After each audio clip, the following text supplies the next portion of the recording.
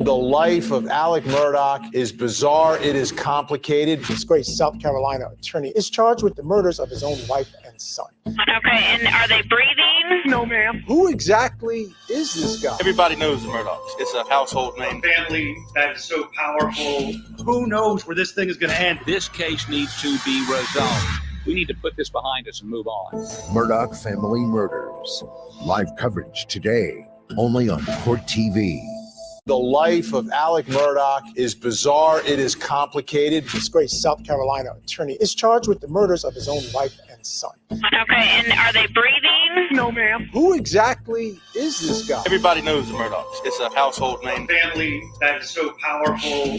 Who knows where this thing is going to end? This case needs to be resolved. We need to put this behind us and move on. Murdaugh Family Murders. Live coverage today, only on Court TV. Hey guys, thank you for coming back and seeing my face yet again. We have been covering the Alex Murdaugh trial. I actually went out there. I went to the property. Lots of stuff that we saw.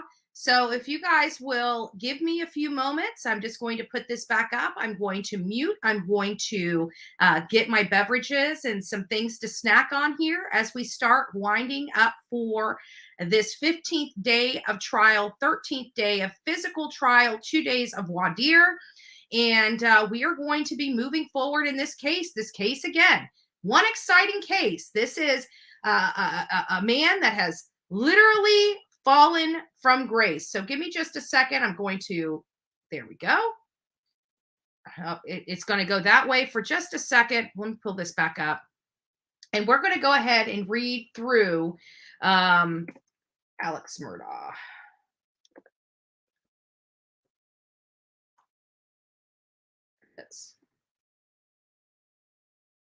So we are just going to be reading about the Alex Murdaugh case and where it all stands. This one has the most broke down description of what happened. So I'm just going to read this here. So everybody that's not familiar with the Murdaugh case is kind of brought up to speed about it. This was an article from Vox.com related to the Murdaugh trials. This particular one was done January 17th, 2023. So not too far from where we're at now. While the most gripping true crime stories takes us into the darkest part of the soul, rarely does a case open the ugly heart of the nation itself. This comes to dub the Murdaugh murders. Feels like one that could only happen in America, a tale of generational power and corruption. This is a Southern Gothic morality play about a wealthy but fading Southern family whose huge amounts of wealth and influence fueled a jaw-dropping spree of recklessness, greed, and murder. What one article aptly called "Lots of Dead People and Crime" involves the Murdaugh, pronounced Murdoch is what they say, but it's Murdaugh, family which has amassed power and wealth in South Carolina for over 100 years. But that century of power has crumbled in just a half a decade due to a long list of financial crimes and 5 suspicious deaths beginning in 2015. An alleged homophobic hate crime, a deadly boating accident, a mysterious fall at insurance scam, and the double murder of the family matriarch and favorite son, and a bizarre roadside incident that may have been another insurance scam. The whole tangled web culminated in recent indictment in the South Carolina County Courthouse of a floundering patriarch, Alex Murdaugh, for the 2021 murder of his wife and son, bringing the total number of charges he's facing to over 80 charges. Murdaugh pleaded not guilty to the murders on July 20th, setting the stage for what will be likely a bombshell trial starting January 23rd, which we were a part of, accompanied by a media circus, which I was a part of, that due in part to a hit podcast that began as one local journalist attempt to bring attention to the case. Now the Murdaugh murders have become a national true crime obsession. The trial expected to last about 10 weeks. It will likely include even more headline-grabbing twists. This case has been nothing but, if I had the time after these things to put together all the hit pieces of this case and the clips of hit pieces of this case, one, I'd be completely, utterly exhausted and would not be able to sleep. But there are a lot. There are a lot. So now we're going over. It says, ready to dive into the details. You may want an oxygen tank for this one, right? You might expect from the just is a summary. These are dark waters. So it's talking about meet the Murdaughs. The Murdaughs have wielded power in South Carolina's Lowcountry, the lush, mossy wedge at the bottom of the state, for over 100 years, ever since Randolph Murdaugh Sr., the founder of his law office in Hampton in 1910. The firm eventually grew into the largest, powerful practice continued by his son, Randolph Jr., which is Alex Murdaugh's father, and his grandson, Randolph III. From 1920 to 2006, all three men also consecutively. So it went from family member to family member to family member, from son to son to son, right? So I think Randolph III is Alex's dad, actually. But all three men consecutively. That means once one term went up, they instilled the other Murdaugh. Once their term was up or they got too old, they instilled another Murdaugh. And they held the position of solicitor, or AKA the prosecutor of Lowcountry. That is the person that takes the defendants to court, right? That's the state, the prosecutor's office for Carolina's 14th Circuit Court. The Murdaugh's 86-year stretch serving as circuit solicitor was the longest such family's legacy in U.S. history. No other family has been able to hold a position like this for as long as this family held this position. Give me just a second.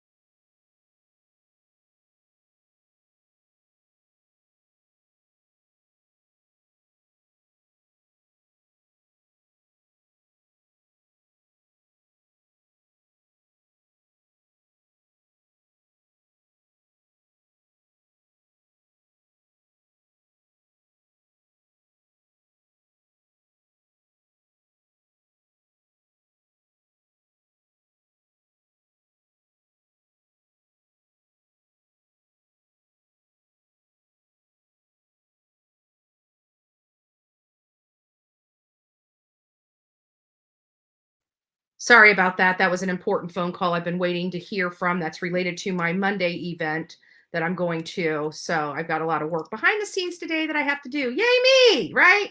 Just when I think work is done. So getting back to this, so they had they had a legacy in U.S. history. This is like our history books type of stuff, okay?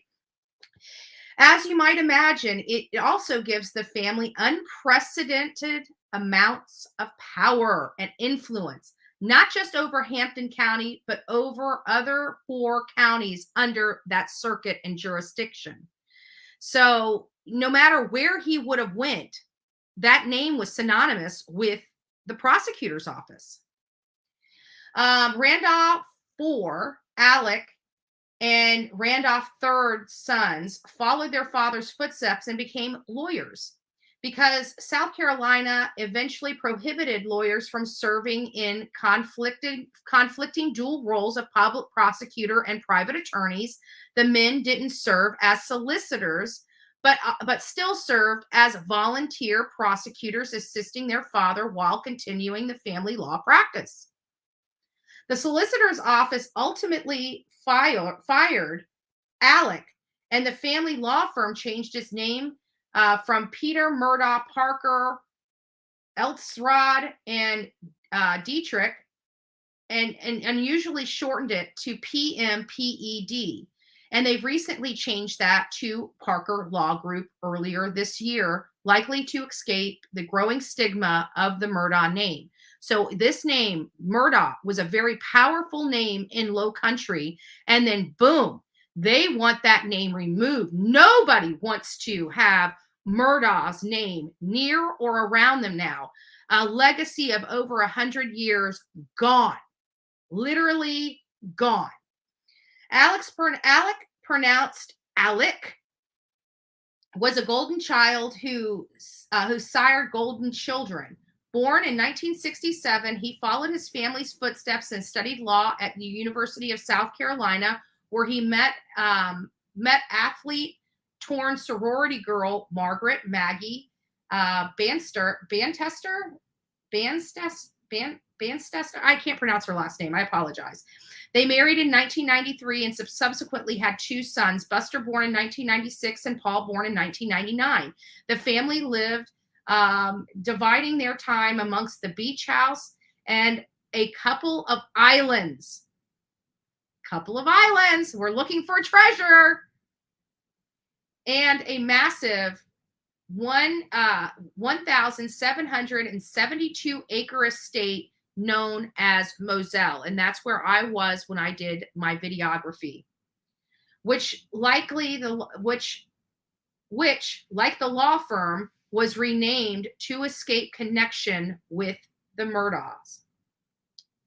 But the family also lived lives in, I can't even pronounce that name. I wish these reporters would use names that we can. Hedonism. Is that right? Hedonism. Alec and both sons would face accusations of drug, alcohol addiction, and wild, out-of-control behavior that led up to this series of crimes. So they're even throwing both of his sons in there.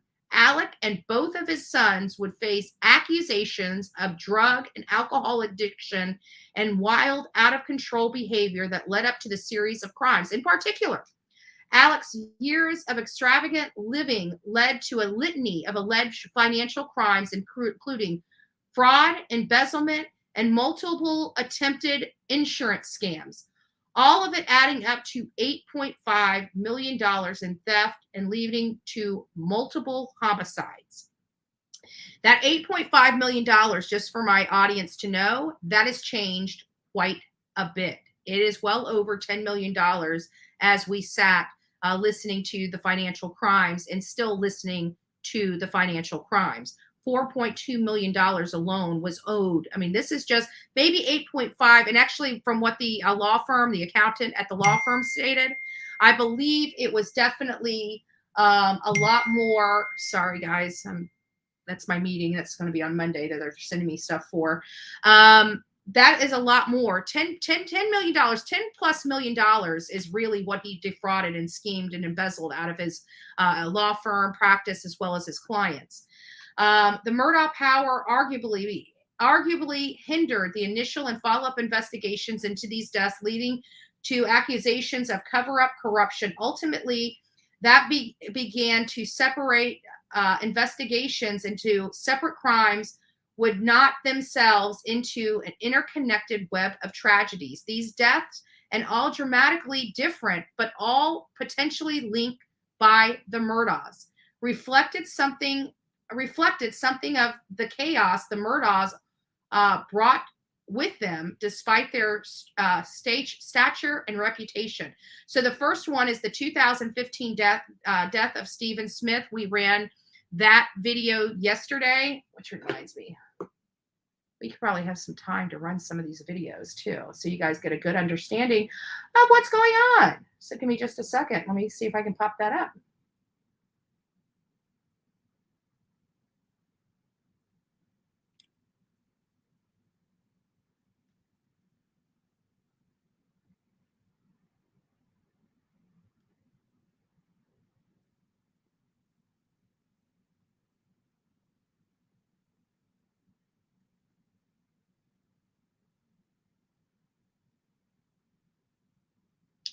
Okay. So let me go to my channel. We'll pull those up. I know we have the Murdaugh stuff up, but I know they're not going to be coming on live. I'll watch it on the back end while we watch some of this. So I wanted to show you guys this. This is Stephen Smith, and then we'll go over to, let me go to my channel first. We'll go to,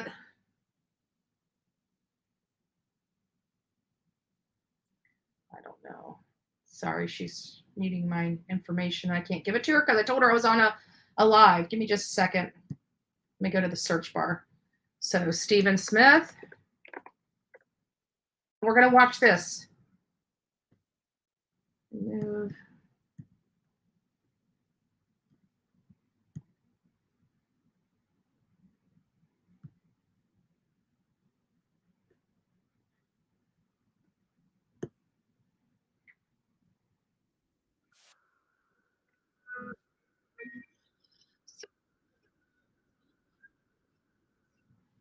All right, let me pause this real quick, and then we're going to bring it back to you guys. Pull it up here so you guys can watch it.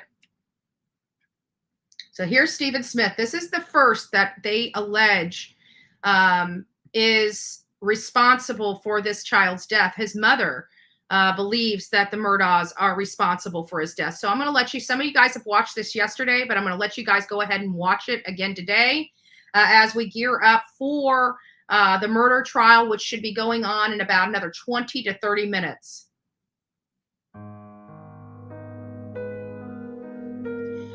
So, hey guys, Bullhorn Betty, nice to see you. Many of you guys just saw me out in front of the courthouse where Alex Murdaugh was facing trial for the murder of his wife and his son.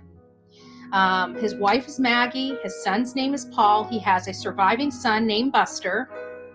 But Alex is accused of quite the life of crime. And the first victim is believed to be Stephen Smith. Stephen Smith, how can I put this? It sounds like there was a relationship, an actual relationship, not a friendship, but a non-platonical relationship between Stephen Smith and Buster Murdaugh. So is it possible that this was a stain in the eyes of Alec, where Alec actually thought he can't have this? Did he do something where he knew Stephen's car would run out of gas? I mean, this guy, at this point, nothing surprises me, quite frankly. Unfortunately, that's just the name of the game. I really, truly do not trust Alex Murdaugh. I am starting to believe this man is a closet serial killer. I don't think he ever, went out in life and said, like Brian Koberger, and said, hey, this is what I want to do. Let me get educated so I can be the best serial killer I can possibly be. I think this just came organically because of his lifestyle, his horrible, illegal lifestyle of drugs, alcohol, all these dependencies. His family was falling apart. His son was, going to court because he was responsible for the death of Mallory Beach, and it was opening him up, Alex Murdaugh, up to so much liability, and the liability was just the tip of the iceberg. I mean, this man was just a criminal mastermind, and he's been doing his stuff for years, and just nobody knew about it. So a lot of people don't understand who Alex Murdaugh is. He comes from a long pedigree of elitist here in Lowcountry, South Carolina. They maintained power in this county for a century before it was finally taken away from them, I believe, back in 2007. I could be wrong on that year. Bear with me. It might have been 2010. But it was, here in the last few years, you know what I'm saying? In the last decade or so, his family lost power in Lowcountry. But they still had the family legacy. They still had the family name. And that was all wiped away. Even the law firm that his great-grandfather had built in 1910, opened it up, had the Murdaugh name on it for over 100 years. That name has been removed. About the reach of the Murdaughs where you are, that makes you feel like they are at an advantage in having the local authorities go after them? I can't personally speak to that, other than, the Murdaugh name was brought up over 40 times within Stephen's investigation. To my knowledge and to many others' knowledge, they were never brought in for questioning. So, I don't know. It's just it's a sad case. It's control and power in the Lowcountry and across our state, actually. Why do they believe they have the ability to cover things up? Well, the Murdaughs have been, in power for over 100 years in Hampton County as solicitors. Where there's smoke, there's fire. So here is the story of Stephen Smith. A very sad situation here. This is a man that was driving home. His car broke down. He ran out of gas. He called his mother, Suzanne, and told her that he had ran out of gas and he was going to walk home, and he never made it. They did about an hour or so. A passerby found his lifeless body in the middle of the road. Many believed was staged. His mother believed was staged. His mother has been fighting since the day she found out he died and believed he was murdered. The autopsy did not match the cause of death. And it was still ruled an accident despite irregularities and inconsistencies. Since Alex Murdaugh was charged with his wife and son's brutal execution, they have opened the Stephen Smith case. They have exhumed Gloria Satterfield's body. Gloria Satterfield is another topic we'll go on another day. This video here is strictly for Stephen Smith. So please watch. Let me know your thoughts. Do you believe Stephen Smith was murdered, or do you believe it was a hit and run? Let me know your thoughts. Don't forget to like, share, and subscribe. God bless.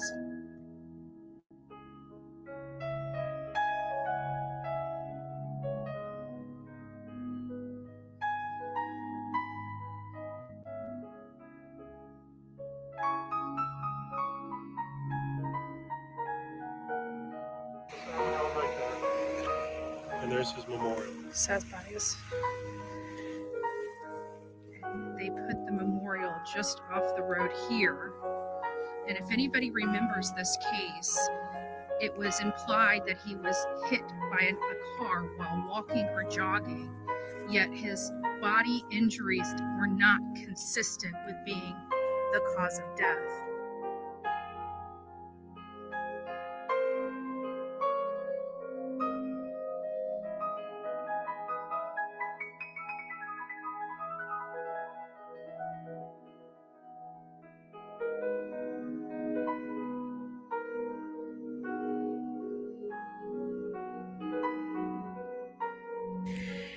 And there, right there, is where his memorial is. And right there is where he lay dead.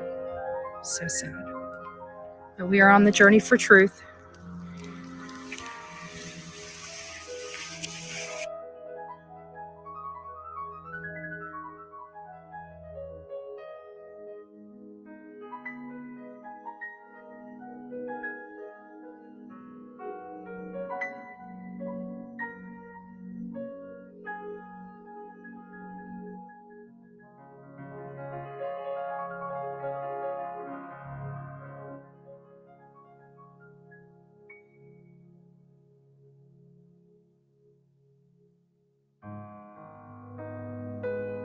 Asking a heart attack. So there's the father, Stephen, and little brother. What a shame. A family devastated. Just devastated. So sad.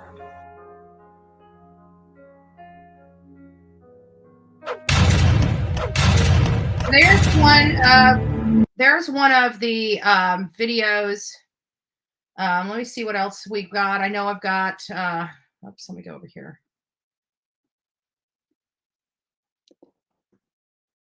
Oops.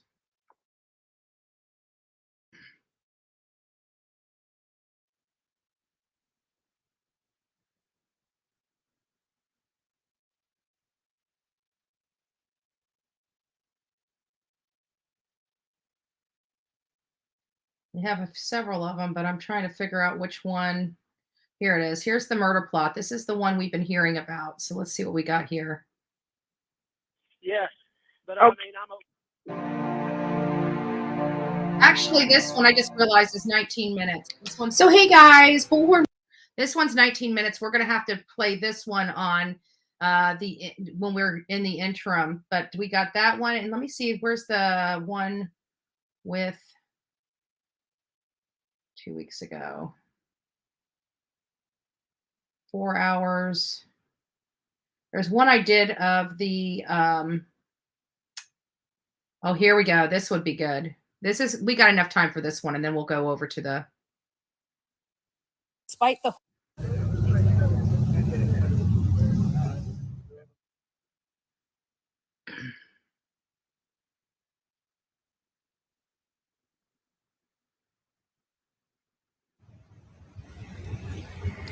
Here we go, guys. Here we go. Here he is.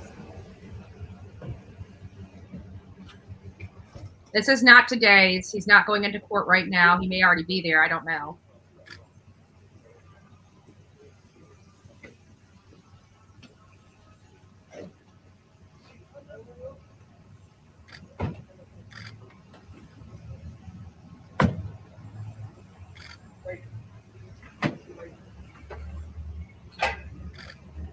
Alex Murdaugh! Did you look your son and your wife in their eyes when you did it? Why did you kill your wife and your Bullhorn son? Bunny wants to know, is your grandfather and your father proud of you? Alex! Hey guys, so I'm in Lowcountry, South Lowcountry. Carolina. Right behind me is Alex Murdaugh's home here in the country. Right there, right behind me. This is where he murdered his wife and his son, allegedly. He is currently facing charges, multiple charges of fraud, scheming to defraud his clients, scheming to, it's possible that he murdered his own housekeeper that he had for over a couple decades downstairs at another home. This here is the home that he This was murdered not the home. I his didn't realize wife this was only the and dog son. kennels when I first pulled up, but that all gets clarified. As you see, here is the home.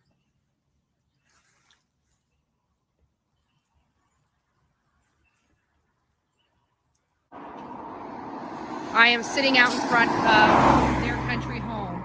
If you guys remember, his wife was going to meet him at the hospital, and Alec texted her and said, meet him here first. So she actually texted a friend and said she thought he was up to something. She didn't understand why she needed to meet him out here and then go to the hospital. Now, this is some 30 minutes away from town. So this would be 30 minutes away from, or even longer than that, away from the hospital that they needed to go to. And that's where they were going to actually meet. But something happened. Something happened, and he chose to get her out here where he ended up killing her. Then his son came, and he murdered him as well. Now, there is a possibility that his son came here first and was executed first, and then his wife. I'm very sketchy on those details, so I will swap this out when I research this a little bit more related to the timing of death. But we are out here in Lowcountry. Lowcountry. Don't be beating me up. And I'm standing out in front of Alex Murdaugh's home. And it's on a large piece of real estate here. It's very quiet out here. Not a whole lot, not a whole. Remember I told you guys I was rushing before I knew JLR was in town. Look at me. I'm in a poncho and everything. Like I'm out there in the rain making sure I get the coverage before Jonathan does. A lot of traffic, nothing.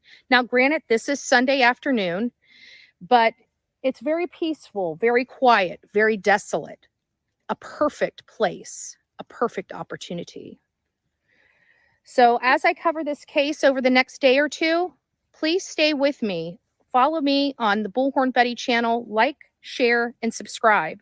Also, if you have any questions, want me to go look at something, let me know in the comments. I will be reading them.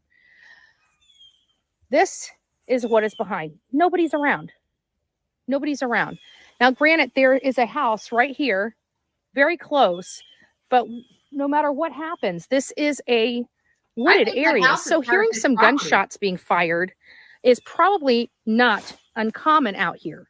You know, this is the country.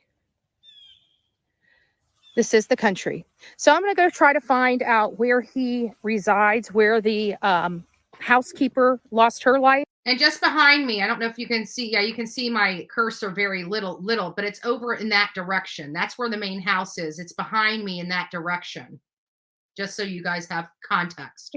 I don't believe it's here because we heard that she fell down stairs, and this is a single-story home. That was a cabin. It looks like it's rustic. It looks like it's country. I'm unsure why he has this. This does not appear to be a property he would want to have with his upscale lifestyle and such. So we're still on the hunt for answers. We're still trying to piece this puzzle together. What happened to Alex Murdaugh? I was like, you know, I was kind of bound, but if you're going to go, I'm going to go. I've been out here a million times. Have you? Yeah. Now, where did he actually live? Back there, you go the gated entrance and you drive straight. And that's the main house? Yeah, well, that is the house. You can't see it from the road. Okay. But these metal gates were just put up after the murders. Gotcha. Anybody could have driven in any time. Gotcha. Wow. Well, it's awfully quiet out here. I'm from Florida. What do you know about the area? How's this affected the community? Oh, Walterboro, Carlton County, not that much. Hampton County, which is across the river, nobody will talk about it. Gotcha. 41, 47, no telling. Yeah, you're not recording me, I hope. No, I'm keeping you out. Okay. I'm keeping you out. See, I got it going straight, but I've kept you out for purposes. Yeah, my wife, she would not help me do this. So. I just have, I guess, right place at the right time. And this is the gentleman that took me reading the articles literally around everywhere. The wife showed me apparently everything. texted a friend saying something's not right because they were supposed to go to the hospital too. That's all baloney. That's all baloney. What did you hear? Baloney. I happened to talk to one of the nurses that took care of the mother. Mm-hmm. She was on duty Sunday night, 24 hours before the murders. That must have been Miss Shelley he was talking Alex about. and Maggie were there in Alameda. You know, when I say Alameda, you know what that means? No. Alameda is where the parents live. Oh, okay. It's south of Varnville. Okay. Yeah, I'm not familiar with this area That's where he drove and spent 15, 20 minutes and then drove back. Gotcha. And the nurse said, Alec and Maggie were there. She wasn't afraid to be with him. Mm-hmm. And we know that's not true because Shelley never said anything about Maggie being there on the stand when she was testifying. So I think that's a little skewed as well. When, don't tell anybody, but they, Randolph, who died 3 days later, wanted Krispy Kreme donuts. You know what those are? Yes. Well, there's none in Varnville on a Sunday night. So Alec and Maggie drove all the way to Charleston and back. Now, she was afraid to be with him. She wouldn't have spent 5 hours in a car driving through the back. She wasn't. I'm going to be dangerous. Okay. I'll follow you. What's the worst that can happen? We get a ticket? Nothing. Like I said, I know the sheriff. I've known him for 30 years. Nice. This will be your only chance. My wife would kill me if I was doing this. Don't worry. I never asked your name. And I'm keeping your face out of it. So I anyway, just all the rumors appreciate about it. her being afraid to be with Alex. There it is. Yeah. Stop right there. I'm going to skip through all this. If you don't mind. No. So there's the cabin. There's another hangar on the other side. You'll see it when I get over there.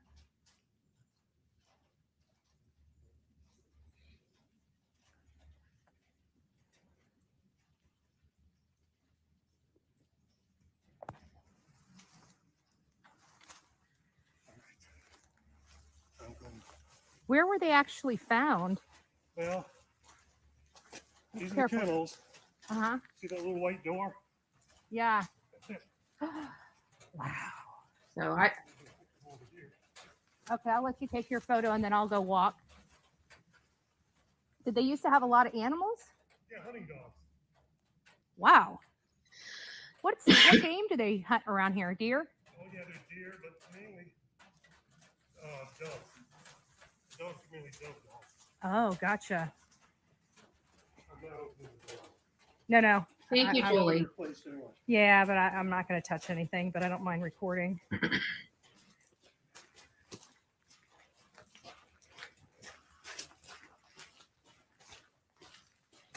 So that's it right there. That's where they found him. That's where Paul was found. That is the feed shed that they were talking about. He was half in, half out, and the horrific scene inside that door. That's what we've been hearing about in the trial. Where they found Paul. Where did they find the wife? 30 yards away, 100 feet away. Oh, wow. So Paul was in there, not her. Her body was out there. So her body was out there. So she was all the way out there in the tree line. But 30 yards, 100. That's almost 100 feet. And then there's the other building that goes between, and I believe that might be Paul's truck. Now that I've been hearing testimony. I don't want to spend too much time back here. No. I appreciate it. Let me just put the camera down to the ground. There we go. This, I mean, it's despite the horribleness, this is kind of neat. Like I'm getting goosebumps out here. Well, wouldn't come out here at night No. because it's as black as you can be. Yeah, I bet it was kind of scary driving here because I didn't know, once your internet goes down or your GPS goes down, it's really hard to get it Still back. cell phone coverage, but it's only one tower. Gotcha. That's why they couldn't pinpoint where Alec was. Gotcha. 3 towers. Wow. And I guess I go see Stephen Smith grave and Mallory Beach's grave. Where's Mallory Beach buried at? 6 or 7 miles from here in Sandy Run Cemetery. Sandy Run And Cemetery. then just up the road in Gooding Cemetery, that's where Stephen's is. Gotcha. All right, you're a rebel. Thank you. Here, let me shake. I'm And I gonna turn want this to throw off. something else out there for you guys. With all this stuff we've heard over the last several years, is it possible? What are your thoughts on this? Whether or not he's a serial killer. And you hear me say that all the time, all the time. So I'm going to pull this back real quick. We're going to gear up for our live broadcast of the murder trials. They should be getting ready to come in now. So let's go ahead and get it geared up. So very interesting. We did cover this case. Just to let you know, we were out there. And that shows you we were out there. We did. Thank you. Oh, coffee fund. I need that. Thank you, Freckles. God bless you. So you guys see, we took you guys to the scene of the crime. We took you to the scene of the crime. I would never have gone past those gates had that gentleman not pulled up as I was leaving. I was actually leaving and I saw a car pull up and I'm like, I wonder who this is. So I just popped my head out and said, hey, how are you? Just to try to derive any information. Didn't know if he was a neighbor calling to, coming to check to find out what this girl's doing on the outside of this property. I just wanted to introduce myself and come to find out he's doing the same thing I'm doing, except he's like, I'm going in. And I'm like, well, I wasn't going to do that, but I'll follow you. I'm right behind you. If you're willing to do it, I'll go with you. I'll go with you. then that's how I got back there. I swear I would have never gone back there by myself because I'd have been terrified.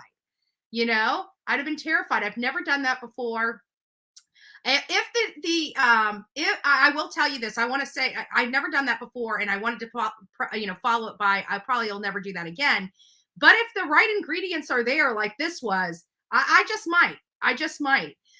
It gave a good perspective that you're not going to get from any mainstream media or any other person in general, because I don't even know if Jonathan went back there. I doubt he would. I think he would have been similar to me. I'll go back there. Somebody takes me. Oh, thank you. God bless you. God bless you. But we did, and it gave us a whole new perspective.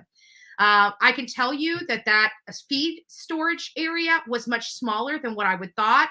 But when we were hearing testimony and I heard he was half in, half out, that made sense to me. I didn't go on the backside of the kennels. I kind of wish I would have, but again, you can imagine how scary it was for me to be back there with a perfect stranger, first and foremost, let alone, trying to remember. I mean, my brain went completely blank when he pulled up. I didn't know anything. And so I'm asking him questions and he's just filling me in. And God bless that man. He took literally 2 hours out of his day and drove me around to that scene where we were, where Stephen Smith was, found dead. And he took me over to Stephen Smith's gravesite. He took me over to Mallory Beach's gravesite. He took me to the crossroads where it says Moselle and Murdaugh. So it's very interesting.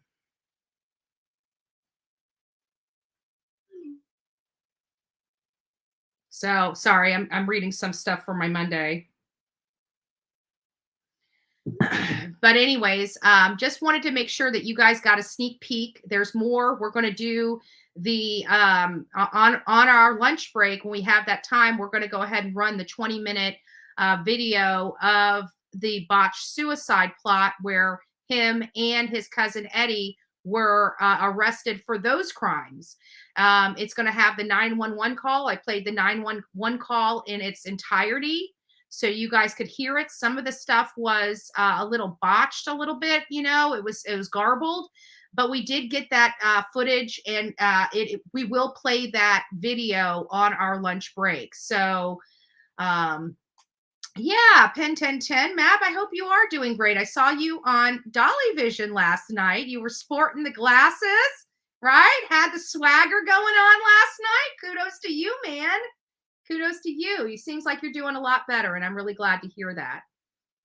No, Roxy, I don't. I don't carry weapons with me. I mean, I have one knife in the car, but it's got the pointer on the back of it so I can break my window.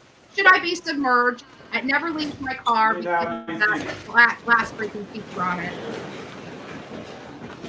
Nice to see you, Karen. Good morning. Mr. Tinsley. Up on the hot box, Mr. Tinsley.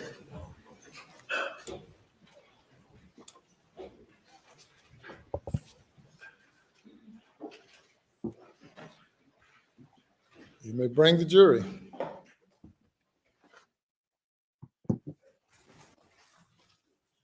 I'm on mute now so you guys can hear everything and I don't make noises.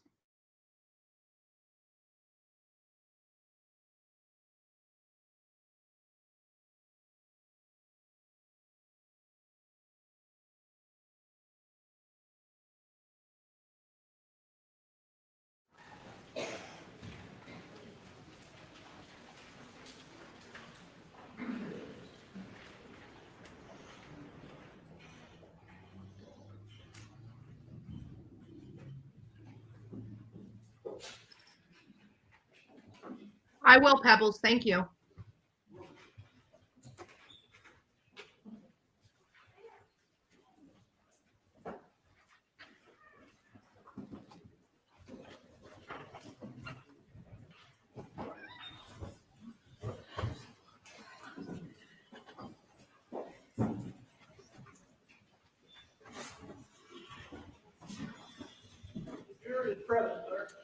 Thank you. Good morning. Good morning. right, ladies and gentlemen, welcome back. Day number 15, state's case. The last objection was sustained. And ladies and gentlemen, I want to remind you, when I sustain an objection, that means you're to disregard the question and any response. You may proceed. Yes, sir, Your Honor. May it please the court. Mr. Tinsley, good morning. Good morning. Just to kind of reset the table from where we left off, you had testified about pursuing the case against the defendant over the boat wreck, correct? Correct. And you had communicated to the defense that the defendant was going to have to pay personally, correct? Correct. Not just the insurance. Correct. And you had been told that the defendant was broke, correct? That's correct. And you had filed a motion to compel. Had you filed a motion to compel, states 402, seeking to identify any bank accounts that he had? In October of 2020. Could I have the elbow, please? And the screen. David, if you can help.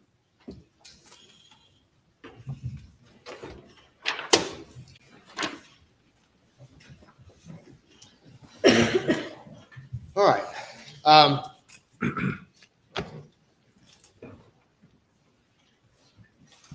I think one of the things that you had also testified to is that just generally COVID had kind of slowed things down in the court system.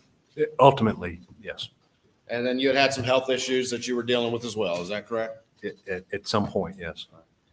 At some point in time, did a hearing in the boat case that would include a hearing on this motion to compel that's on the screen get scheduled? It did. And when did it initially get scheduled? My recollection is it was set for May the 30th, 2021. All right, and let me show you the exhibit real quick.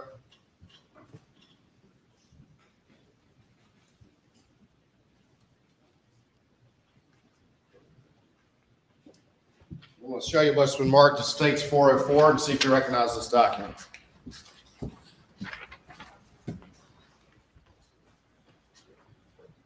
I do.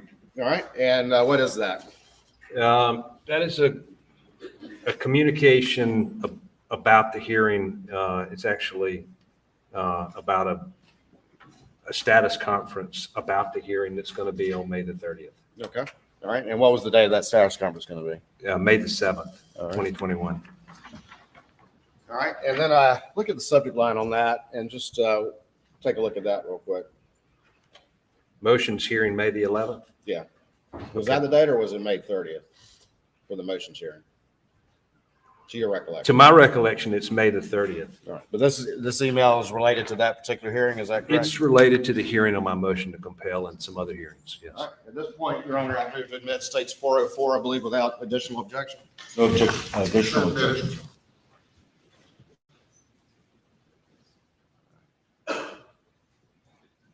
And is that the particular email we were just discussing? It is.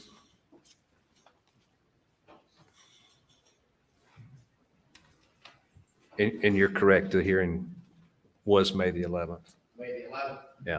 Okay. Haven't seen that. That refreshes your recollection? Yes.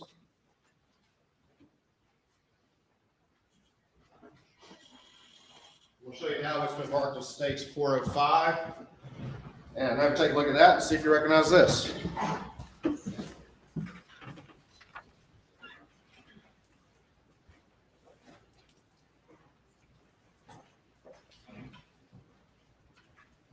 I do. All right, and tell me what this is, please. It's an email from Judge Hall, who had been assigned the case about the hearing. John Tiller, who was Alex's lawyer in the boat crash case, was diagnosed with pancreatic cancer about the same time, just before I found out I had cancer. And so he had a chemotherapy treatment that was going to run long the day of the hearing.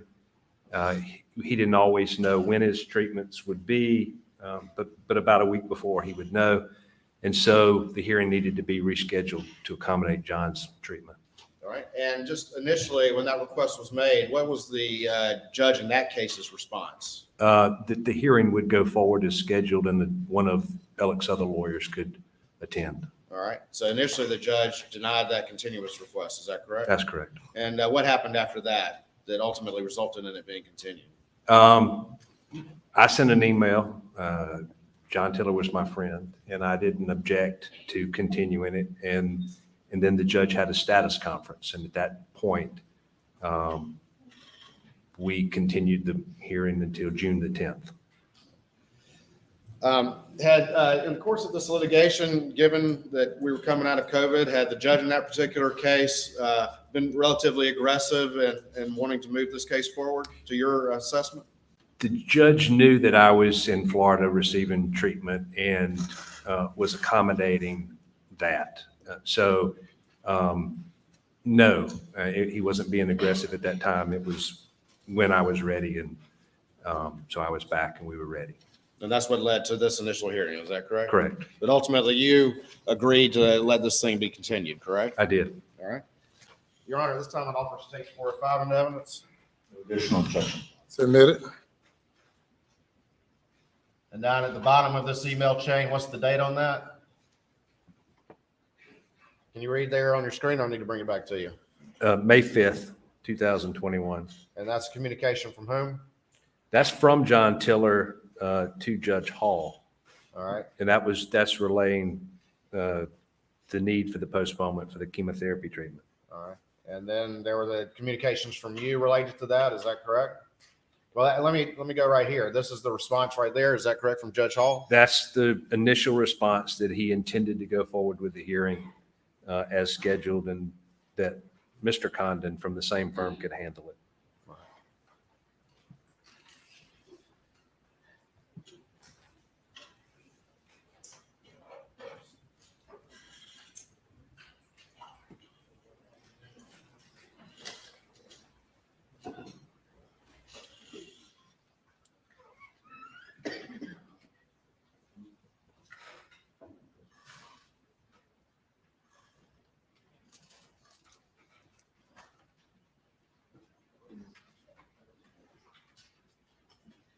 Show you now what's been marked as States 406 and see if you recognize this particular document.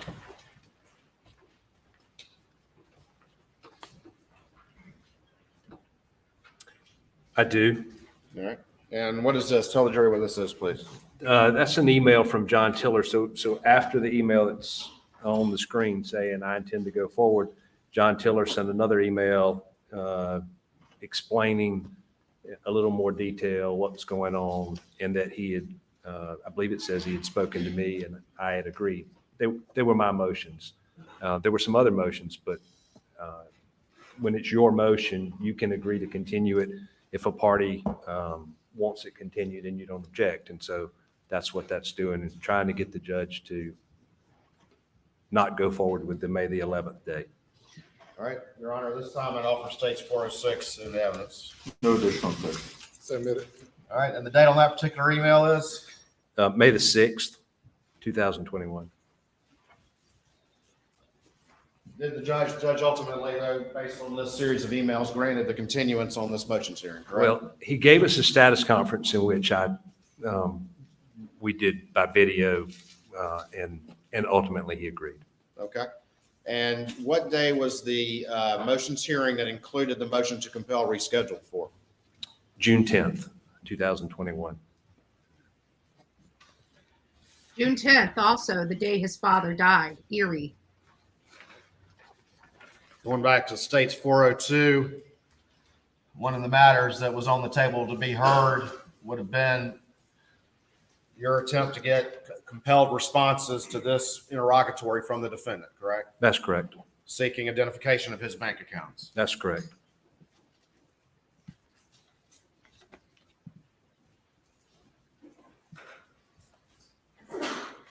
Remember what day of the week, June the 10th, 2021 would have been? I believe it's a Thursday. How'd you hear about the murder of Maggie and Paul? I got a phone call sometime in the middle of the night, 11:30, after my recollection. That was on June 7th, 2021? That's right. Into June 8th, 2021? I think I heard it's still June 7th when I hear about it, but yeah. On June 8th, 2021, did you have any conversations with any of the lawyers involved in the boat case or any communications? I believe so. I think that it was more of, there wasn't a whole lot of consideration to be given to the fact that the hearing wasn't going to go forward. It was sort of shock and horror of what had happened, and nobody really knew what to do in the moment. Of course, that hearing's not going forward after this. It did not.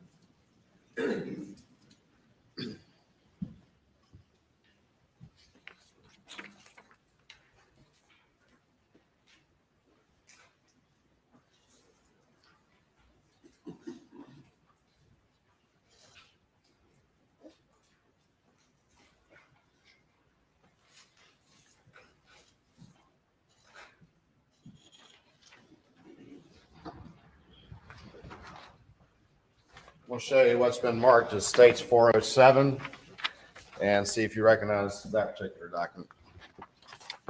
I do. This is an email from Judge Hall's law clerk. Judge Hall's over the boat crash case to me and the lawyer for Parker's, as well as about the fact that the hearing's not going forward. All right, this time I'd offer States 407. There's no objection. Say admitted.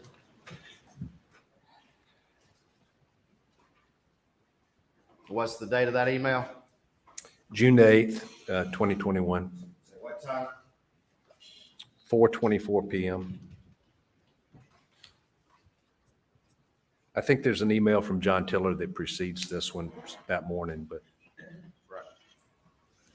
But ultimately, there were communications the following day that obviously we're not going forward with this hearing on the motion to compel, correct? yeah, pretty much immediately. And at that period of time, was there any date set in the wake of all of this for it to be reheard? There was not. In the wake of the murders, did you generally understand or have an idea of at least what had happened to Maggie and Paul, how they had been killed? I did. Just from media reports and the rest of it? That's right. And did that have any effect, that tragedy of their deaths, did that have any effect on your assessment of the boat case and how everything fit together if things were how they initially appeared? It would have affected, I mean, yes, it did, and it would have ended the case. It would have ended the case against who? Against Alex Murdaugh. And explain that to the jury. Why? What had changed after this terrible tragedy? Well, when you have a civil case, nice people get good verdicts, okay, just generally speaking. Yes, sir. Nice people get good verdicts. You really have to motivate a jury to want to help somebody in a civil case. And so if you compared, say, Attila the Hun with some sweet grandmother, who gets a better result? It's the sweet grandmother. If Alec is the victim of a vigilante, nobody's going to hold him accountable. Doesn't make any difference what he did or how clearly what he did contributed. The case would be over against Alec. And so initially, it could have been over. It appeared that it was going to be over against Alec because I had other defendants. I had Parker's convenience store that had clearly violated its rules. And so you wouldn't want a very sympathetic person in your case when you have somebody who clearly violated the rules and caused this tragedy. So it would have been over against him. The sympathies of the case had changed if Alec had truly been, his family had been the victim of some vigilante or something like that. The sympathies would have changed if that had been true. And assessing those sympathies and those emotions in a case like this is what you do as a plaintiff's lawyer. Is that correct? It's what we try to do. And it's what Alex Murdaugh used to do as well when he was a plaintiff's lawyer. I think he was good at reading people and knowing what made them tick. Thank you, Mr. Jensen. Nothing further at this time. Please answer any questions the defense may have. Seems like everybody is synonymous with he seems to know people and know how to what makes them tick. We've heard that several times from multiple people. Defense cross-examination. Good morning. Almost. Maybe just start asking a couple of questions that I think are just some things that we could agree on before maybe getting to some other things. Was there any life insurance for Maggie or Paul? I don't believe there was any life insurance on anybody, including Ellen. And if this motions hearing, which was not just the motion to compel, it was other motions, correct? On June the 10th. Yeah, there were some other motions. And if that hearing had gone forward, at least for the motion to compel, this would have been another step in a process, right? In other words, I believe it was your previous testimony. I think it's fair to say that there wouldn't have been an explosion on June the 10th, that this would have been another step, but it wasn't the end point. So what happens? Is that correct, sir? Yes or no? Am I misstating your testimony? There wouldn't have been an explosion on June the 10th? You're jumping around, so it's hard for me to follow. I apologize. Well, if you let me finish. No, Your Honor, I would like to ask the witness to be allowed to finish his answer to one of those questions, and I object to the form of the question. Pose one question. Yes, Your Honor. Did you previously testify, I think that it's fair to say there wouldn't have been an explosion on June the 10th?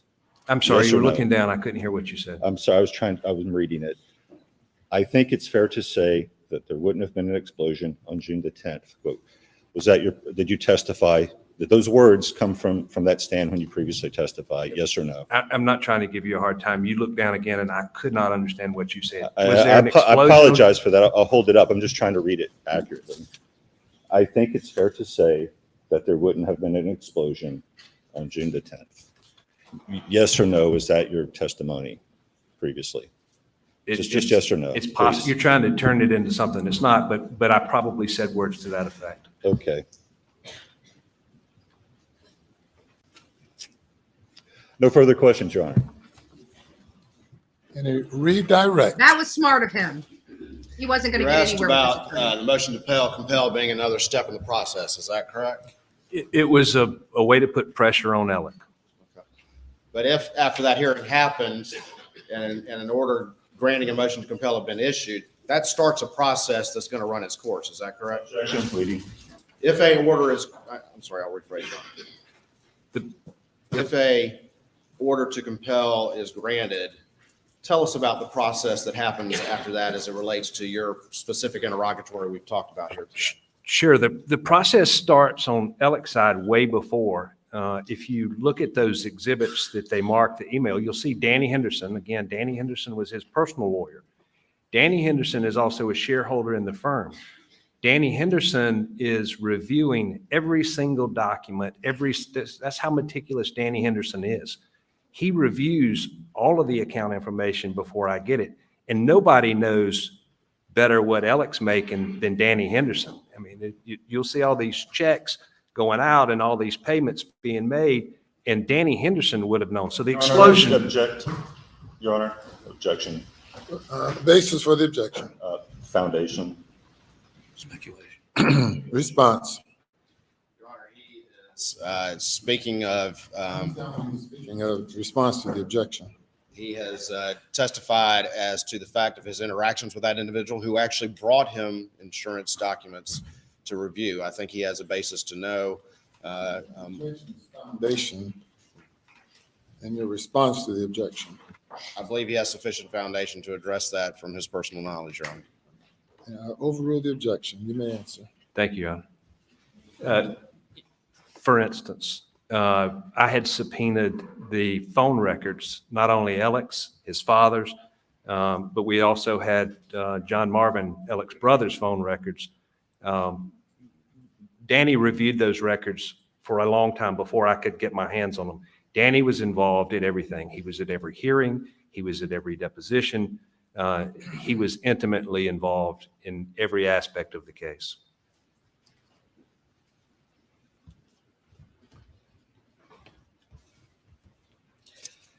If an order to compel is issued, what was going to be your next step if you had an identification of accounts by the defendant? Subpoena those accounts. And if those accounts are subpoenaed, can potentially people move to quash those? They could move to quash, but Danny Henderson would have looked at the documents in anticipation that I could get them. I sustain the objection. If motions to quash had been filed, though, you could have continued to seek that and there would have been further hearings. Is that correct? I would have continued. Objection to sustain, that's the leading. What would have happened if motions to quash were filed as to any subpoenas you issued to it for the specific information about the defendant's accounts? I would have continued to push. We would have continued to argue about it.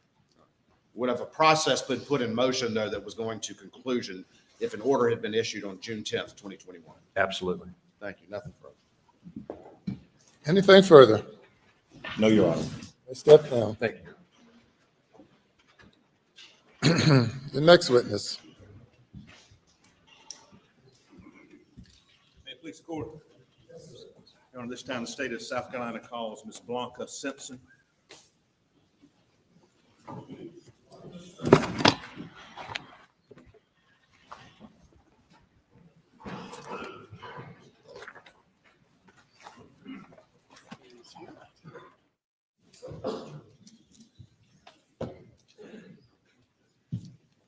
Be careful.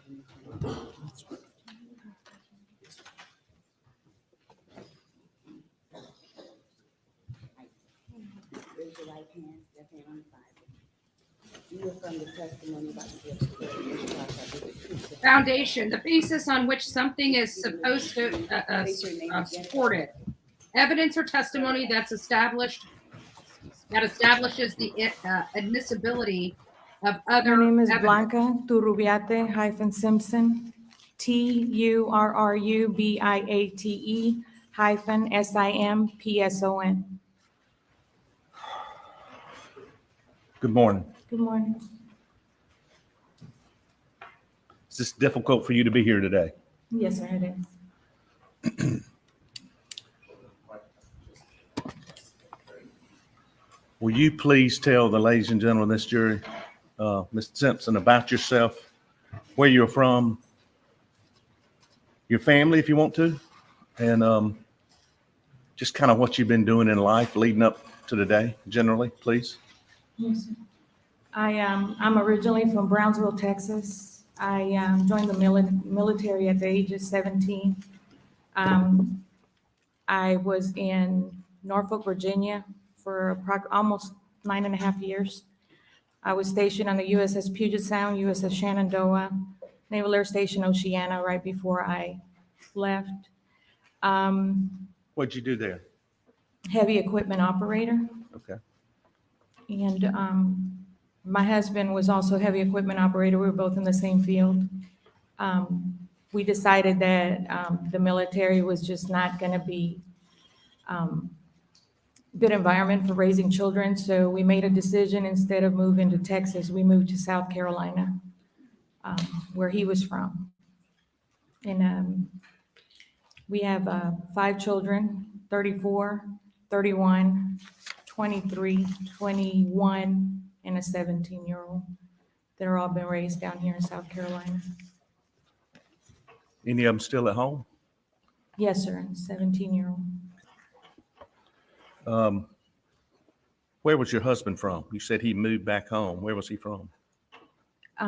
My husband's originally from Gifford, South Carolina. Say it again. Gifford, South Carolina. Okay. And what does he do? He's a police officer for Hampton. When you came to South Carolina, you'd never been here before, correct? No, sir. Okay. What did you do when you got here besides the hardest job in the world, being a mom and raising kids? What else did you do? When we moved here, we had enough leave built that we didn't have to work for almost 2 months. So I went to, after about a week, I kind of got bored because I'm used to having hands-on doing something. So I went to the local Piggly Wiggly store in town and I asked I didn't know he was the owner at the time. I realized he was the owner after, if I could get a job because I was bored. And how many kids do you have? I have 5. Okay. But I only had the 2 oldest ones at that time. And so he said the only job he had was a stalker. And I actually had no idea what that meant because I had just graduated high school and went in the military, so I didn't know. But I told him I would take it as long as it would get me out of the house for a little bit. So I took that job, and then within a week, I got a call from another job that I had put in where it was brazing or welding at Scotsman, which is in Allendale County. And I figured, well, it offers benefits and it would be better transition for the kids, dental, that sort of thing. So I went there. After about 2 weeks, another job called me and had better dental medical benefits for my kids. So that was the first time I went to work for the South Carolina Department of Corrections. I opened up Ridgeland Correctional Institution. I was the first class to graduate from Ridgeland Correctional Institution. I worked my way up from correctional officer to sergeant. I managed the outside details and the road crew on the interstate. Also a crew that would go out to Hunting Island for maintenance to assist with the park rangers. In 2001, I was offered a job at the Federal Bureau of Prisons, and I accepted the job. So I left Ridgeland Correctional Institution, went to work for FCI Estill, Federal Correctional Institution, Estill, South Carolina, where I stayed until 2007. My job, basically, I started back from the bottom as a correctional officer, and before my year's up, I got promoted to the Special Investigative Support Tech Office, where I was responsible for managing, producing reports, weekly reports, and also profiling the Hispanic gangs, because there was not a lot of staff members that were bilingual. So my job basically became profiling, interviewing, and associating members, the inmate population with gangs. And how long did you do that? From 2001 to 2007. Not that anybody cares, but is that when I first met you? Yes, sir. Did you help me arrange a meeting with a prisoner I need to interview? Yes, sir. And why did you leave that job? Just burned. When you're the only one of the only ones in the office that's bilingual, and you're constantly getting called out for different incidents dealing with a Hispanic population that had grown up quite a bit from the time I got there, and still having to do your daily duties in the office, and nobody's helping you, you tend to burn out pretty quick. So if an incident, I made a decision to leave. So if an incident happened when they needed a translator, I had to stop what I was doing and respond to whatever incident dealing with the Hispanic inmates. What did you do after that? I went into real estate for a little bit, which was not so good because that's when the market crashed. And again, for the jury's edification, what year is this when you quit the prison? 2007. And you're living where? In Brunson. I'm sorry? Brunson. So how long did you stay in real estate? Maybe about a year and a half. Your family's grown at this point, I presume? Yes, sir. Okay. And did there come a point that you met the defendant, Alex Murdaugh? Yes, sir. Can you tell them how that happened? Tell the ladies and gentlemen how that transpired. When I first moved to Gifford with my husband, like I said, I was bored, so I went to work at the grocery store. At the grocery store, and during the time that I moved, there was not a lot of Hispanic families living in that area. It has since grown in the years. I met a lady who I befriended. She was Hispanic, and we started talking because she was the only other Hispanic person that I had actually seen in the area. So we started talking back and forth, and it was nice to speak in your native tongue with somebody. And her son had an accident at the school on his way after school, walking to the car, and he had gotten hurt. One of the ladies that worked at the school had recommended that she use an attorney from Walterboro. And a couple of months had gone by, and I noticed that she was under a lot of stress. And as I talked to her, she said, I just have to get all these documents. I don't understand. She spoke English, but it was very broken English. So she was having a difficult time explaining what she needed for the attorney. So I told her, I said, I'm going to find you an attorney. I'll look around. I said, and we'll go ahead and fire that attorney and hire you a new one. And because we didn't want the statute of limitations to run out on her case. So at that point, I started looking around, and I happened to walk into the law firm. And it was the old offices where I met Alex. Just walked in, and that's where you met the defendant, Alex Murdaugh. Yes, sir. Okay. And you were trying to assist this individual who was having trouble communicating with her prior attorney. Don't mention whoever that attorney was, but you helped her get a new attorney. Yes, sir. Did you help with that case, that particular case with this friend? Yes, sir. He told me he would take the case. Who is he? Alex told me he would take the case as long as I translated and helped him with the details. Because he didn't have anybody in the office that was bilingual, and I agreed. You were a hot commodity, weren't you? I mean, there was a need for translators. Yes, sir. So you helped with that case? Yes, sir. I did. Did you assist in other cases with Yes, sir. I did. At times, Alec would call me and ask him if I could assist in translating, or when there were accidents and the folks were injured, and if they did not speak the English language, he would ask me to translate. And were you getting paid for this service? Yes, sir. It wasn't a set fee. It was just depending on the case, whatever I did, whether it was to get them signed up with a law firm, basically, or if I had any type of,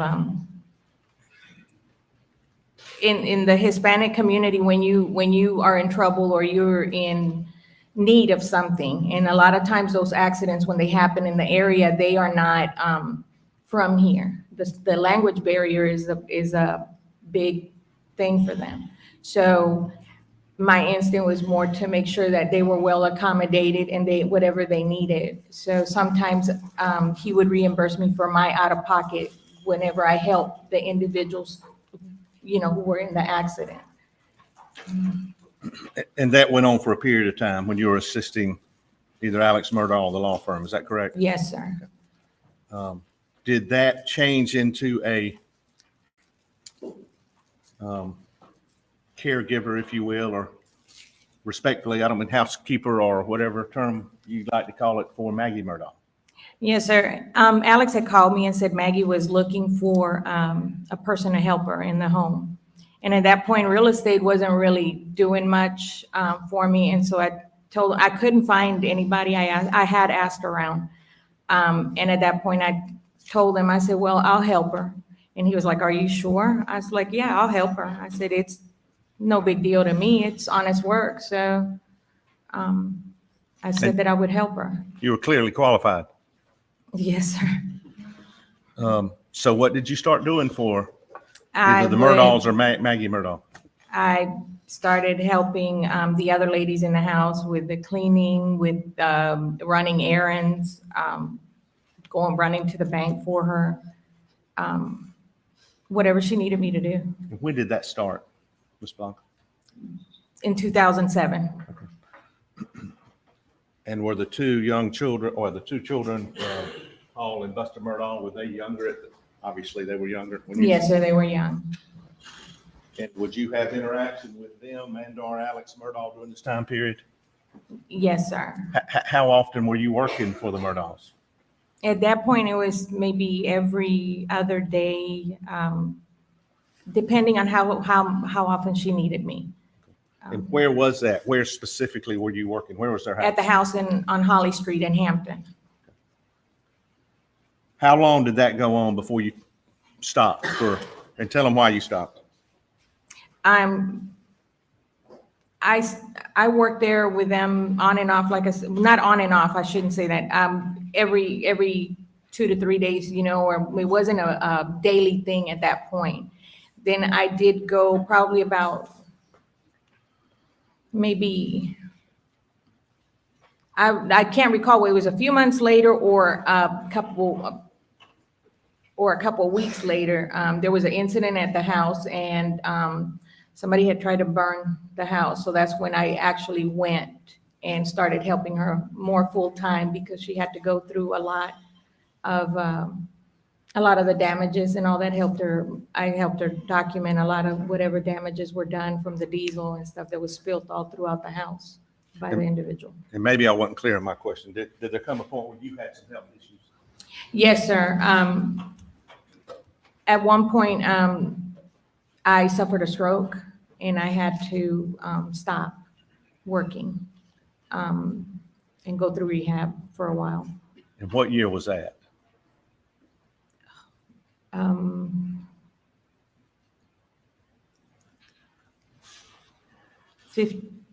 17 and 18, maybe? Yes, sir. Okay. Yes, sir. So prior to your stroke and you had to go to rehab, how long did you work for the Murdaughs? It was a few years by then. How long were you out after you had your stroke, Blanca? Maybe almost 4 years. Okay. Did there come a point where you went back and started working with Alex, with the Murdaugh family? Yes, sir. And tell these folks when that was. Shortly after the boating accident, I reached out to Alex and Maggie, and I told them if they needed anything that they could call on me. And at that point, Maggie said that she would like for me to come back if I was able to. So I told her I would. At that point, I was feeling better, so I told her that I would go back. And once I went back, it was like I actually never left. I was just informed the stroke was in 2015, not 2017. Yes, I apologize. Sir. Yes, sir. So after your recovery, you started working and actually called them, the Murdaugh family, and said, if y'all need anything. If y'all need anything, I'm here. And I don't think anybody will dispute that was in February of 2019. Yes, sir. Time period. Yes, sir. So when you went back to work with the family after the boating accident, tell these folks, what were your duties then? What was your job? I started right back at the same thing. I was helping with the cleaning. I was helping running errands. I would cash checks. I would, and what I say by cashing checks for Maggie, sometimes she didn't have time or she was busy doing other things. So she would send me to the bank to cash checks, to pay the people that she had working around the house. The main. Go ahead, I'm sorry. Yes, sir. The maintenance line, that sort of thing, whatever she was doing around the house. And where were they living, the Murdaugh family, at this point in 2019? Both places, Okay, tell the folks where both places. Moselle and Hampton. So you're working at both residences? Yes, sir. Both. And did there come a time where they moved exclusively for the primary residence to, where was their primary residence? Their primary residence was Holly Street, and once they sold the house, they moved straight into Moselle full time.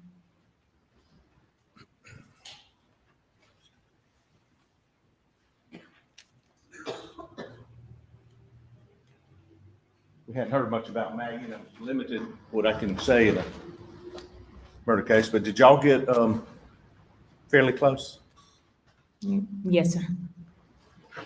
And when you had quit working for her and you had your stroke, did you ever see her during that time period when you weren't working for Yes, sir. Maggie would, I would see her in town and she would often signal me to pull over. So we just used to stop sometimes and just talk and see how things were going at the local CVS. Just to catch up. Just to catch up and see how everybody was doing. And prior, when you were working and after, would you, and I'm not asking you to say what, but y'all got close and would talk personal things? Yes, sir.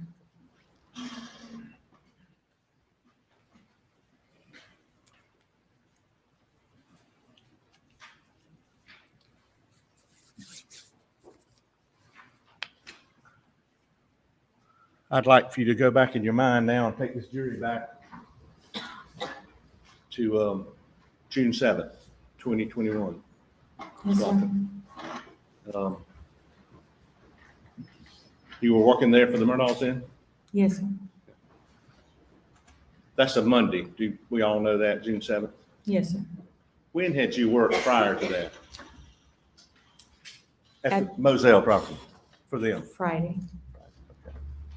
And at that point, had you seen, what family members did you see at Moselle on Friday, which would have been the June 4th of 2021? Do you remember? Paul. And what was your interaction with Paul that day? Paul walked through the door, his usual self. I was walking out of the laundry room, coming into the kitchen, and Paul came in the front door and he was holding a laundry basket full of clothes. And as he was approaching me, he saw me and he said, "What's up, Miss B?" And I just looked at him. I said, "Boy," I said, "if you got all them dirty clothes and you want me to take care of that," I said, "I'm getting ready to leave." He's like, "Oh, come on, Miss B, you can help me out." He said, "I need them for the weekend." He said, I said, "Well, just pull a couple of them out, what you need, and I'll take care of it." And I ended up staying late to make sure that he had his clothing ready for the weekend. So did you wash the clothes for the entire family? Was that part of your? Yes, sir, I did. And did Paul leave that Friday? Yeah, I saw him leave. I don't know whether he was actually gone for the weekend or if he was still. Did you ever see him again? No, sir.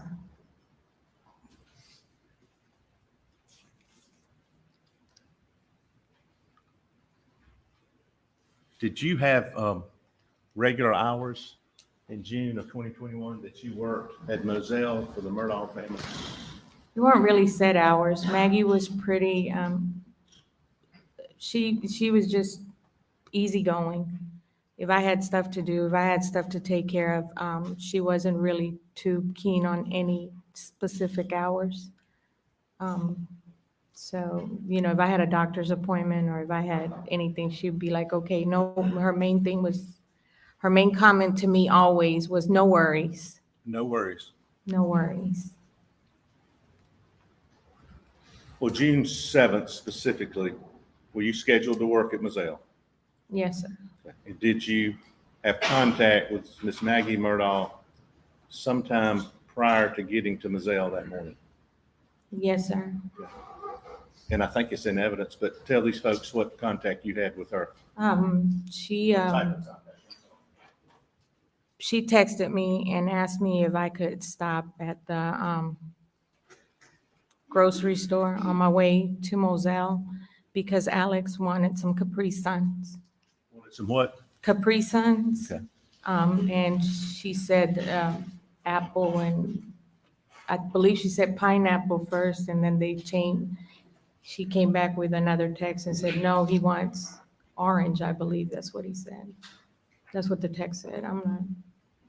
And did you try to get some orange Capri Suns? Yes. Where'd you go? I went to the Food Lion. And were you successful in your search for No, orange sir. Capri Suns? No, sir.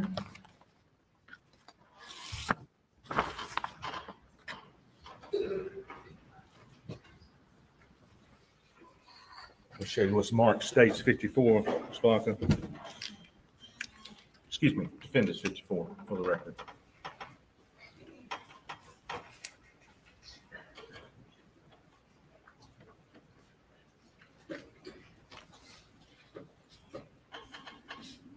Did you have any other texts with Miss Maggie before you got to Mizelle? Yes, Maggie told me she had to go to a doctor's appointment. And she said that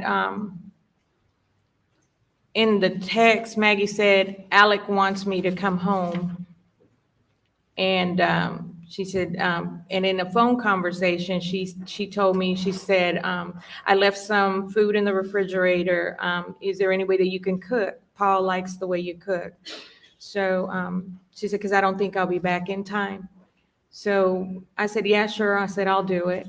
So it was nothing. I finished what I was doing, and then I started cooking, making sure the meal was ready for when Paul and they arrived at home. Well, that afternoon.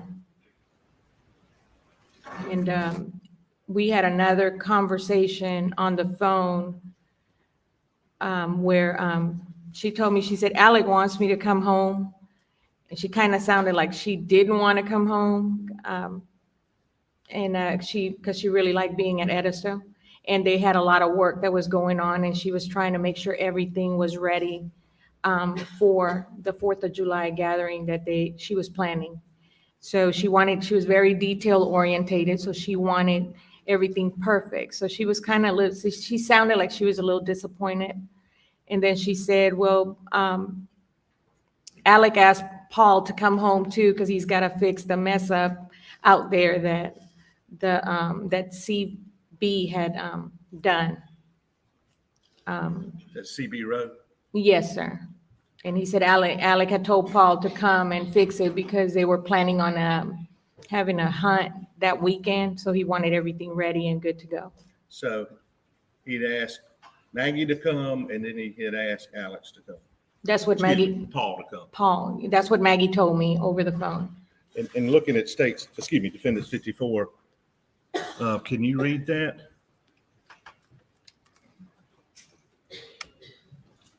Text. He said, thank you. I'm waiting at doctor. Alex wants me to come home. I had to leave. Door open at Edisto, but trust Mexicans to shut and lock for me. His dad is back in the hospital. The last doctor claims not cancer, it's pneumonia. And then she's got some emojis. She said, Alec is about to die. Hope he doesn't go down there to sleep. Needs to take care of himself as well. And when she said, I trust the Mexicans to leave the door open, that didn't bother you? No, sir. Okay. When she said, I guess my question is, you said you didn't think she wanted to. Mr. Miller, you're standing in front of The jurors. I apologize. When you had just testified you didn't think she wanted to come home, was work being done at Edisto? Yes, sir. Okay. And did she like being at Edisto? Yes, sir, she did. And when would she stay at Edisto? Any chance she had. Okay. Where was a time of year that she liked being there more than other times? Yes, sir. Come around spring, summer, she preferred to be in Edisto. And I guess, was she at Edisto the Sunday night, do you know? Where was she Sunday night? I'm not sure. Oh, speculation, unless she knows. She can answer if she knows. I'm not sure.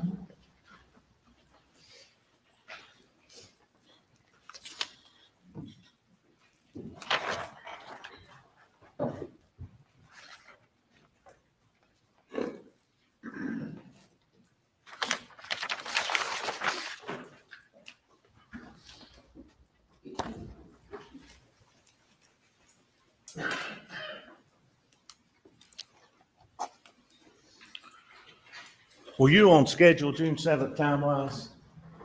Were you running late? What time were you supposed to be there? I didn't have a set time to be there. After you and Maggie talked and texted, Did you go to Moselle? Yes, I did. And when you got there, was Maggie there? No, sir. She had just left. Was Paul there? No. Was defendant Alex Murdaugh there? Yes, he was. Okay. When you walked in the house, was he up? No, sir. He was in bed. He was in bed. Based on the time you spent there and your experience with the defendant Alex Murdaugh, was he a morning person? No, sir. No. How long were you there working before you saw Alex Murdaugh? That morning on June 7th of 21? Probably a couple hours. And can you tell these folks, did there come a point that morning where he left the house? Alex Murdaugh, did he leave and go to work or Yes, wherever? he did. Okay. And can you tell them what he was wearing, Alex Murdaugh, best of your memory, when he left Moselle? He had a pair of khaki pants,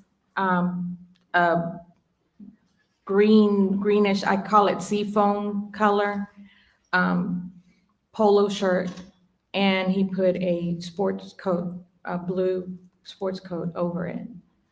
And he put his shoes on, which were usually right there next to a dresser that they had right there in the living room area. That's where his shoes used to go, right there. So he just used to kind of slide his shoes on his way out the door. Do you remember what type of shoes he had on June 7th, 2021 when he left? His regular work shoes, the brown, there was a pair of brown leather shoes. Was it a long sleeve shirt or a short sleeve shirt he left on? The polo's a short sleeve shirt. And staying out of everybody's view, do you remember anything specifically about that shirt?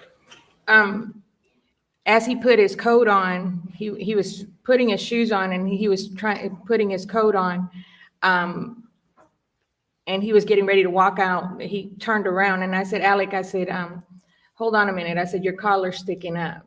So he turned around, and I fixed his collar inside his jacket because one collar was sticking up. So you actually helped, I'm sorry, but you helped move his shirt? Yeah, yes, I did. And you said it was a long or short sleeve? I'm sorry. That polo is a short sleeve. And did it have buttons on part of it, or do you know? Just from here to here. And was it a blue blazer It was, put on top of it? it was a dark color. He put a tie on? He didn't have a tie with that on? No, sir. I just. Where's ties anymore?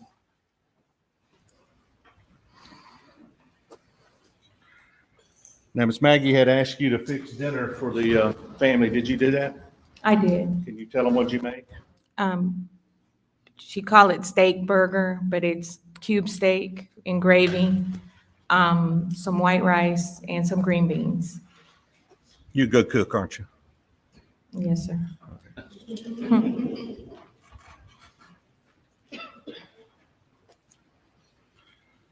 Did you see or talk to Maggie ever again after this text or this phone call? Before I left Moselle, I texted her and I said the dinner was on the, I believe I texted to the effect that I left dinner on the stove for them. And that I can't really remember the text, but I did text her and let her know that the dinner was ready and that I was leaving. And you said one of her phrases she used is "no worries." Had she said that to you that day? Yes. When was that?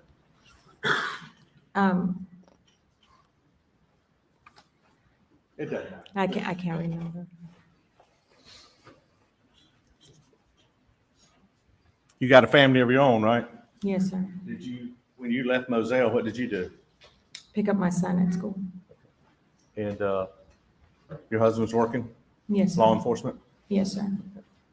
And when you got home that night, did anybody call you that night? No. When did you hear about the murder at Moselle of Paul and Maggie Murdaugh? The next morning when I was getting ready to go out there. The next morning? Yes, sir. Okay. How did you hear? Alex called me. And what did he tell you? He didn't call, he called you the next morning? He called me early the next morning And what did he say to you? He sounded shaky on the phone. You could tell he was, his voice sounded really shaky. He said, B, they're gone. They're gone. And my initial thought was, did she go back to Edison? That thought didn't cross my mind that he meant that they were dead at that time. You just didn't comprehend what No, was sir, going on? I did not. So he told me again, he said, no, B, they're dead. And at that point, I don't remember because I believe I dropped the phone. My husband got the phone. I don't remember after that. You literally dropped the phone. Yes. And did your husband get on the phone? I don't remember. I don't remember. All I remember is when he said that they were dead. I dropped the phone. And I believe I said, I'll be right over. I'll be right over. Did he, the defendant Alex Murdaugh, tell you which way to go when you got to the house? He said him and Buster were at Alameda. So I told him I was going to Alameda. You know, I wanted to make sure they were okay. And so I went from my house to Alameda. And then when I got ready to leave Alameda, he said, well, when you go to the house, go in the front because there's a lot of sled agents by the kennels. You can't go in that way. And he said, just try to straighten up the way Maggie liked everything, you know, in the house. He said, you knew her the best. He said, you know how she likes stuff. So I did. I went to the house. So you went to I went into Moselle from Alameda to start with? Yes, I did, to check on my Buster and Alec. To comfort him? Yes, sir. And at his request, you went to Moselle to start cleaning up and getting the house in order? Yes, sir. He said there was going to be people probably stopping by and bringing food and stuff. He said, I just want the house to look the way Maggie would like for it to look. So I said, okay. And I went to the house. Did you have a usual way that you went in to Moselle, entrance-wise? From the house, I would, if I was coming from my house, I would come in on the, I call it the Miley's side. So I would actually enter the property through the kennels. And if I was coming from Hampton or if I, you know, in the other direction, then I would use the front entrance. But normally I use the kennel entrance coming from my house. When you got to Moselle, we're now on the morning of June 8th, right? 2021. Yes, sir. Okay. Did you see anybody in the property before you got to the main house? No, sir. And when you got to the main house, take us right there. Like right now as you're walking in the house, what were your observations?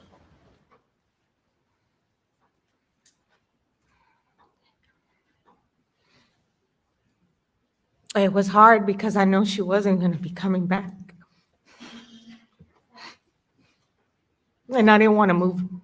I didn't want to move her stuff.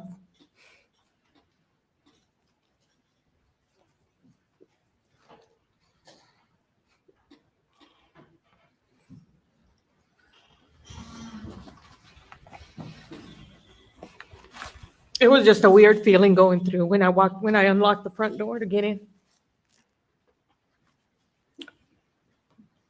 It felt cold. You really cared for her, didn't you? I did.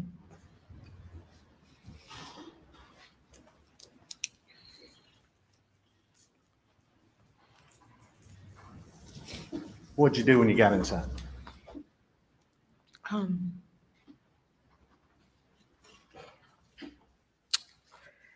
When I got inside, I didn't turn on any lights. I didn't do anything. I walked through the front door and I went in the kitchen.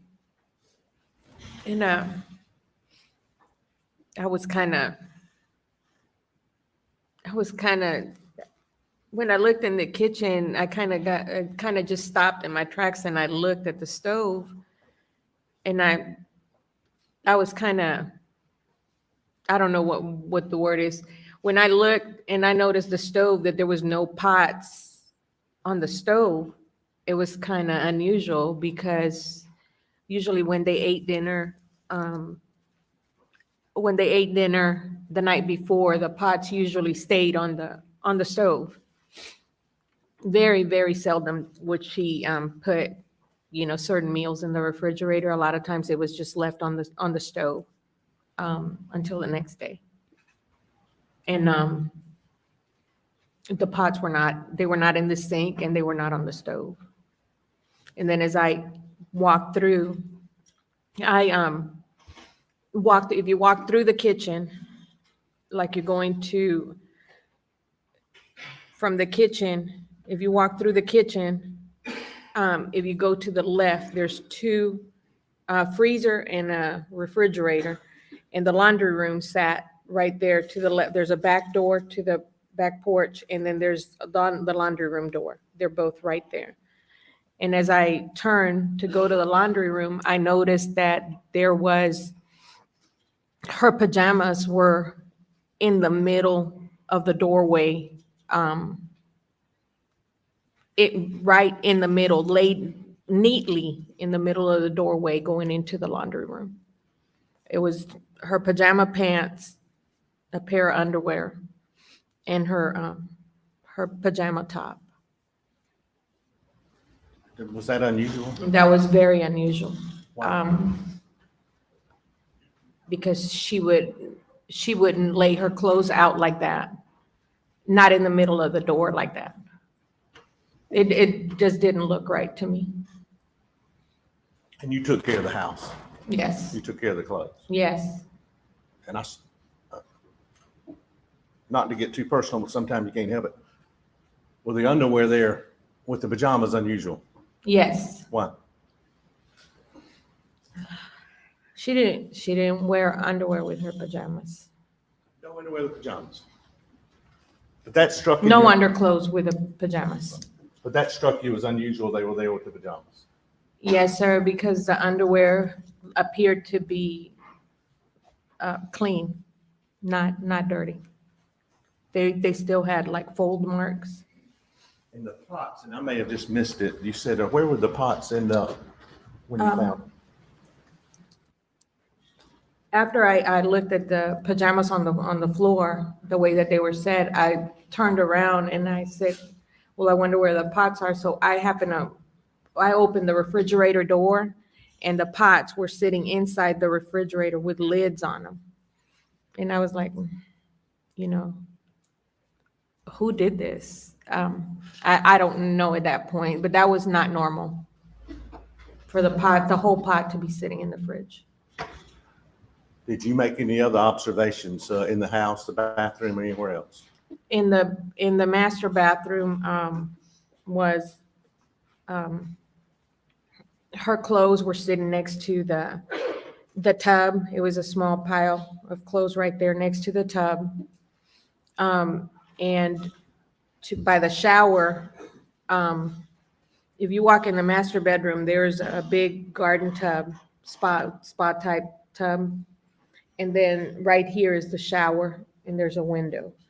On the floor next to the shower was a slight puddle of water, a towel, and a pair of khaki pants. And then as I went to the left to see if there was anything else that was out, I looked in the closet, and in the closet was a white damp towel on the floor, and there was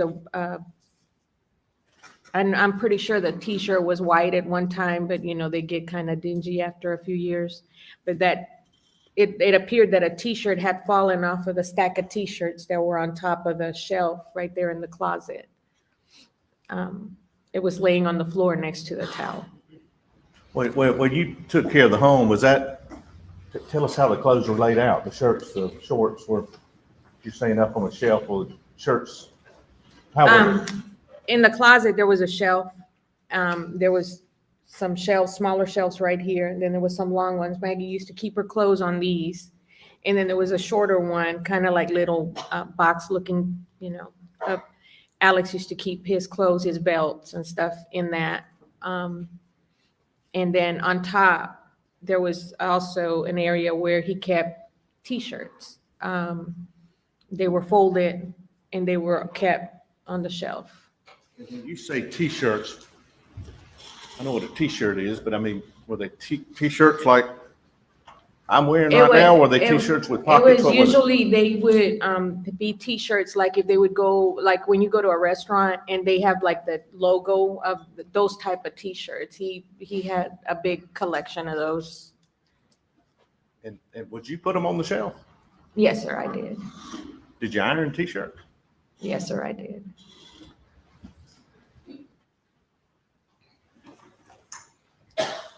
And you washed all the clothes? Yes, I did.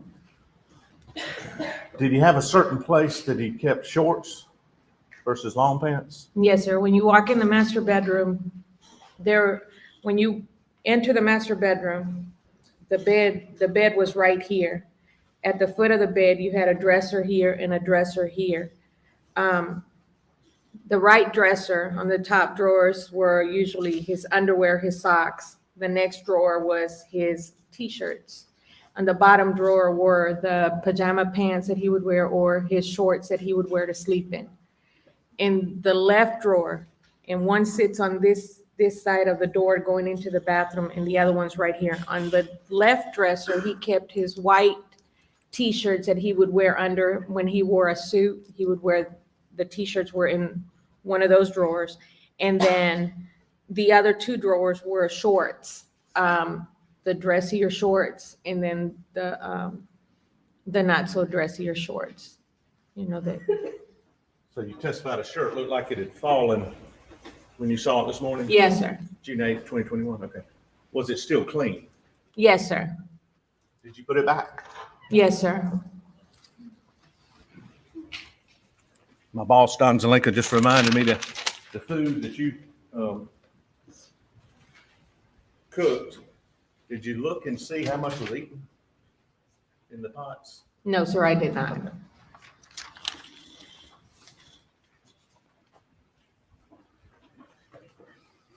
Now, you said there was a damp towel. Where was that? In the closet on the floor. And I know what damp means, but when you touched it, did it feel? It was damp. What did you do with it? Took it to the laundry room. And you said there were some pants there. Yes, sir. There's a pair of khakis by the shower. And what'd you do with those? Took them to the laundry room. Did you wash them? Yes, sir. Can we go to the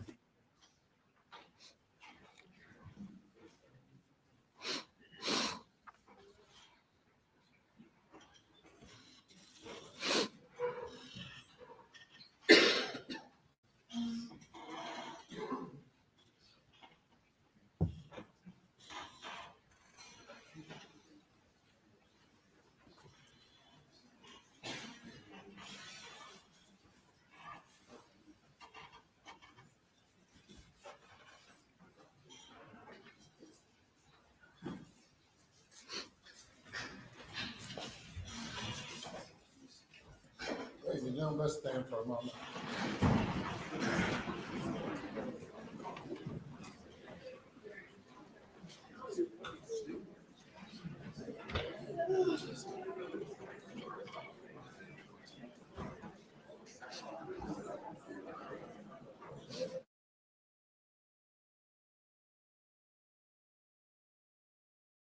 So it sounds like when they have to talk or something, the judge makes people stand up. I think that's two parts to say, hurry it up to whoever's taking their time to get their stuff together, but also sitting down for the amount of hours that Please people not are discuss sitting the there. case. They have to let the blood flow. Lots of information coming out about this particular person. Many people are like, yeah, she knows the family's habits. She's been there for years. She found it odd seeing clothes, Maggie's clothes in the middle of the laundry room on the floor with her underwear, her pajama bottoms, and her pajama top. She's stated she doesn't really wear undergarments under her pajamas, which is normal for a lot of older women because of health reasons. And they also stated that there was obviously somebody grabbed a shirt, knocking another shirt off. That's what I'm kind of seeing where the prosecution, the state is going with this line of questioning.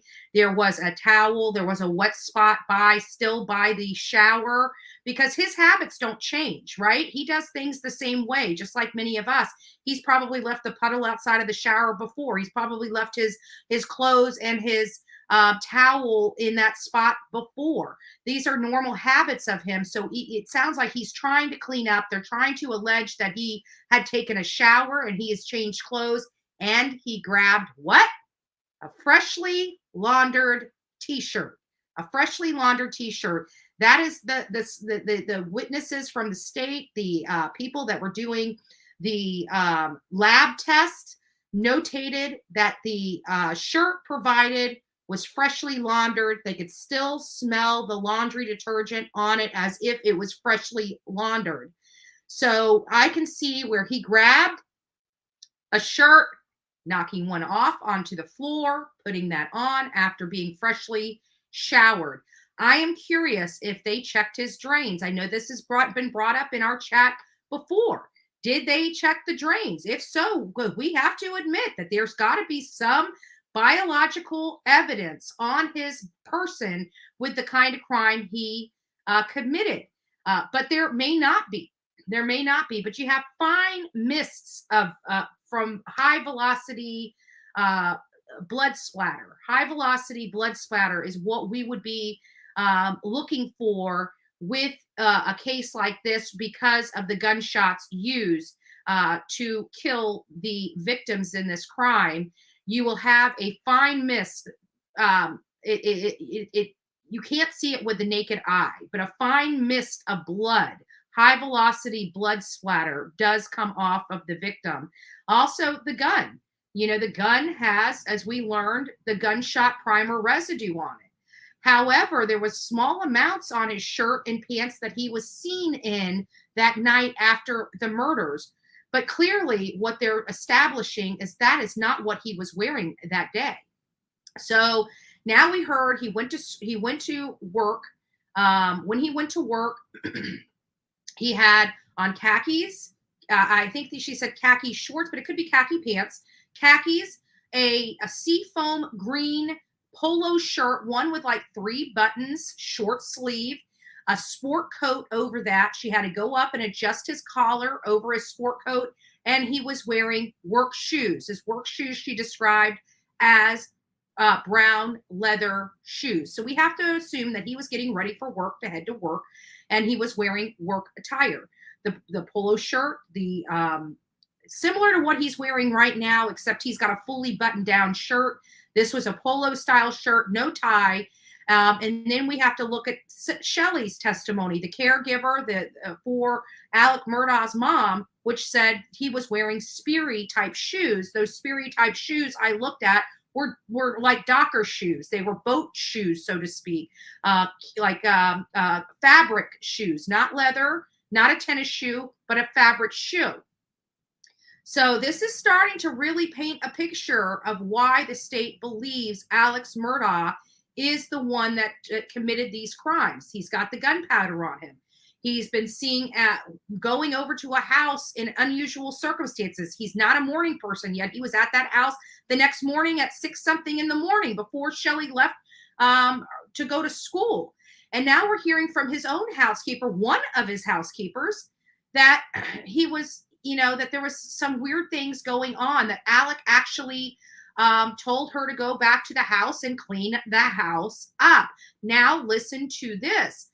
We never heard of one of their other houses almost being burned to the ground, arson. We're learning about that in this testimony with Bianca, that one of their houses, now I wonder if that was his first attempt to take out his family. We have to look at that. We have to look at that. So this is some groundbreaking testimony. We now know that Alec because the khakis were next to the towel. We have to reasonably think that it was Alec that decided to get in the shower and shower. We found, it sounds like there was khakis, right? Sounds like khakis were in the closet, but where's the blazer? Where's the seafoam green shirt? And where are those leather shoes? So as we are waiting for them to get their stuff together, we're going to be here just kind of commentating. This is Bianca Simpson. She is one of the housekeepers. And apparently, you know, she came aboard with the Murdaughs about 2009. Actually, she worked with them before that. She first became a translator for Alex Murdaugh. She met him through a mutual client of Alex. So he would call her in whenever he had Spanish-speaking clients to have her translate, and he paid her her cost and any expenses that she may have had. And then an opening happened at their house where she could become a housekeeper. She's a mom of 5. She definitely was had the definite necessary resume to be a housekeeper, and got very close with Maggie Murdaugh, as she was, you know, pretty much the point person for Maggie. And apparently Alec loved her cooking. So she was pointed with, she was assigned with cooking dinner that night. According to her testimony, they always leave the dishes out. That kind of sounds like what a well-to-do family. They don't want to, they have housekeepers because they don't want to do it. So they would have left all their food and plates and stuff out for the caretakers to deal with in the morning, as they always did. So when she didn't see the pots and pans out like she normally does, she thought that was odd. So she went kind of looking around, not necessarily investigating, but just wanting to see what had happened. She was very emotional that day because her friend Maggie and her boss was killed, along with her son, which I'm sure she grew close with as well. And she found some oddities around the house, some major oddities with this. It sounds like there's some issues with her testimony. It sounds like the defense is going to be raising some objections related to her line of questioning. This caretaker, in my opinion, is going to be very damaging to Alex Murdaugh's case, because again, she was one of the first people that went inside that home to clean it up, as instructed by her boss, Alex Murdaugh, and again, found some really odd stuff. The puddle by the shower. She says basically there's a garden tub in the middle of this master bath, and then next to that is the shower. That she noticed that there was a puddle of water outside of the shower, but Maggie's clothes were there. So it's really odd that we're hearing some of this stuff, because it doesn't make sense. Why was Maggie's clothes there? Why was Maggie's pajamas down in the middle of the laundry room? Why was there a wet towel with the khakis that apparently she saw him wearing earlier that day in the closet? She picks those things up and carries it to the laundry room. It sounds like he had his housekeeper doing his bidding for him. Please go in the house, make sure it's clean. We're going to have people coming in and out. She's none the wiser. She's going to go in there and pick up all his clothes and take them down to the laundry room. She's the housekeeper. That's her job. So, you know, there's a lot of testimony coming from this, this person. So let me I'll be right back with you.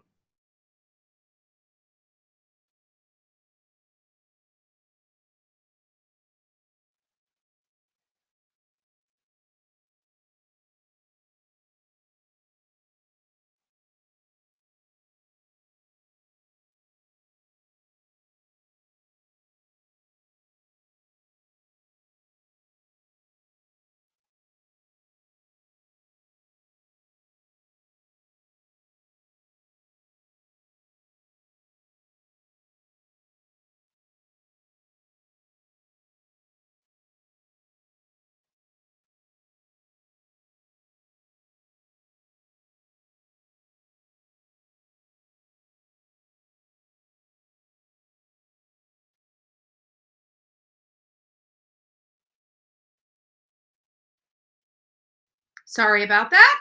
As you guys know, I still have to do my other jobs while I'm here, because I'm usually only do the 2-hour lives in the morning So as you guys can imagine, as you guys know, I'm a worker. So even when these cameras and lights go off, I do a lot of work behind the scenes. And that was a phone call. I'm trying to schedule some people. I'm trying to get stuff scheduled myself. So just a lot of stuff going on behind the scenes. So I apologize for any inconvenience me having to take phone calls cause. But again, I do a lot of work other than just true crime on YouTube. Many people don't know, right? That's probably why the haters hate me so much, is because I'm able. The one thing that we all have in common, we don't have wealth in common. We don't have our education in common. We don't have a lot of things in common. The one thing we do have in common that everybody has, no matter who you are, is we have 24 hours in a day and there's 7 days in a week. That is the one commonality that each and every one of us have. And so I pack as much into my 24 hours as humanly possible. And that's where we're at. But getting back to this, I'm gonna let this go back up, and we're gonna wait for the them to figure out whatever's going on. It sounds like they're having some major issues with this and are having to work it out. I don't know if they just doubled over for a break. I mean, it is about the time that they would be taking a 20-minute break, but I cannot confirm that. We do have, once we go for lunch break, we do have a 20-minute video that I wanted you guys to see around related to the botched suicide plot with his cousin Eddie. And that will be, it's just going to be videotapes of where it's at. It's going to be a videotape of the 911 call of the incident that happened out in front of that church. And we'll show you guys real life footage of that. While I was in the area, I went by there. Again, the same gentleman that took me on that property also took me to this place there. And again, never asked for his name, didn't want to know it. And just thankful and happy that he was there at the right place at the right time and was able to get all this content and really explain all this information. But we have real live footage from these areas that they are talking about, because yours truly was there. So I want to thank each and every one of you guys for that, because if it wasn't for each of you, I would not have been able to be there. So I'm going to go ahead and mute. We're going to wait just a few moments. If you guys want to go ahead and get your coffee, your tea, your beverage, maybe a little bite to eat. So for some of you guys, it's a little later. For others, it's a little earlier. But for me, it's almost 11 o'clock. So many of you guys know I am a cooker, and you're probably wondering what I'm doing behind the scenes. I told you guys that, this is a Southern house too. It is. I could say I'm from the South, right? Florida's the southernmost tip of the United States. And we don't let things go to waste. So you guys knew I had the prime ribeye roast that I was chomping on, 5 pounds of that. But when it gets to the point where, you're tired of eating it, what do? You repurpose it. So right now I am making beef bone gravy, and that's what I'm doing. So every piece of that meat is being used. Because that's how we roll in the South, right? You never let anything go to waste. So anyways, guys, I'm going to get back to that. I'm going to let you guys watch this. I'll be in here to check up on you guys in just probably about 2 minutes. And then if it's still not back on, we'll commentate a little more, maybe show another video while we wait for them to come back.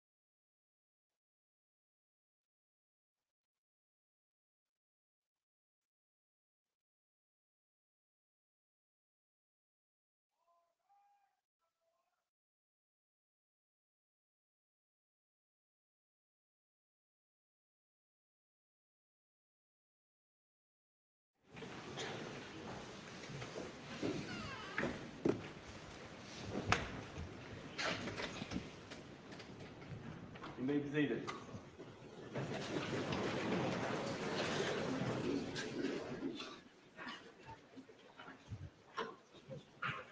You may bring the jury.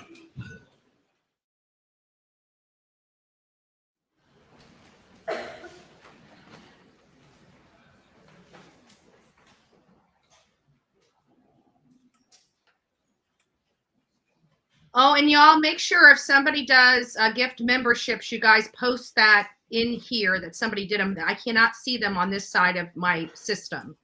So any milestones or gift memberships, please post into chat.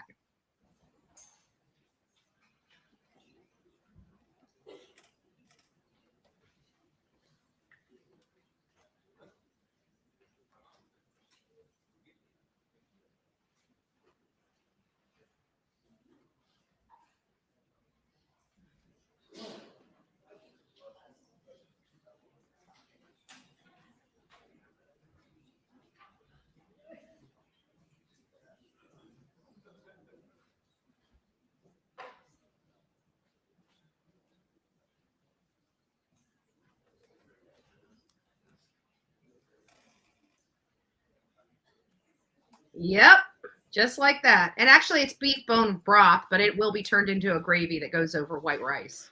White rice is not the best. I did have brown rice, but I just don't like how long it takes to cook. So I'm back to white rice.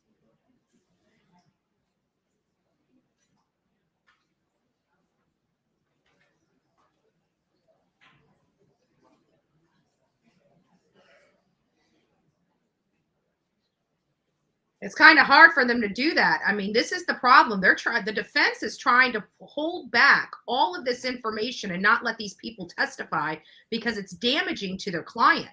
It's absolutely damaging. All this testimony is painting a very clear picture. And I think the reason why Alec is the defendant in this case.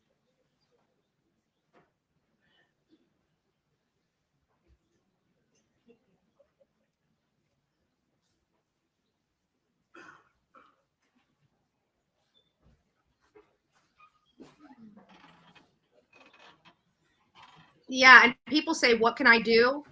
What do I do? That I can do at least that. Because at the end of the day, news organizations and other YouTubers watch my channel, whether people want to admit it or not. We Thank you. bring in You may news. proceed. Thank you, Samantha.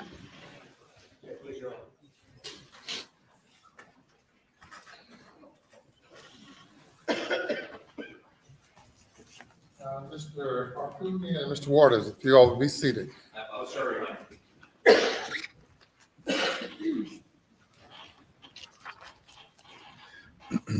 Ms. Simpson, Yes, sir.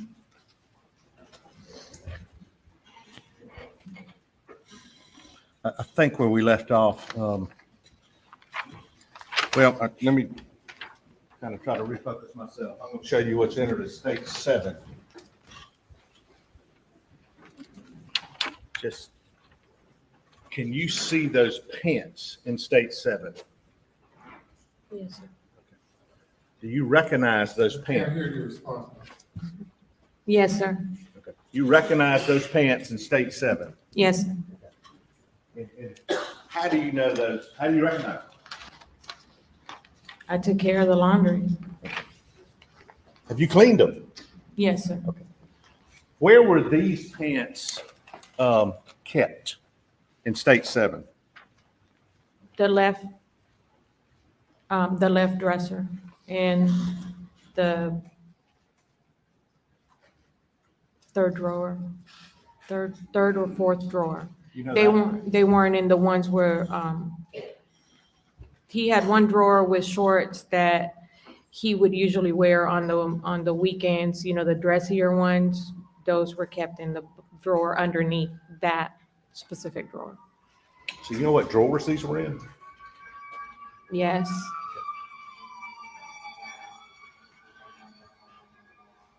If you know from being there and taking care of the clothes and taking care of the family, were these shorts he liked to wear a lot or not? Did you see him in these shorts much? No. And were these shorts clean the last time you saw them? Yes. Now this shirt that's also in States 7. Had you seen that shirt before? Yes, sir. Okay. Where was this shirt kept in the closet at Moselle? The top shelf, above where his clothes hang, the top shelf. There was a shelf up there. And you've testified it looked like a shirt had fallen from that shelf when you got there on the morning of June 8th, correct? Yes, sir. Okay. Was this shirt kept in that same place as the shirt that had fallen? Yes, sir. And the shirt that had fallen, what did you do with it after you picked it up? I folded it back up and I placed it back on the shelf. Was it clean? Yes, sir. I understand that you all are apparently having a personal conversation, but you need to speak into the mic. Yes, sir. Look at me this way, I'm sorry.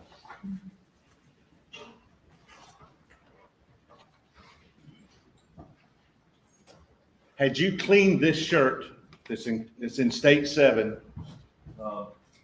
prior to June 7th of 2021? I probably did. And where would it have been placed after you cleaned it? Where would you have put it? Up in the closet if there was no more room in the drawer.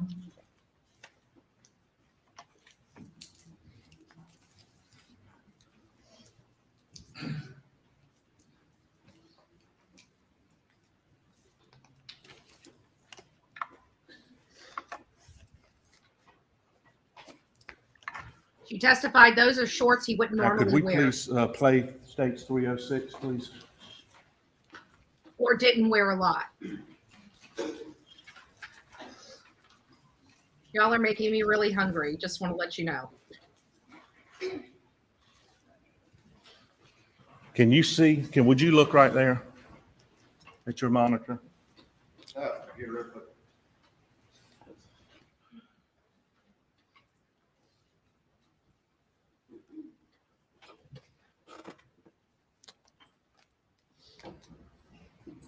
Is there a picture of that when Mr. Monk? Okay, freeze it right there. Yes, sir. Okay. Now, this, who's in the picture? Alex. And can you tell what kind of pants he's got on? Khaki pants. Okay. Can you tell what kind of shoes he's got on from that, Miss Simpson? It appears to be a pair of loafers. Loafers? House shoes, loafers. Okay, well, tell me what you mean by house shoes.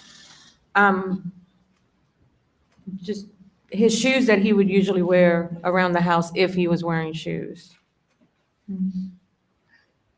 So would he usually just wear them inside? Yes, sir. But these appear to be those shoes.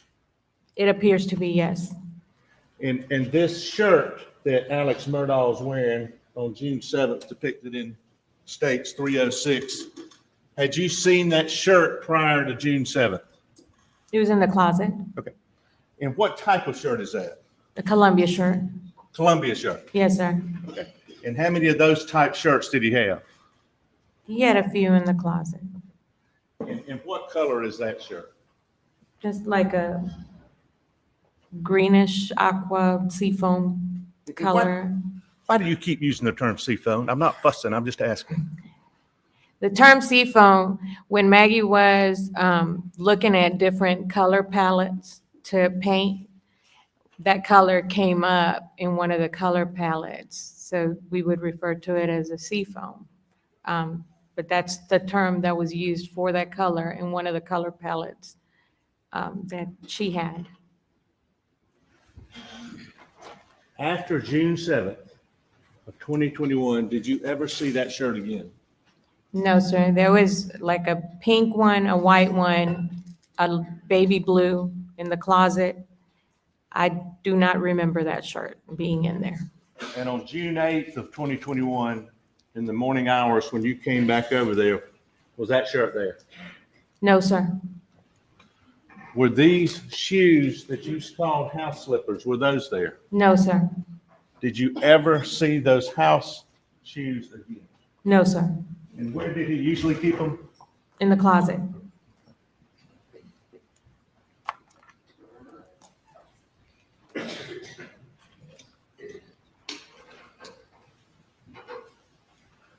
Did he have any other type shoes canvas or any kind of boat shoes? He had a lot of shoes in the closet. Do you remember any shoes that were canvas type shoes? The boat shoes, like the Sperry. Sperry shoes? Yes, sir. And do you remember those? Yes, sir. They used to sit in the closet. They used to sit in the closet. After June 7th of 2021, did you ever see the Sperry boat shoes again? No, sir. I do not recall seeing them in the closet. Never, ever. No, sir.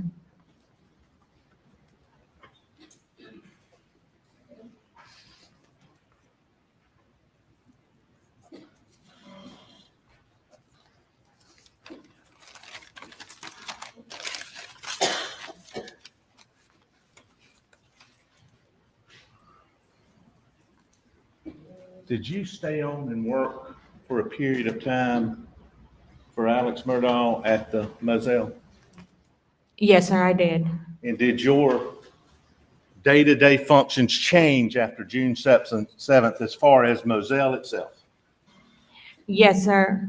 They did. Well, tell them how that happened and what the change was.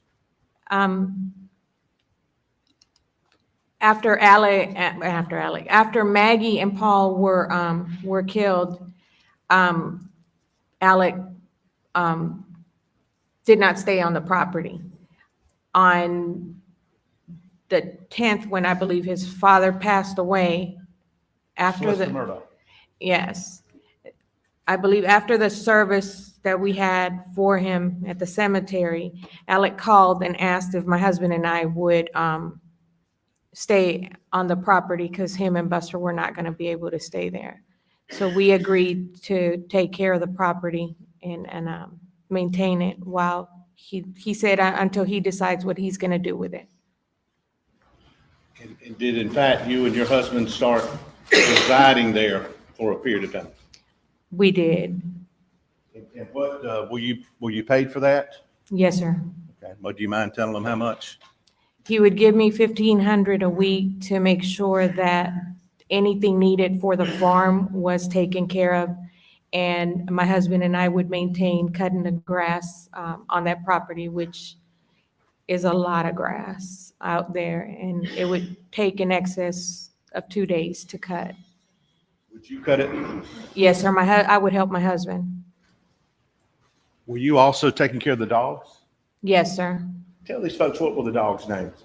Grady and Bubba. Grady and Bubba. Mhm. Yes, sir. You fed them? Yes, sir. Took care of them? Yes, sir. Where is Bubba? What's today? Whatever today is, where's Bubba today? He's with me.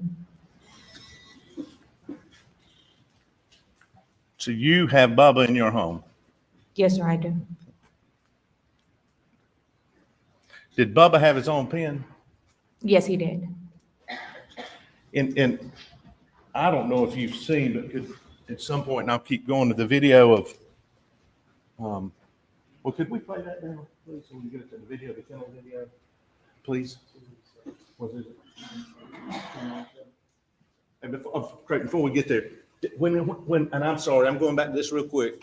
Is that the shirt he left for the office in that day? No, sir. Okay. Go ahead.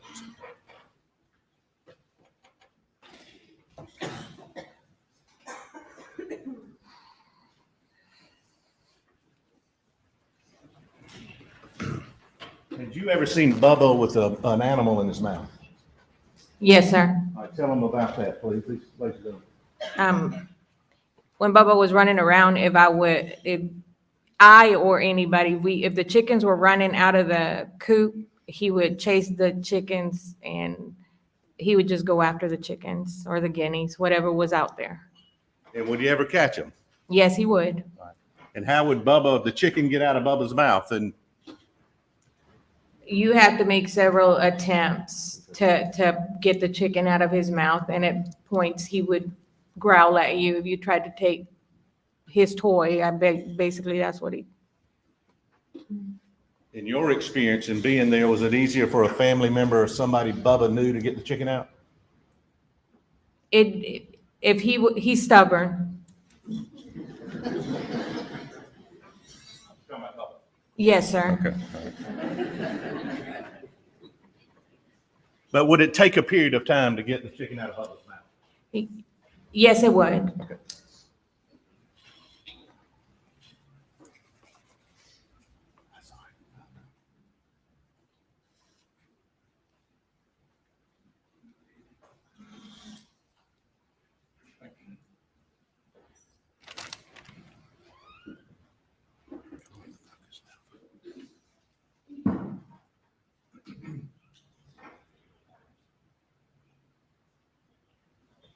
In August of 2021, Ms. Locker, Yes, sir. did you have a conversation with Alex Murdaugh about a shirt? Yes, I did. And let's go back. Where did this take place? At the little house. All right. What do you mean the little house? After Paul and Maggie were killed, Alec was not staying at Moselle. My husband and I were, and he would often stay in different places. But all his clothes and toiletries and everything were placed in the house that sits between Mr. Johnny Parker and his brother Randy. There's a small 2-bedroom house right there, and that's where all his belongings at the time went. And where is that located? In Hampton. Okay, in Hampton. And who furnished this little house with clothes and toiletries and made sure stuff was there? I did. And who was Alex Murdaugh staying there with when he stayed there, if anybody? He never stayed there. He would just go and get his clothing and eat whatever, if he would have a snack or something. He wasn't really eating. Well, during the month of August, do you remember him having a conversation with you about a shirt? Yes, sir. Did you find that to be unusual? Yes, sir. Okay. Tell them what the conversation was and why you found it unusual. Please. He walked in to the little house, and I was getting ready to leave, and he said, "B, I need to talk to you." And he said, "Come here, sit down." So I went in the living room. I sat down, and he was pacing back and forth in the living room. And he said, "I got a bad feeling." He said, "I got a bad feeling." He said, "Something's not right." And then he said, "Well, there's a video. There was a video that was out. I hadn't seen a video." And he said, "You remember the shirt I was wearing, that Vinnie Vine shirt?" That's what he said to me. And in my mind, I was saying, I don't remember a Vinnie Vine's shirt. It was the polo shirt. But I didn't mention. He said, "Well, you know what? I was wearing that shirt." He said, in the that day. And still, I was just, I didn't say anything, but I was kind of thrown back because I don't remember that. I don't remember him wearing that shirt that day when he left. I know what shirt he was wearing because I fixed the collar, and the collar's a different material. And I don't know what a Vinnie Vine shirt is. But when he left that day, was he wearing a Vinnie Vine shirt? Or was he wearing the collar you've described? It was a polo shirt. Polo shirt. Just using your common sense, did it appear to you he was trying to tell you to say, "I was wearing the shirt"? Objection is sustained. That's the formal question. How did you take that conversation? I felt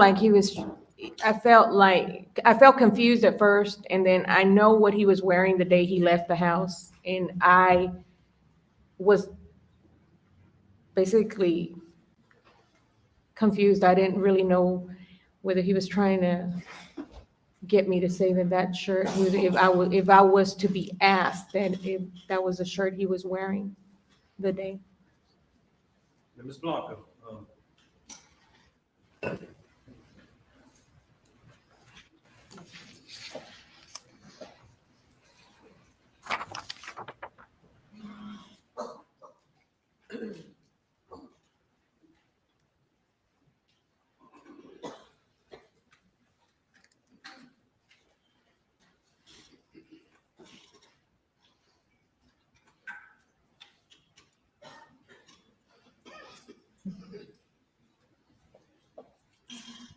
I've done that many times for my boss. You know, they were running out to court or something and their collar wasn't, I would have done that.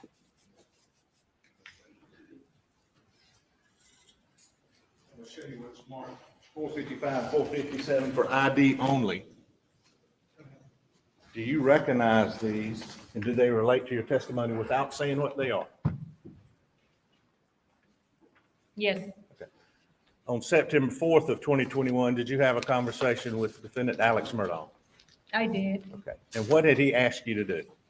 He asked me to send him copies, send him a photo of the insurance cards. And do you know what day of the week that was? And I'll go back here so you can talk. I'm sorry. I don't remember the day. All I know was it's on my phone. He asked you to send him a copy of his medical card? Oh, it was on a Saturday morning because the next day was my daughter's birthday. That early that morning when he called me, he asked me when I sent him the picture of the plastic insurance card, he said, no, I need the cardboard one. Well, the cardboard one was in Maggie's purse. It wasn't in the area where I usually kept the cards in the cabinet. So I told him, I said, it's in Maggie's purse. He said, well, go ahead and get the cards and send me a picture of them. And I asked him if he was okay. And he said, well, I'm just getting some routine exams done. He said, and I need the number so I could go ahead and schedule these appointments. And it was a Saturday because I was thinking, where's he gonna go to get lab, appointments done on a Saturday? But I didn't say anything. I went and I took pictures and I sent him all the copies of the cards that I found. John, we'd offer say 455, 457. First of all, he consulted with me about this as he walked up to me a moment ago. I don't quite understand the relevance. Why him asking for, you want to tell me? I'm sorry, if he would just consult with me for a moment and tell me what the relevance is, but he hadn't told me. With your permission? Yes, sir.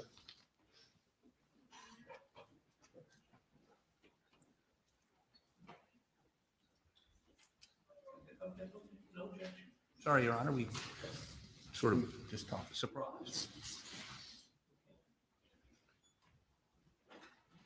I think with that's 455, 457 without objection. Reserving our previously made objections.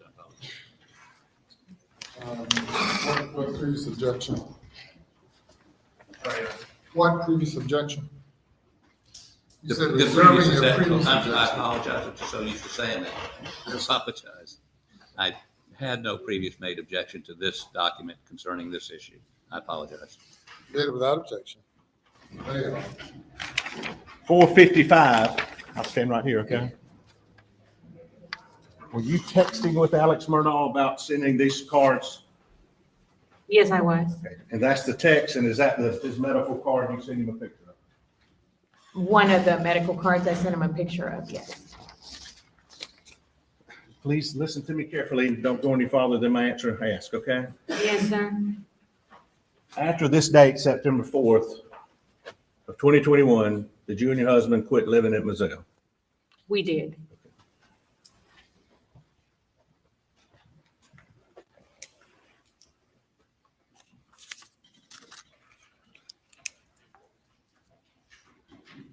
A couple other questions, and I know everybody will be glad I'm sitting down.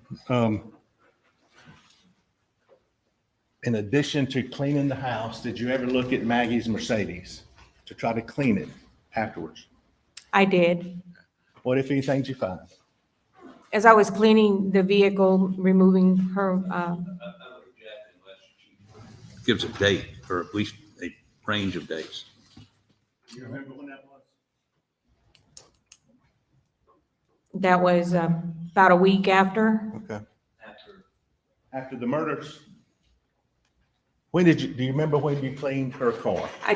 I cleaned the car when they asked me to pick it up from the the impound sheriff's department. And who asked you to pick it up? Randy and his wife had dropped off Paul's truck and they were getting ready to leave to go out of town. So he asked if my husband and I could go pick up the Mercedes from the impound and bring it back to the house. And did you clean it after that? I did. And what did you find, if anything?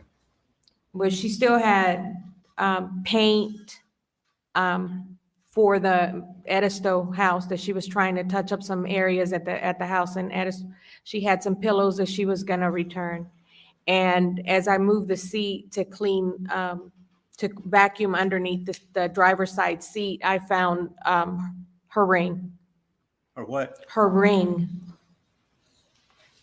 Her wedding band. Now, did Maggie, based on your time with her and experience, like being at Moselle by herself? No. And leading up to the murders, was she anxious about anything? She had a conversation with me. She had a conversation with me a few months prior. I walked in the house and Maggie said, "Hey, Blanc," she said, "I got to talk to you. I got something to tell you." And so she said, "Let me make some coffee." And she went and made a pot of coffee. She made me a cup. She made herself a cup, and we went. She said, "Let's go talk." And we went into the hunting room, and she closed the door because Alec was sleeping in the bedroom, which is on the other side of the house, but she closed the door. When Maggie closed the door, You're said. Response. Judge, I think, was she anxious about money issues? Your Honor, I object to. Well, I know you objected, and But he is. I understand your objection. Well, I don't care what you're doing. There's an objection to the previous question. The objection is sustained. While entertaining the objection, you cannot pose another question. The objection is sustained. I apologize. Yes, sir.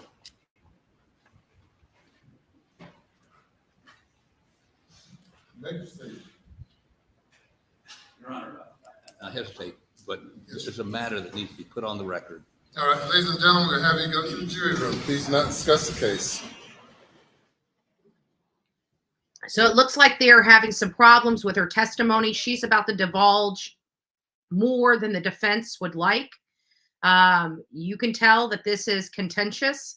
Her testimony is very powerful. She's about to divulge a conversation she had with Maggie months earlier. I have a funny feeling this is where they're going to be revealing Maggie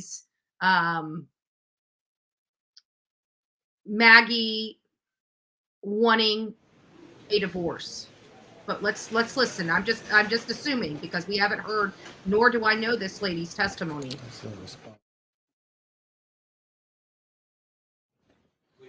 Yes, sir. If everyone will be seated. Yes. I objected to a conversation. We're aware of that conversation, but I objected knowing where he was going, which was, and in that same interview, by the way, that she gave about a statement where Maggie said that she was concerned about money, she also indicated Maggie was never concerned about money. Either way, it's hearsay.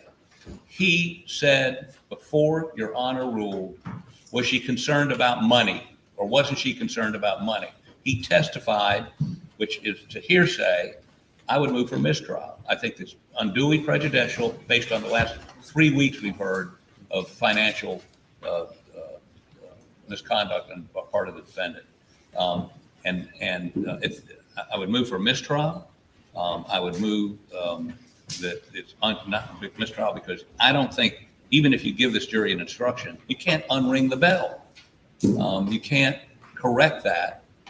And now I've had to draw attention to it, even more so by objecting to it. He knew that was wrong. Thank you, Your Honor. Mr. Meadows.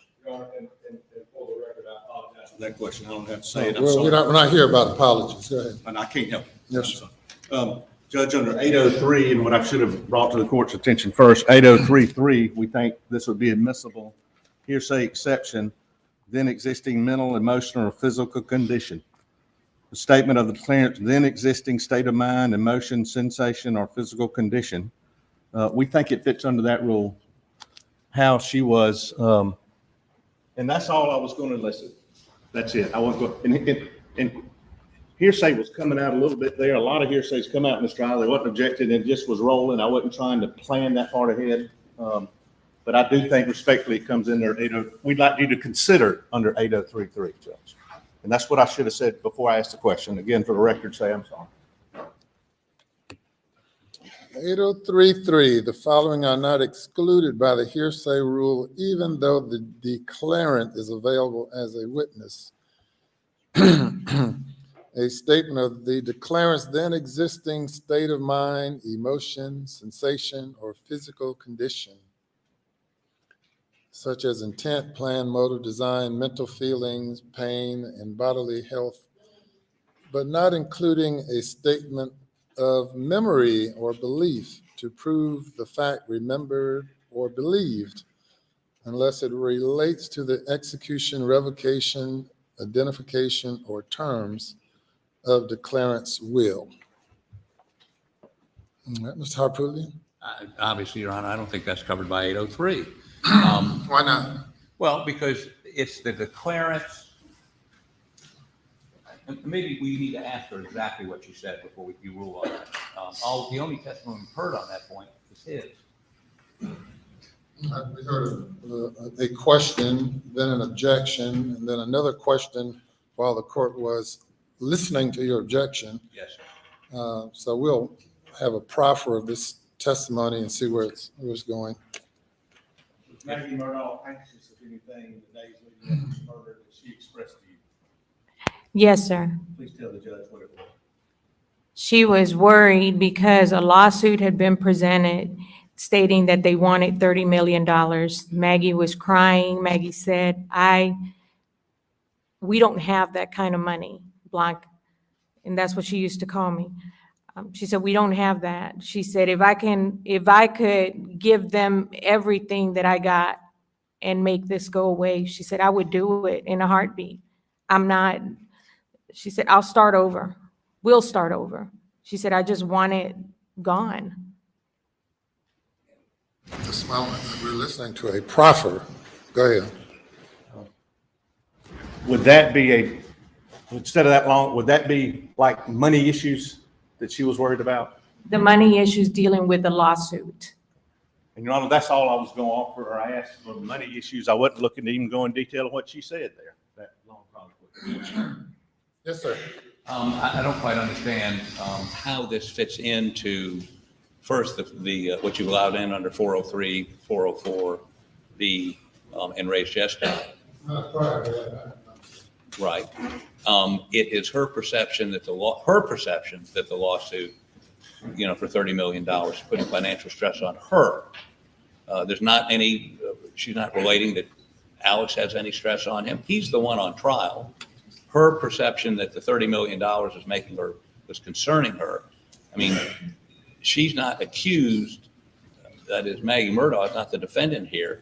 There's no connecting it to the defendant.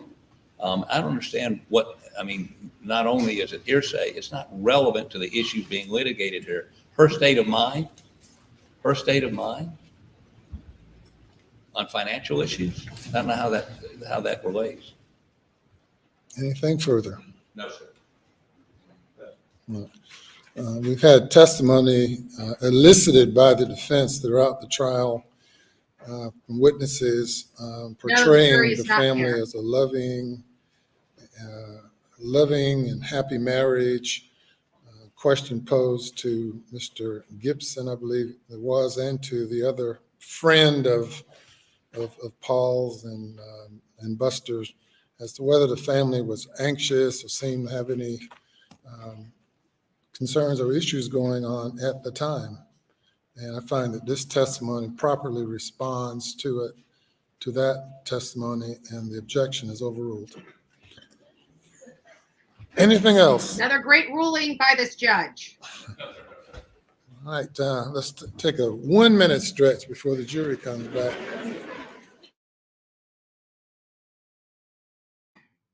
I can tell you sitting in this chair all day I need to stretch myself. I actually am standing up when they have the people in the audience stand up too. But right now I'm making bone broth. So I'm back and forth into the kitchen. So anyways, they are bringing the jury back in. Defense tried to go for a mistrial and the judge shut them down.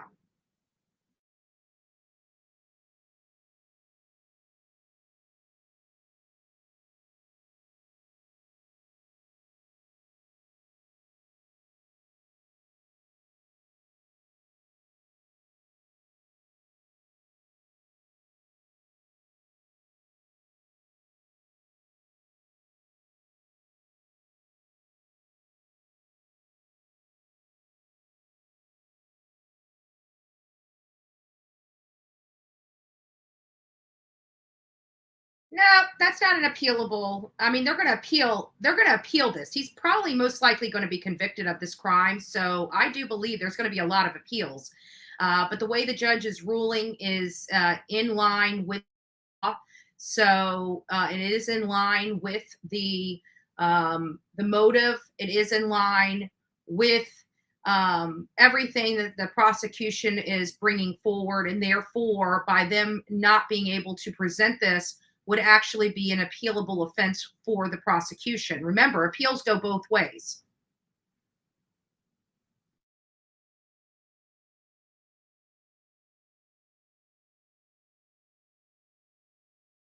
And of course, we like the judge now, but remember, he's a fair judge. So there's going to be things the prosecution doesn't want in that he's going to allow in for the defense. So we might want to reserve judgment.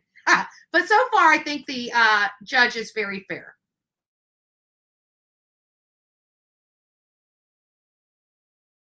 Denying the I was objection, thinking the the same motion for thing. Help me, mistrial is Rhonda.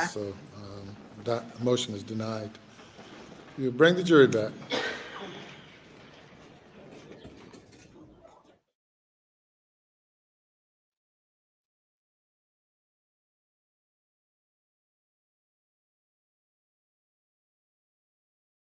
It might have been the amount, this might have been in the amount of the original lawsuit, but they were willing to settle for 10 million. So just because they go for 30 million doesn't necessarily mean they're going to get the settlement for 30 million. So I think my understanding from Mark Tinsley's testimony that they were actually seeking 10 million in damages, 10 million in damages. But still, they were opened up to a lot of damages, financial, monetary damages, because of what Paul did.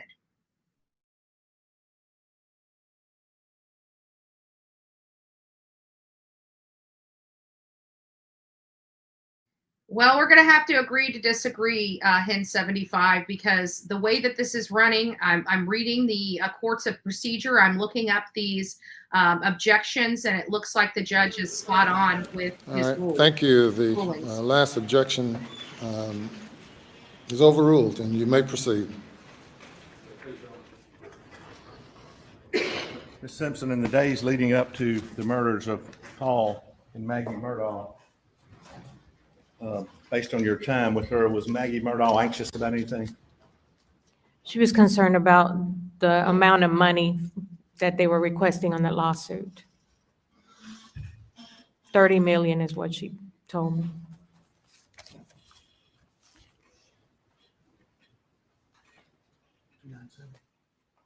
We're going to show you what's marked 297. You pose a question.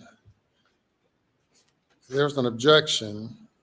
The court overruled the objection. And do you want the witness to answer the question that you posed? Yes, sir. She had, Well, you posed a separate question.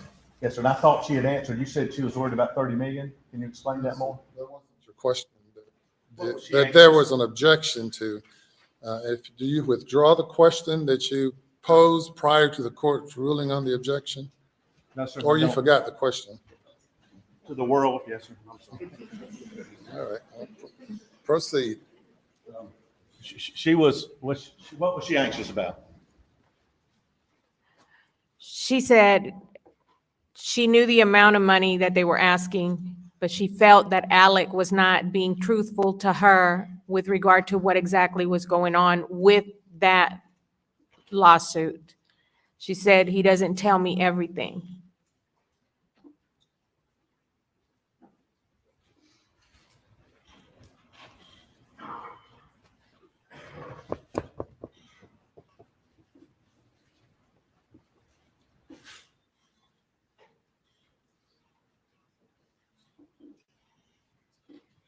I'll show you what Mark states 297. Excuse me, entered as 297.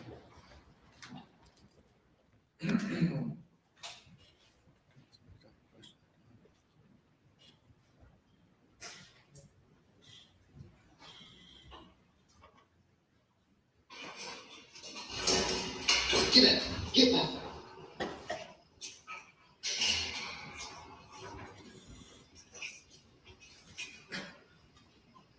Quit, Cash. Quit. It's okay. Come on.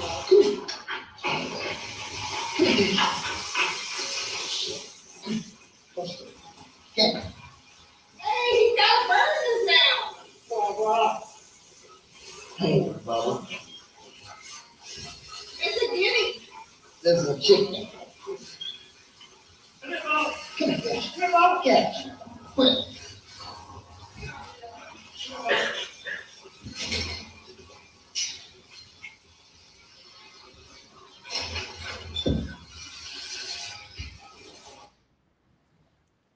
Ms. Naka, had you seen that before? Yes, sir. Okay. And I think maybe in prior statements or something that, had you said, do you recognize voices on there? Yes, sir. Who do you recognize? It's Paul, Maggie, Alec. And have previously, have you said in a memo or a memorandum in interviews that you thought you may have heard another voice? Yes, sir, I did, at a distance. But having listened to it again, have you listened to it this week? I mean, it's not on TV. Have you seen it? I have. There's only 3 voices, Alec, Maggie, and Paul. So after hearing it several times, is that your conclusion? Yes, sir.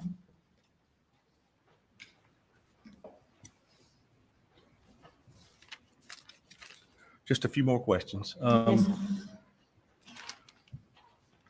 Would Miss Maggie Murdaugh, did she go down to the kennels at night by herself? No, sir. Okay. And you say that emphatically. What, do you know that?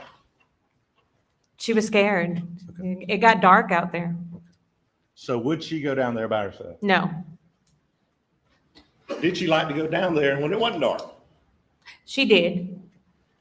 And did she like playing with the dogs? She always took the dogs with her.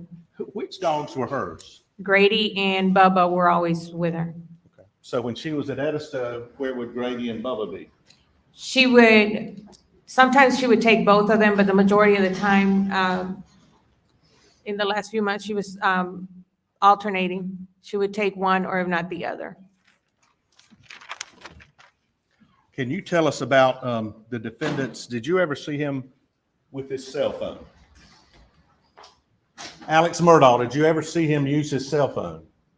Yes, sir. Can you tell the jury his habits with the cell phone? Would he have it a lot? Did he use it a lot? Yes, sir, he did. He was always on his phone. Say that again? He was always on his phone.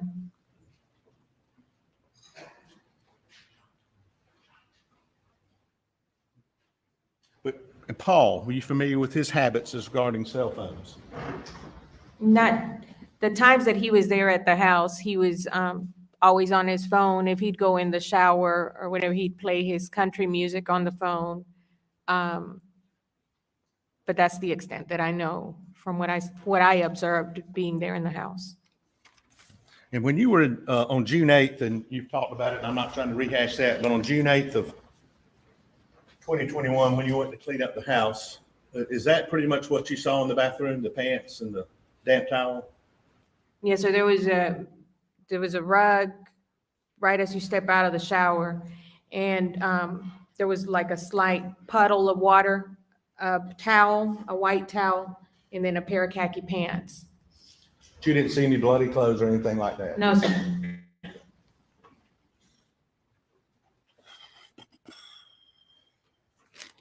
Beg the court's indulgence, just a few seconds, Judge.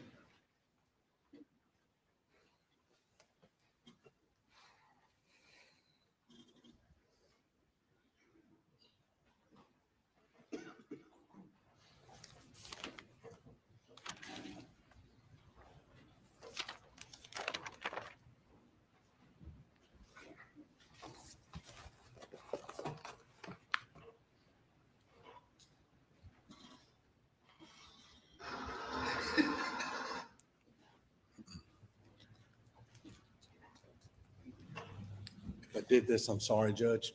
Is the individual in states?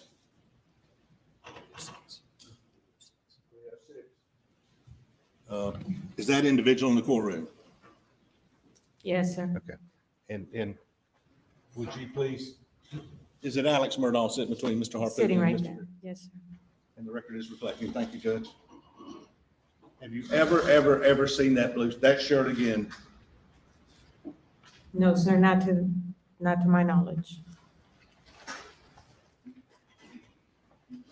Have you ever seen these shoes again that he's wearing here? No, sir.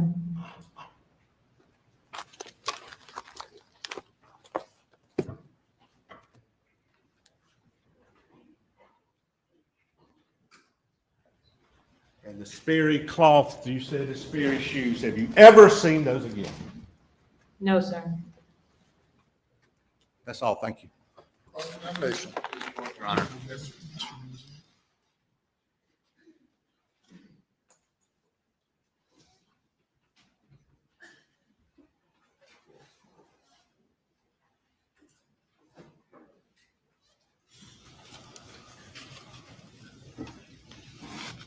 Man, my name's Dick Harpuglia, and I represent the man you know as Alex, right? Yes, sir, I met you before. I don't think we've ever met before, have we? Yes, we have. We've met? Yes, sir, at the house. Maggie's funeral. Oh, at Maggie's funeral, yes. I apologize. A lot of people there that day. Yes, sir. Alex has always referred to you when people ask who you are as his friend, correct? That is correct. Never called you his housekeeper, right? That is correct. He always, when he introduced you as his friend. That is correct. Now, you've also, I think in multiple interviews with Sweat and other folks described, I think the words were, Maggie was his all. Isn't that what you told Sweat? Yes, sir. What does that mean? Maggie was his all. He adored her. He loved her. He adored her. Worshipped her. I mean, just treated her as somebody he adored, correct? Exactly. Yes, sir. Now, I think they also asked you if you ever saw them have any arguments. And No, I did not ask that. Objection. You restate the question, please. Sweat asked you if you'd ever seen them have any arguments. I don't quite understand the basic objection you're on. You restated the question. You may respond. What was the question again, sir? Did you ever see them have any arguments? I never saw them have arguments. It was just minor disagreement because of the remodeling. And I think you cite specifically, when you said they had arguments, it was about the paint colors, for instance. One of them was Maggie was set on getting a certain white and Alec was saying, just get whatever white, basically. You know, he didn't care. She wanted a specific white and he just didn't care. But you never saw them have any violent arguments or argue about money or argue about relationships. It was all the minor things that most couples go through, picking paint colors and those kinds of things. Is that correct? Yes, sir. To some, they would disagree on, it wasn't that they disagreed. The only thing that I remember Maggie saying was that she just wanted him to sit still and listen to her for at least 10 minutes at a time because he was always on the go. Is that an uncommon complaint between husbands and wives or wives to husbands? I want you to just listen to me. Is that right? She would get frustrated because of that. Right. You ever tell your husband that? Just listen to me. Sit, please. All the time. Okay. So let me talk a little bit about the morning of the 7th. Yes, sir. And then the morning of the 8th, because I understand you left before Paul, Maggie, or Alec was on the Moselle property on the 7th, correct? Yes, sir. We're going to talk about those texts in just a minute between you and Maggie, but you fixed some dinner for them. I did. And did you set a table or did they have to go get their own plates and put them out? No, I left the food on the stove. Right. And normally the next day, the the stove, right? Yes, sir. Would they clean up their plates or leave those in the sink, or how would that go? Sometimes the plates would be in the living room. There was no plates in the living room. They were in the sink. Okay, but when you got there on the morning of the 8th? The plates were in the sink. They were not in the living room. Okay, now, are you aware of how many people were in there, how many friends, law partners, his sister, who was in the Moselle house on the night of the 7th? No, sir. Okay, if I told you there were 12 to 15 of them, would that surprise you? I mean, Maggie and Paul just killed. Was he very close with his law partners? Yes, sir. Okay, his sister, Lynn, do you know Lynn? I met her at Maggie's, when Maggie passed. Okay. And would it surprise you to know that the, Your Honor, I'm going to object. I'm just going to ask her if she knows, Your Honor. Well, the objection is sustained. You cannot testify. I'll make it more general than this. Do you know if anyone that evening of those people moved the food from the stovetop to the refrigerator? I don't know. Okay. Now let's talk a little bit about the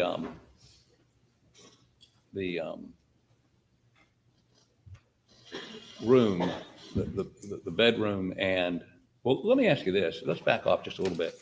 You drove over from his mother and father's house, correct? That is correct. That morning, the 8th, to Moselle, right? Yes, sir. And instead of coming your normal way, which would have been the entrance by the kennels, where there, did you see all the police down there? No, sir, I did not. Okay. You drove up to the main entrance that would go straight up to the house, or if you took a right on that road, you'd end up back down at the kennels, right? Yes, sir. And you came up that, were there police around the house up there? Not around the house. Okay. Did anyone question whether you should go into the house or not? No, sir. Was there anybody in the house other than you? No, sir, it was me. So did you find it strange that this was a crime scene? Objection.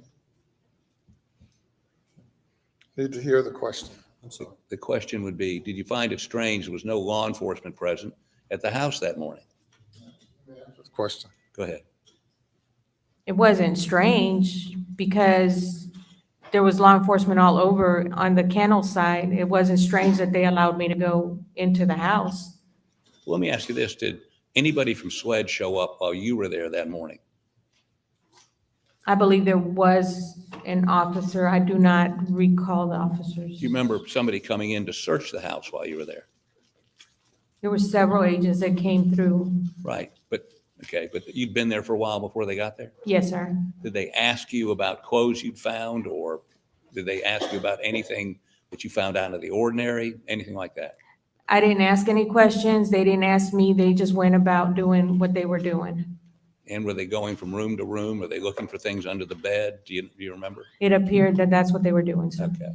But that was after you got there and picked up the bathroom, picked up the towel. No, sir. I hadn't picked up anything at that point because I was still in shock and I was still trying to process what had just happened to my friend. So they would have seen the khaki pants on the floor.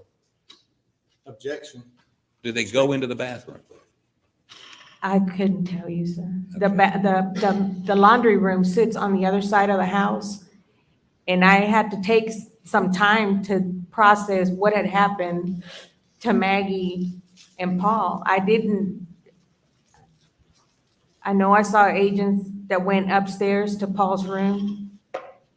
I saw them walking through the house, sir, but I don't know what they took, what they didn't took. All I can tell you is what I saw when I got there. Okay. While they're there or after they left, is that when you went into the bathroom and saw the khaki pants, somebody taking a shower, there was a towel on the floor, khaki pants on the floor? Was that before or after they left? Yeah, after. Okay. So all those items would have been there for those folks to see, as far as you know. Yes, sir. Now, let me ask you a couple of things and about what you saw. They keep showing you this picture by the tree of Alex, And he appears to have on a khaki pair of pants in that picture, correct? Yes, sir. And I mean, I'm sure he had a number of different pairs of khaki pants, but were those khaki pants similar to the ones he has on in the picture? Could they be the same ones? They could be, but he had several. Right. And in terms of somebody had taken a shower, it looked like there was water on the floor. Yes, sir. Now, did Alex take a number of showers every day? Was he a prolific shower taker? Not that I'm aware. He would get up in the morning, take a shower, and go to work. But did he take showers other times during the day? I wasn't there in the evening hours, so I don't know. Okay. So, but it wasn't unusual for when you got there to find a towel on the floor and water on the floor from him having taken. That wasn't unusual, no. Okay. And I think that when you were asked about a shirt, and we can pull this if you want to go back to, whether there was a shirt there also, you said you couldn't remember. Is that correct? With regard to, Whether there was a shirt with the khakis on the floor. You said, I couldn't remember. I could not remember whether there was a shirt with a khaki pants. All I remember is a white damp towel sitting there. Okay, and the khaki pants. Yes, sir. But you don't remember whether, and I think you told the grand jury, I don't remember whether it was a shirt or wasn't a shirt, correct? That is correct. And that's today. You can't tell this jury there wasn't a shirt on the floor. You just can't, you can tell them you don't remember, correct? What was your question? You can't tell this jury there wasn't a shirt on the floor because you can't remember whether there was a shirt on the floor or not. Isn't that what you told the grand jury? Yes, sir. Okay. So we know there's a pair of khaki pants. There may have been a shirt. And those shoes, well, let me ask you this. Do you know on the night of the 7th, Yes, sir. Alec had left, correct? He wasn't there when you got there the next morning. No, sir, he wasn't there. Okay. And matter of fact, he never spent another night at Moselle that No, you sir, knew. he did not. She knows, Your Honor. You can answer if you know whether or not he's ever spent another night there. After the murders, did he ever spend another night at Moselle, to your knowledge? He did not. So when he left that night, on the night of the 7th, and went to his mother and father's house, you don't know what clothes he took with him, what shoes he was wearing? You have no idea, correct? That is correct. And were you aware that SWED had confiscated the clothes that he had on? At that moment, I didn't. Okay. Well, you are now. Yes, sir, I do know now. Okay. A white T-shirt, pair of shorts that he showed you, and whatever shoes he had on, some sneakers, right? I didn't see the sneakers, but I saw the clothing items. Okay. And so he had to put on, if they did that, other clothes to go over his mother's house, correct? Objection. Would it stand to reason he'd have to put on other clothes or go in his underwear? I would assume so, yes. Okay. Do you know what he wore over at his mother's house? No, sir. Do you know whether he wore those shoes? No, sir. You don't know. So Your when, Honor, objection. Basis for the objection. I don't To know. which question? To that last one, shoes. I don't know what specificity he says to those shoes. I don't know what he's. I'm sorry, the shoes that you say you saw in the Snapchat photo, you say you never saw again, right? That is correct. Okay, you don't know whether he wore those shoes the night of the 7th over to his mama's house, do you? I don't know that. I wasn't Okay. there. You don't know what he wore over there, correct? That's correct. I wasn't there. He may have even worn that shirt that you said you never saw again, correct? Objection. Objection's overruled. Right? Correct. Okay. Now,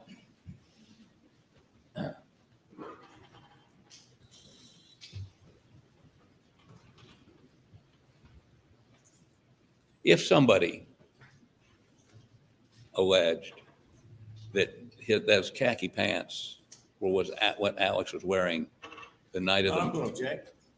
I need to hear the question. I can't finish the question. I'm sorry, Your Honor.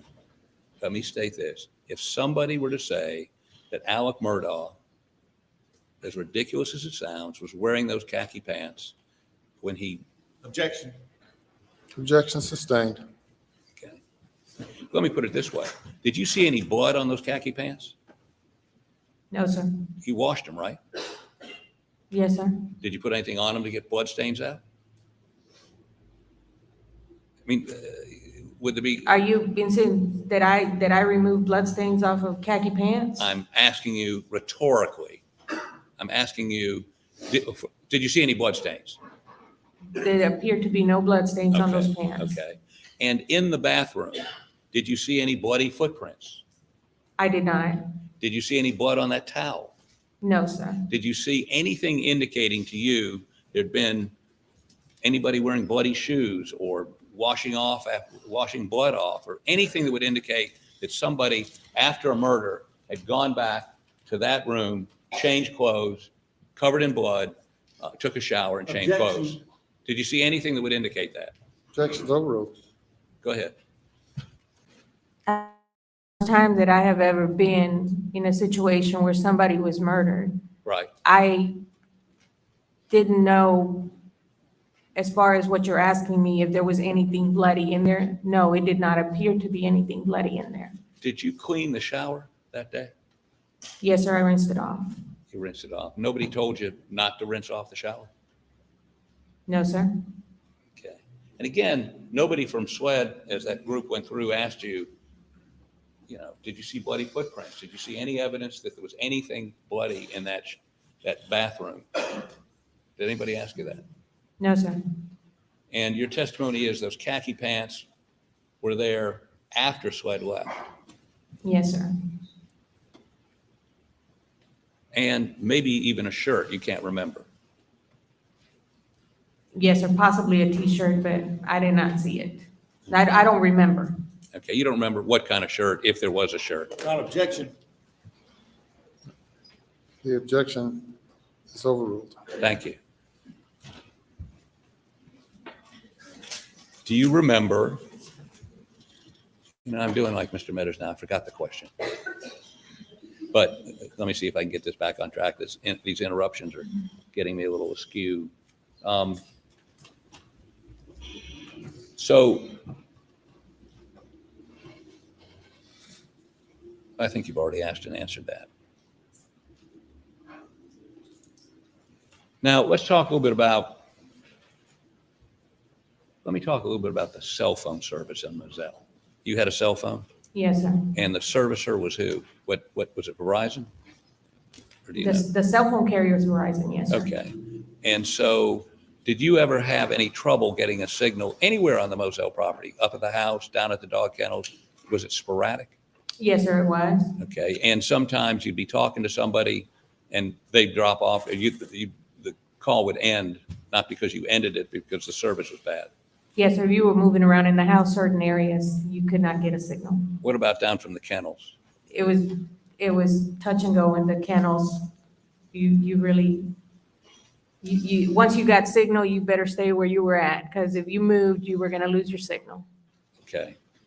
So it would not be unusual at the kennels, if you did move, that if you were having a conversation or getting texts or trying to answer a text, you wouldn't be able to do so.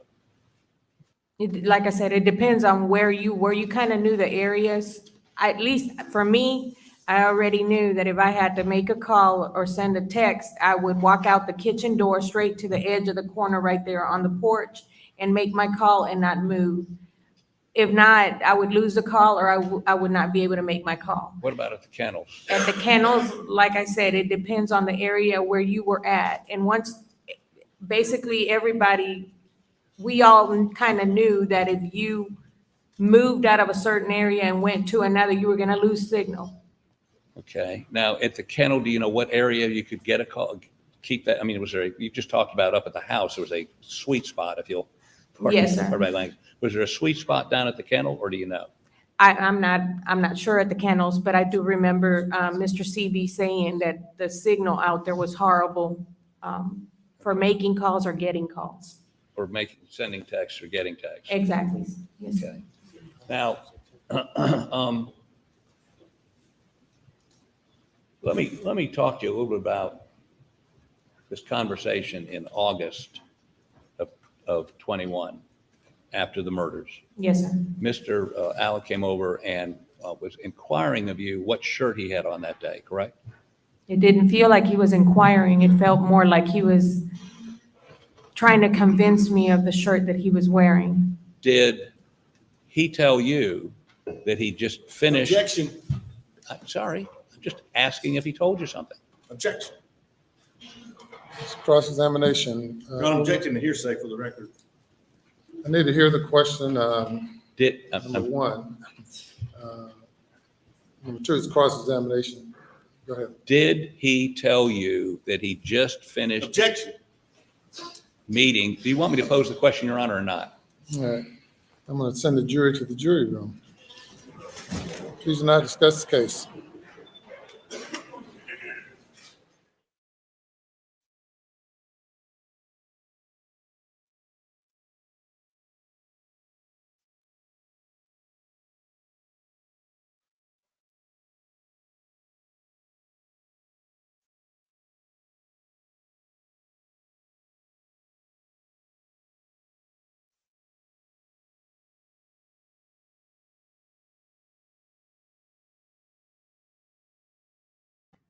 Well, we know the haters are infiltrating Bullhorn Betty's channel, but that's okay. We just What moved is that the to question? an hour.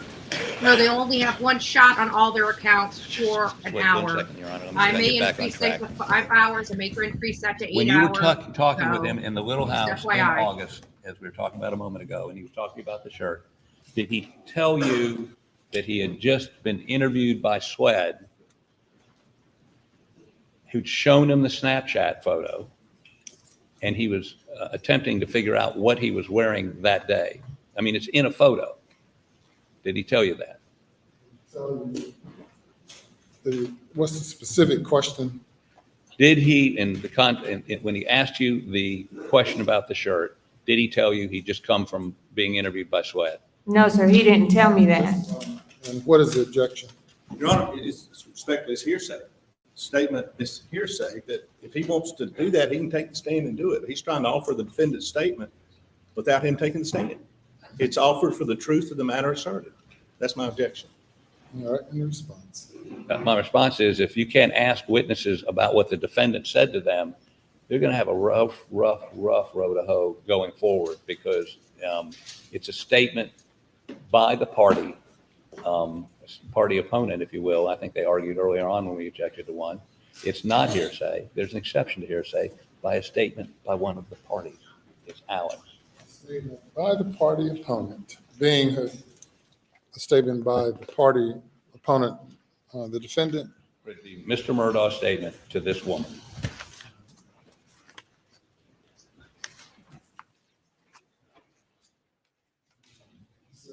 Others? Not this matters. I've been doing this 35 years. He's on trial. We know that. But I'm just saying, it's not a party opponent. He's trying to get in a statement from the defendant. Statements against interest, that the state, there is a difference between the state asking what the defendant said and the defense. And if they hadn't objected to some, they thought that's their prerogative, but they're trying to offer the defendant's statement in evidence without him taking the stand. I respectfully think that's objectable as hearsay. He's the defendant on trial. They're offering it for the self-serving hearsay. They're offering it for the truth of the matter asserted. And I respectfully think that he's got to take the stand and get that information in. And Your Honor, maybe I'll make this simple. What would your answer to that question be now? Did he tell you about talking to Swed that day? No, sir, he did not. Okay. Your Honor, 801D2 allows us to ask the question and not the defense. I don't understand what the self-serving is. She didn't say anything. He didn't say anything about Swed. Your Honor, he could get his whole case through witnesses and he wouldn't have to take the stand. Absolutely. And that's not You've got appropriate. a Fifth Amendment right No, sir. to not take the stand. That's right, but you can't. I think Brent will let you all debate the issue between the two. I apologize, I'll Your rule Honor. when I get that. All right.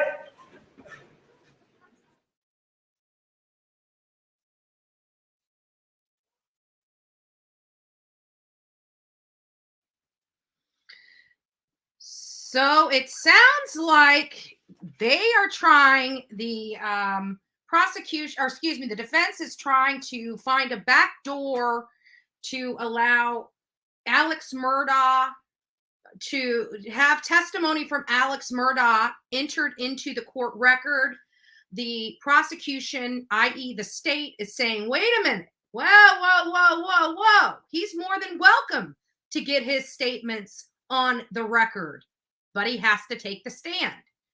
So there's going to be this dueling back and forth as to what they're going to be allowed to bring in with the questioning of this the state's witness, but Bianca, who it sounds like Alec called B. The judge is not really entertaining this right now. He's saying, hey, you guys need to debate these facts. I'm staying out of it. Once you debate the facts, you can bring me back in and I will give you my ruling. But he's hoping that the attorneys work this out amongst themselves so he does not have to rule on it. This lady's testimony is very damaging because there are shoes that are missing from the house that have always been there. 2 pairs of shoes, the Sperry's that Shelley saw him wearing, as well as his house shoes that Bianca saw him wearing, are no longer in that house. The blue shirt he was seen in that Snapchat video of Paul Murdaugh, that shirt is missing. She testified that obviously somebody took a shower. She didn't testify who took a shower, but she did say that the khakis that she saw Alex Murdaugh leave that morning in were the ones in the closet with the wet towel on top of it. So, hey, April, nice to see you. So this testimony is very damaging to Alex Murdaugh. This is very damaging to his state of mind in and at the time. He seemed to be very concerned. He spoke to her in the smaller house. I keep wondering if those smaller houses were the ones that were back there. He did not leave for lunch, correct? We did not call a lunch break. He just told them that they must work it out themselves. Am I correct on that?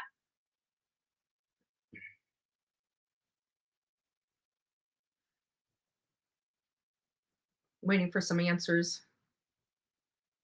Yeah, the judge does not play any game. Oh, I know, Sierra. He's pretty good. Come to find out, he was appointed in that position for this trial because I don't think they would have been able to find any judges that would not have to recuse themselves in a situation like this. Okay, so he just left. Okay. So got it. So he's allowing the attorneys to debate it for themselves. You can see as this testimony is, being cross-examined, even before it was cross-examined, when the state was questioning their witness, you could see the boxing gloves come off with the defense. And then now that the defense has it, prosecution at the state, they're not playing either. They're trying to introduce that Alex Murdaugh testimony in under the guise of this witness. And they're saying, wait a minute, he can bring in all the testimony he wants. He's sitting right there, but it's going to require him to be put on the stand to do so. We're not going to have, this, and there is hearsay rule exceptions, which I think is that 8033. So let's see, South Carolina.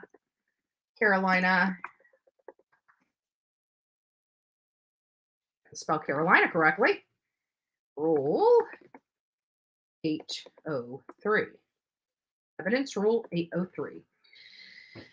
So how the 803, and they said 8033. So here it is. See if I can put this up. I probably won't be able to put it up without dropping the feed. So I'll just read it to you. So it says the existing mental, emotional, or physical condition. So this is hearsay exceptions. Availability of declarant immaterial. So this is basically saying this is a hearsay exception. So number 3 on the hearsay exception rule, it states, then existing mental, emotional, or physical condition. A statement of the declarant is the witness, then existing state of mind, emotion, sensation, or physical condition such as intent, plan, motive, design, mental feeling, pain, and bodily health, but not include a statement of memory or belief to prove the fact remembered or believed unless it relates to the execution, revocation, identification, or terms of declarant's will.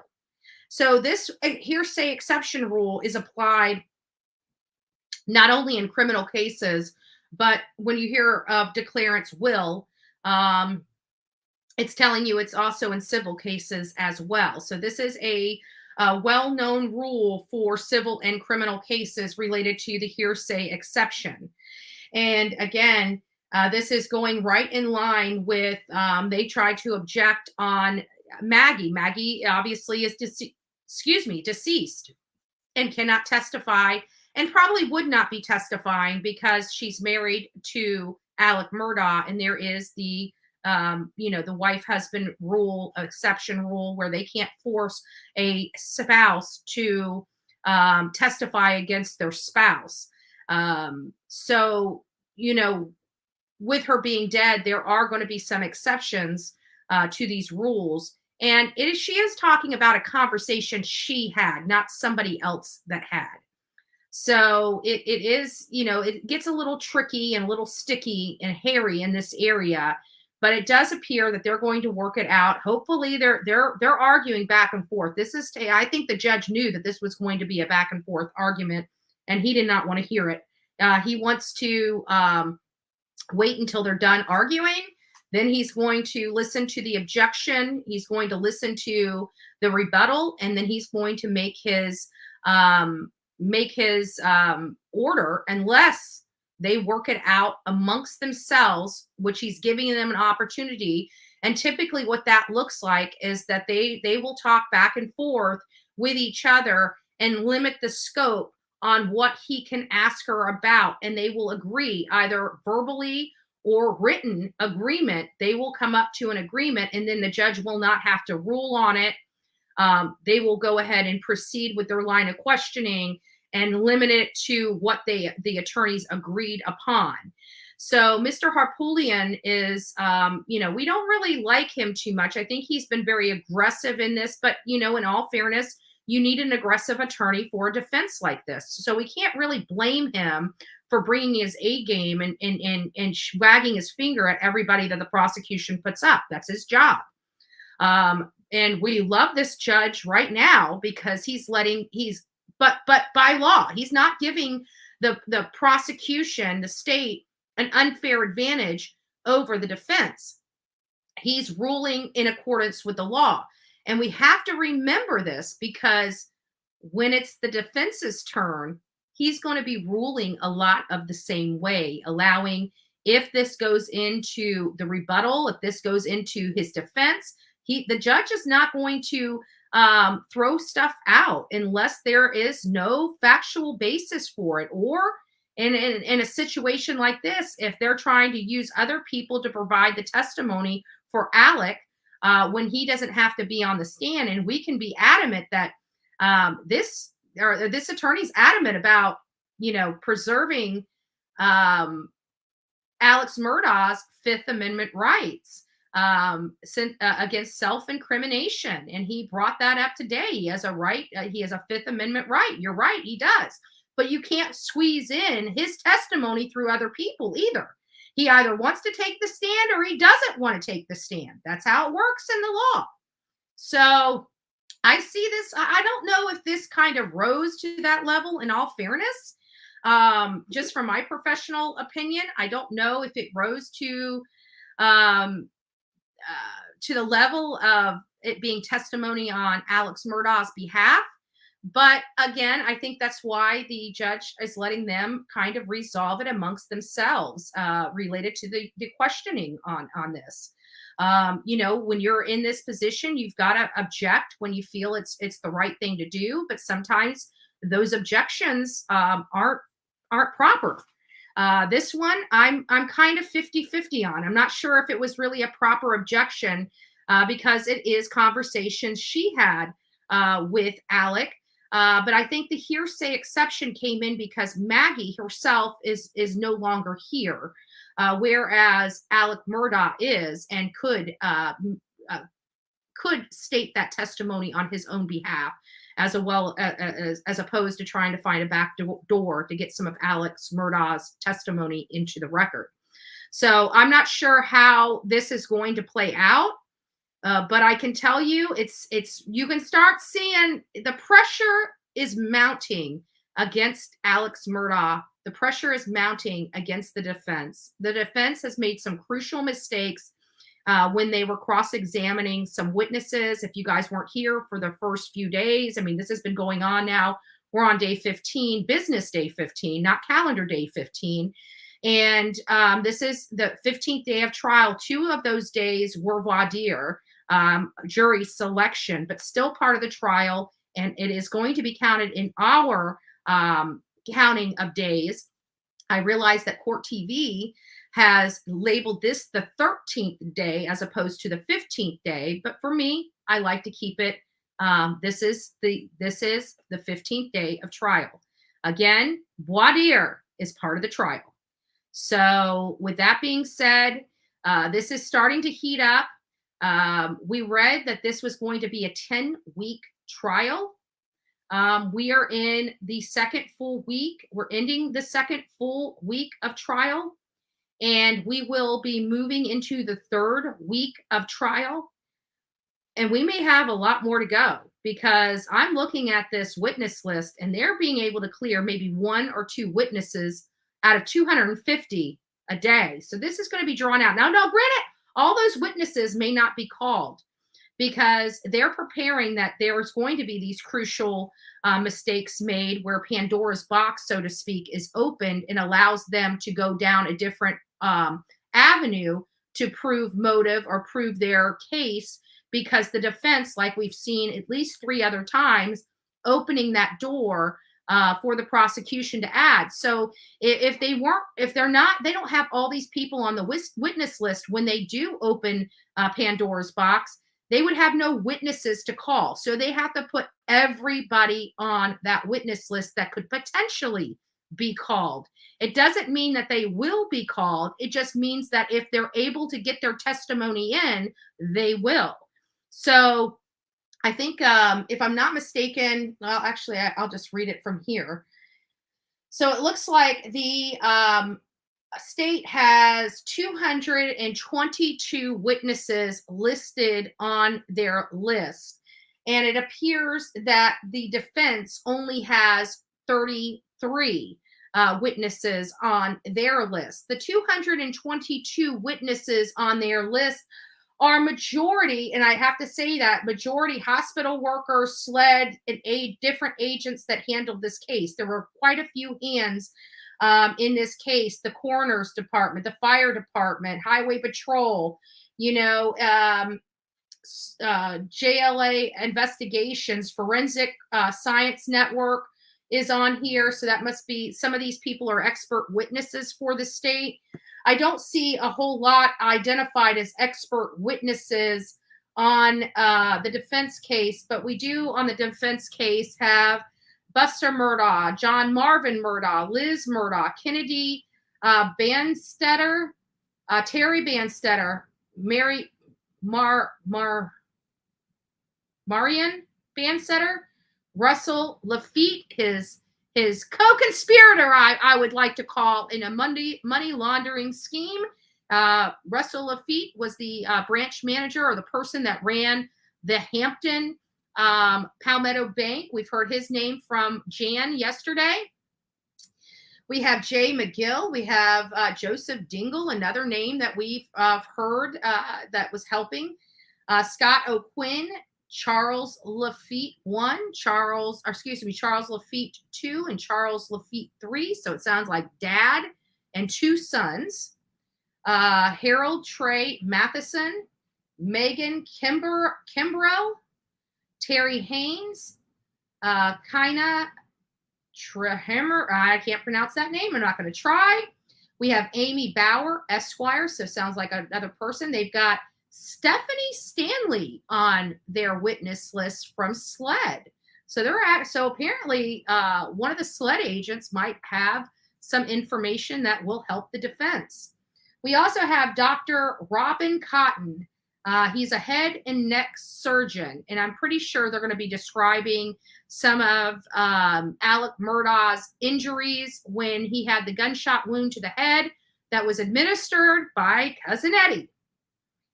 We have Dr. Jonathan Eisenstadt, which is a pathologist. We have Tim Palmbach from the crime scene analysis, sounds like an expert witness. Mike Sutton, crime scene exhibits and animation, sounds like an expert in that. Kenneth Zersi, crime scene reconstruction, so sounds like an expert witness.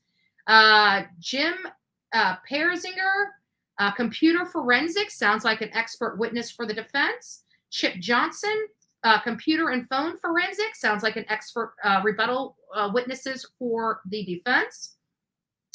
William Tobin, GSI and firearm ballistics. So these are going to be the people that they're bringing forward to dispute the state's evidence. Micah Sturgis, Cellbrite Digital Evidence. Dr. Amy Brodeur, BPA and CSI. Sounds like an expert witness. Lynn Murdaugh, Goatee. I don't know what that is, so it sounds like it might be a sister. Dr. Donna Maddox, psychologist. Eric Robinson, Kayla Robinson, and Philip Struther. That is all the 33 witnesses for the defense. And again, they're trying to get testimony in through the housekeeper, Maggie's housekeeper, Bianca. They're trying to get testimony from Alec without him taking the stand. So they are having, they are pulling teeth right now to come up with a reasonable stipulation or agreement on this testimony by the defense. This has been recessed until they can work it out. Lunch has not yet been called, but I anticipate it being called here in the near future. I hope I was able to summarize this case up for you guys a little bit and let you know what is expected. Again, we have had a lot of SLED agents and a lot of law enforcement agents, witnesses for the prosecution, i.e. the state. And they're having a tug of war right now over one of the witnesses they have on the stand that's being cross-examined by the defense. Her name is Bianca, and she was the house carekeeper of the Moselle property. And she, had private conversations with Maggie. She had private conversations with Alec. She actually lived in the property and took care of it because Buster and Alec were no longer going to return to the Moselle property. He just wanted her to keep it up until he decided what to do with the property. It sounds to me, by other testimony we heard yesterday, that he wasn't even interested in the property. The only person that really loved that property more than anything was Paul. Maggie didn't really care for that property. Buster really wasn't invested in that property. It sounded like from his best friend's testimony, he didn't really care for the property, Alec. It seemed like this property was the place that Paul loved. So, Paul was attached to this house. Maggie was attached to the beach house. These were the two properties that Mark Tinsley wanted signed over for the benefit of his clients. Again, Maggie believed this was a $30 million lawsuit. It looks like they were willing to settle on $10 million, which would have been losing two of the properties, the Moselle property and the, I can't remember what they called the other property, but it was the beach house. Bianca is fire against the defense. She is. Well, you got to think of it. She loved her bosses, and people are like, well, it's odd to love when you're working in a house like that. And you're in the South, just the South in general. Usually when you work for somebody, they make you feel like part of the family. It's just Southern hospitality. That's what we're taught to do. It's how we are, our mannerism is much different than that of, say, a city life. Okay. So this idea that when you have people in your house and they're cleaning for you and cooking for you, and they're there day in and day out, it's hard not to have friendships. It's hard not to, it's a different environment than, say, an office environment. But even in an office environment, I've fixed the lapel of my my attorneys before. You know, they're getting ready to go into court. They got they're disheveled. You know, you fix them up. That's what you do. That's what a good assistant does for their boss. So, you know, the whole lapel thing, it didn't really bother me. I think it was, you know, things happen for a reason. And I honestly believe if she did not do that for him that morning, she may not have known what he was wearing. So this is damning testimony, and she's explaining why she remembers. It's because she fixed his lapel. She fixed his collar, right? So anyways, post the link on BHB Facebook. I don't know what link you're talking about, but if you want me to see it, yeah, you can post it there. But many of you guys know I'm not really over on the Facebook side of things. My mods kind of run that whole entire system. So if something needs to be to me, for my eyes, you might want to consider emailing it to me.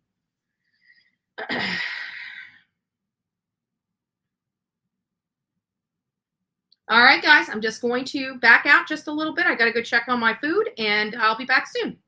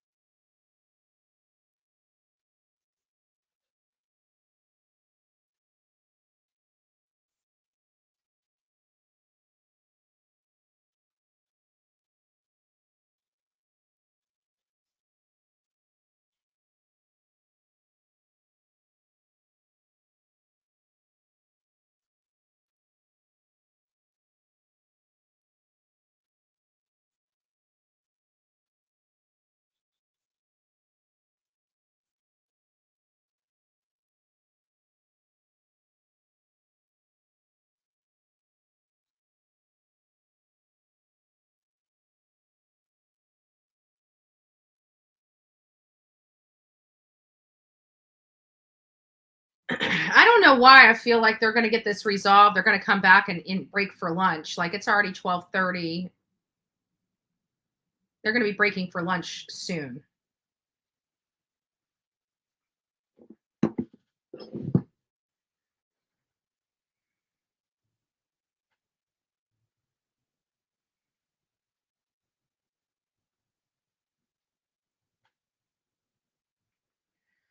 Okay, we got some information. While we're on here waiting for them, let me just pop myself back up here. There we go. Oh, I guess I should turn my camera on. There we go. Here's some breaking information in the Idaho 4. Let me come to order. We'll discuss this when we come back.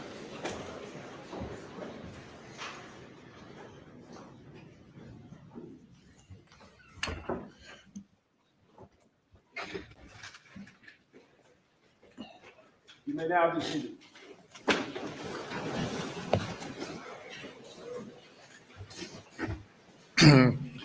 The objection is sustained. It's hearsay. You bring the jury. They're not allowing Alex to do a backdoor testimony. Good job.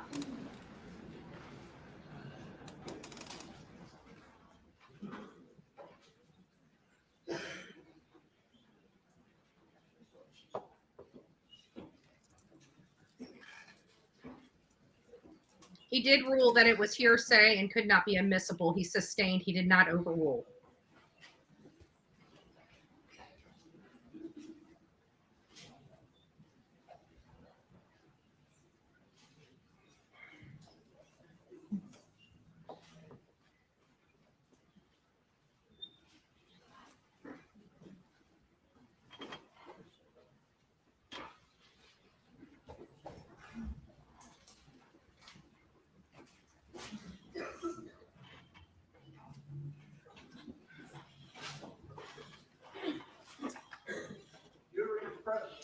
All right, thank you. The objection is sustained. Your next question. Please, court, Your Honor. Yes, sir. So this conversation occurred, I think, did you say prior to them going on a golf tournament, going to a golf tournament? Yes, sir. He said Randy had just dropped him off so that he could get his clothes because him and Buster and Randy were going golfing. Him and Buster and who? Randy. Randy, okay. We're going to a golf tournament that weekend? I don't know if it was a golf tournament or what, but I know he said they were going away. They were going golfing. Okay. And speaking of Buster, can you point Buster out in the audience for me, please? Buster, where? Oh, you're back there. Okay, I'm sorry. Stand up, please. Yes, sir. Is that Buster? Yes, sir. Okay. Y'all always had a great relationship, right? Yes, sir. Okay, He's a thank you. good kid. I'm sorry? He's a good kid. He's a good kid. Okay, so one of the other questions I have is, did you ever see Paul with any guns? Yes, sir. No? Yes, sir. Oh, I'm sorry. And did he have guns around all the time? Yes, he did. Matter of fact, they're all guns all over that place, right? In the vehicles, on the go-karts, sometimes in the hangar. So did Paul ever leave guns? Just where, if he was, for instance, down at the hangar, would he ever leave guns down there? I have found one occasionally out there. A pistol or rifle? A rifle. You know what kind it was? No, sir. Okay. And do you know if he ever left any down in the feed room? Not in the feed room. I'm not sure about the feed Okay, room. you never saw anything in the No, feed sir. room. I believe in one of your statements, I read that sometimes he'd leave him somewhere and actually there'd be rust on the rifle or the shotgun or whatever. If he left it on the golf cart outside, he would sometimes leave it laying across, and I would get it in the morning, and already the dew would rust off. And that would be a golf cart he would drive down to the kennels, for instance? Yes, sir, whichever one he was in, and he preferred the gas. The gas one is usually where I used to find Gas? golf Golf cart? cart, yes. Okay. And so that would be a way he would get down to the kennel sometimes? Sometimes, the majority of the time, he was either in Dolly or in his own truck. In what? Dolly, What is Dolly? the F-250. I forgot, y'all name all your trucks, or they named all their trucks, right? Yes, sir. Okay, so most of the time he would be in a truck, but sometimes he would take the golf cart, if you will, down there. Yes, sir. And apparently sometimes he had guns in the golf cart. Yes, sir. Okay. Now, let me touch a couple of other things.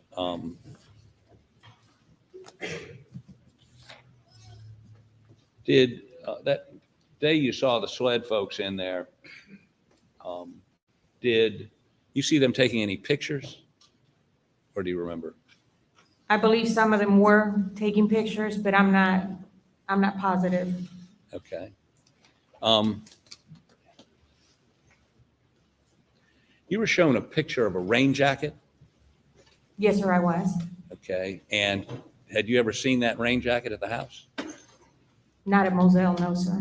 Correct. You ever, and what size clothes did Alec wear? 2XL. 2XL, not just a large. Would anything, a large fit him?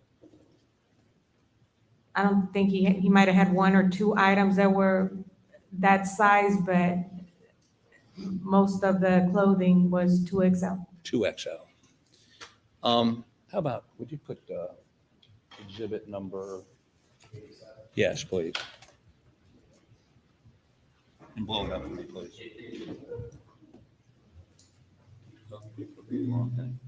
Okay, how about make that bigger for me, please? No, not the rain jacket. I'm sorry, the Snapchat picture. Apologize. Well, wait 1 second. You see that rain jacket on there? Yes, sir. You've never seen that, according to your statement, never seen that at I've Moselle. never seen that jacket. Okay. And you knew pretty much everything, every piece of clothing that was there, right? For the most part, yes. Yes. Okay. And how many rain jackets did Alex have? Remember? Too many to count. Too many to count. Okay. But none of them looked like that. No, sir. Okay. How about blow that up for me, please? Can you make it any better, closer? Yeah, that's good right there. And that shirt is that the one he was wearing that morning? when he No, left? sir, it was not. It's not. No, sir, that was not the shirt he was wearing. And this is at 7, you understand this is 7:40 PM that evening when he's out with Paul. I wasn't there then. Okay. But that's not the shirt he was wearing when he left that morning. That is correct. That was not the shirt. Okay, take the course and indulgence, one moment.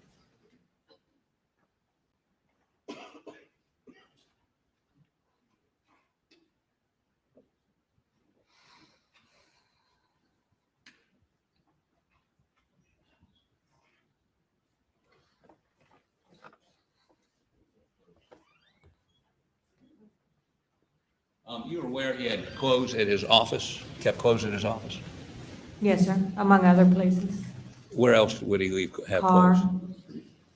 He have it in a car? Yes, sir. Where else? In Edisto. I'm sorry? In Edisto. In Edisto, okay. But if he was in the Moselle area, if he was going to change his shirt from in the morning, would he have changed it at the office or got something out of his car? You don't know? I don't know. Okay. I don't. Okay. Now, let me show you.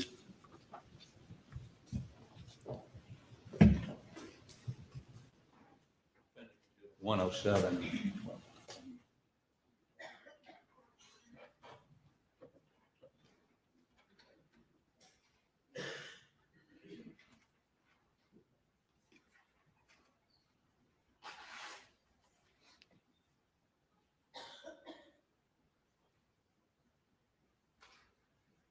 No objection to 107. Can you tell the jury what that is, please?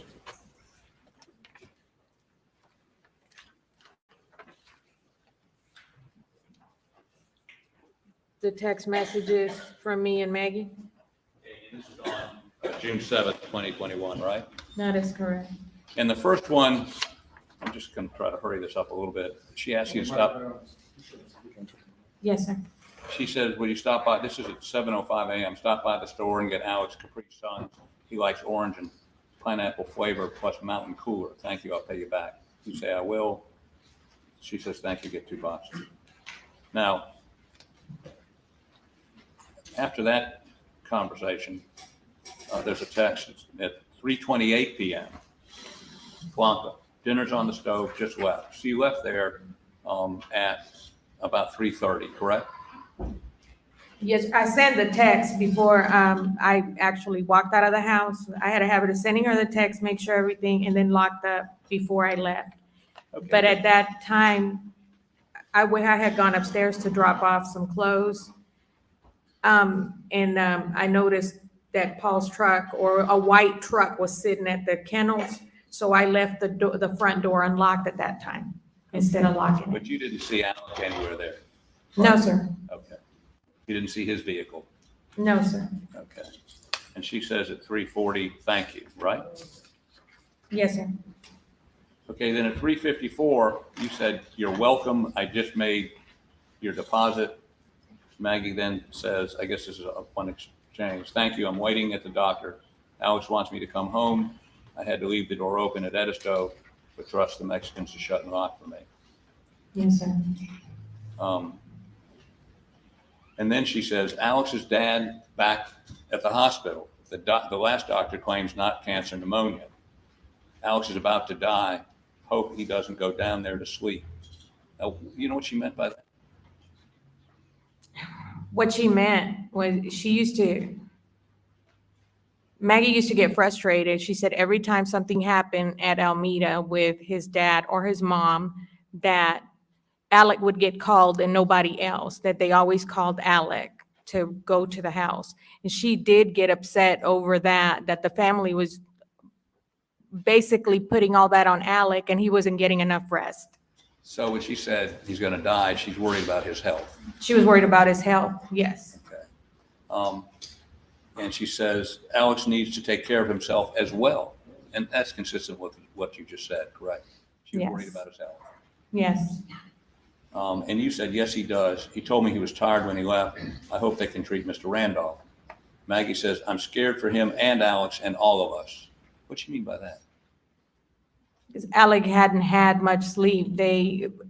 That was her main concern, was the fact that her main frustration was the fact that in the middle of the night or whenever, if Mr. Randolph or Miss Libby were uncomfortable, that they would always, she seemed to think that they always called Alec and there goes Alec, to take care of it. And she felt that it wasn't fair that he was the only one having to take them. And your response to that is, I know, just pray about it and hope he gets a little better. Is that what you said? Yes, sir. And you say, Alex and you really need to relax. Always being on the go with little or no sleep is not healthy. Remember, I have a doctor's appointment in the morning in Beaufort. If I get done early, I'll go to Moselle. I'll let you know. And she says, no worries, right? Yes. Now, oh, you've got the exhibit. Take that from me and hand it to. Okay. So,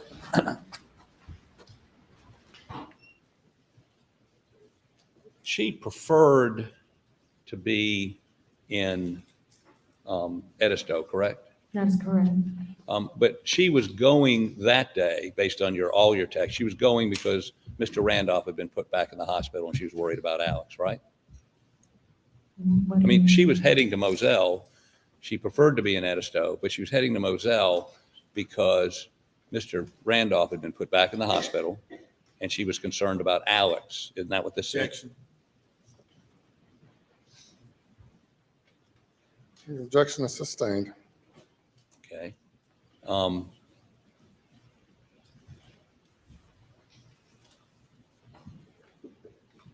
She indicated to you that Paul was coming in your telephone conversations, correct? That is correct. And did she indicate in your telephone conversations that she needed dinner for her, Paul, and Alec, right? Yes, she did.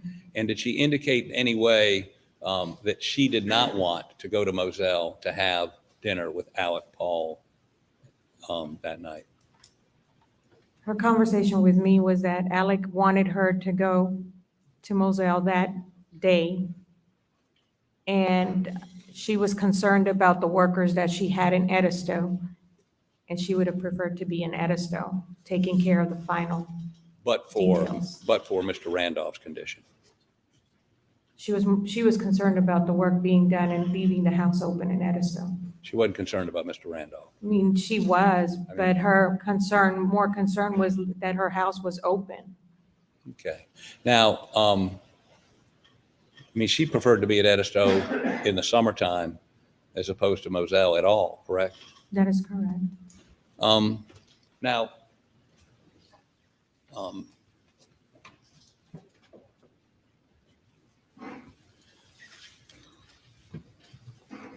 let me ask you, did SWED ask you about at any point about the clothes that Alex was wearing on the 7th? At some point, did they ask you that? Not until recent. Recently, right? Yes, sir. Okay. And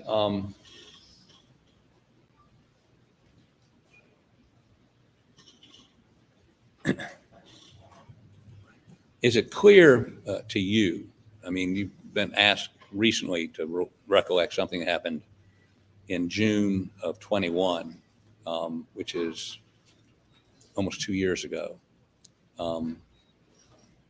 Did they ask you other questions about what happened on June 7th when they asked you about the clothes?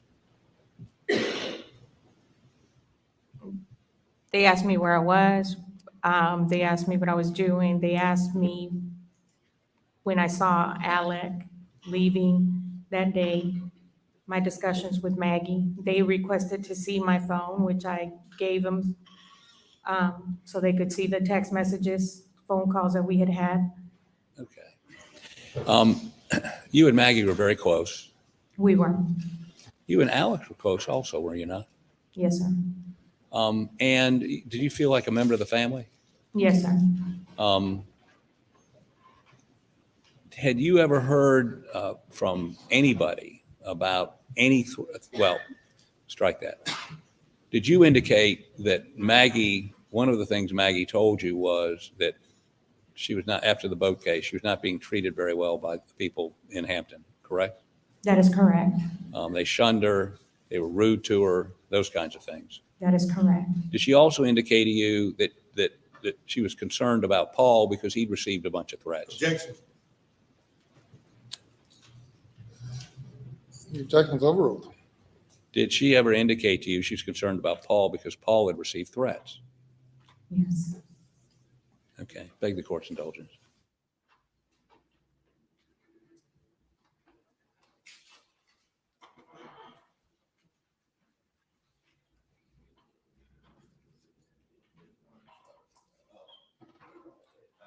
Apologize. I moved 107 into evidence. Have you got it? Is it up there? I gave it to the clerk. It's yeah. Any objection? Oh, I think I already said no objection. Submitted without objection.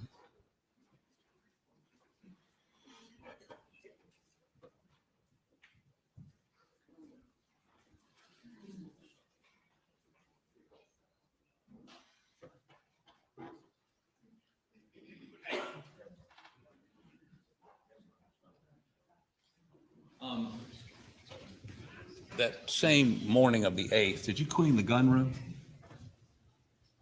I didn't go in the gun room. I went in there, but I didn't do anything in the gun room. Didn't pick anything up? No, sir. Okay, and when you went into the kitchen that morning, was there anything that would indicate to you that other people had been there the night before? Like glasses or bottles of water or anything? No, sir. Okay. Thank you. Redirect. Hey, please court.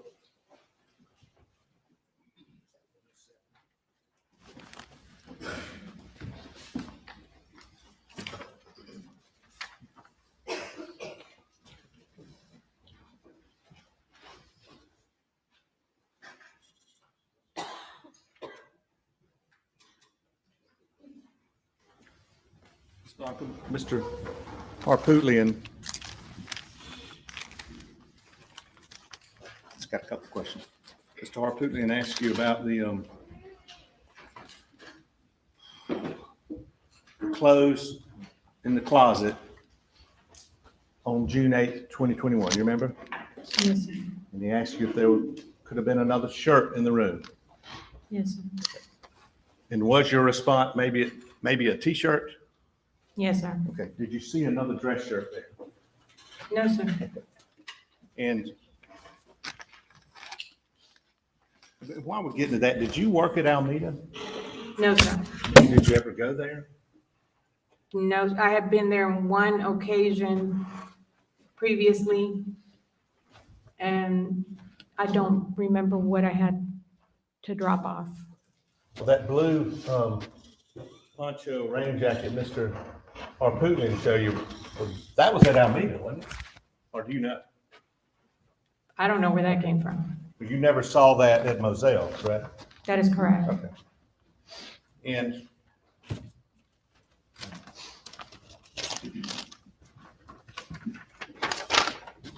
state 7, well, first of all, this is states 2.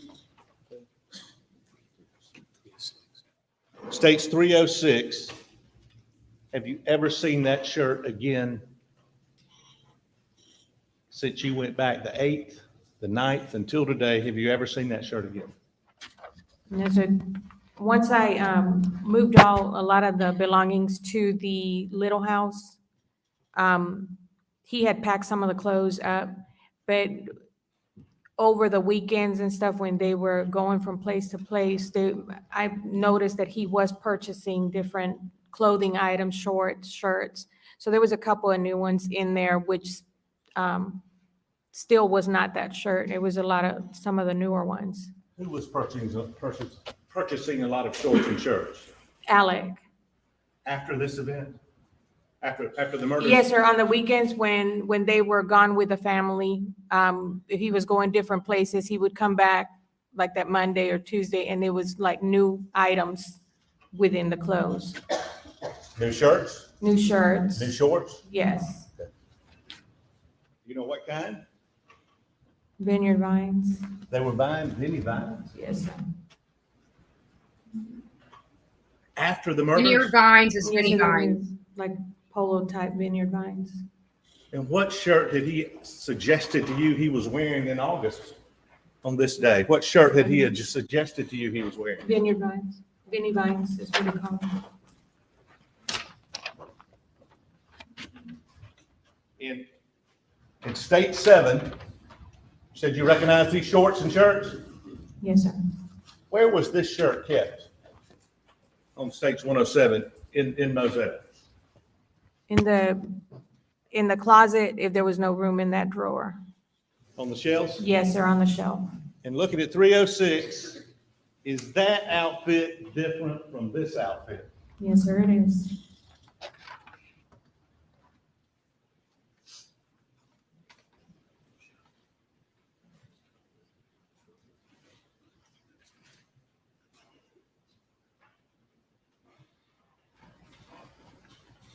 And I think Mr. Arputian showed you 107. Whose idea was it for Maggie Murdaugh to come to Moselle on the evening of June 7th?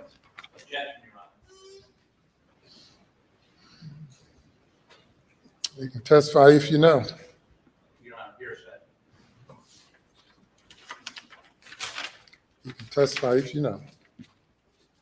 Maggie texted me that Alec wanted her to come to Moselle. And is that on 107 that Mr. Harputian just put in? Yes, sir, it is.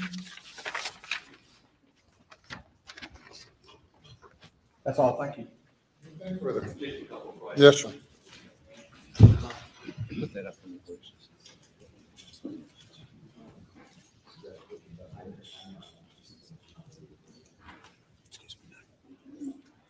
What's that exhibit?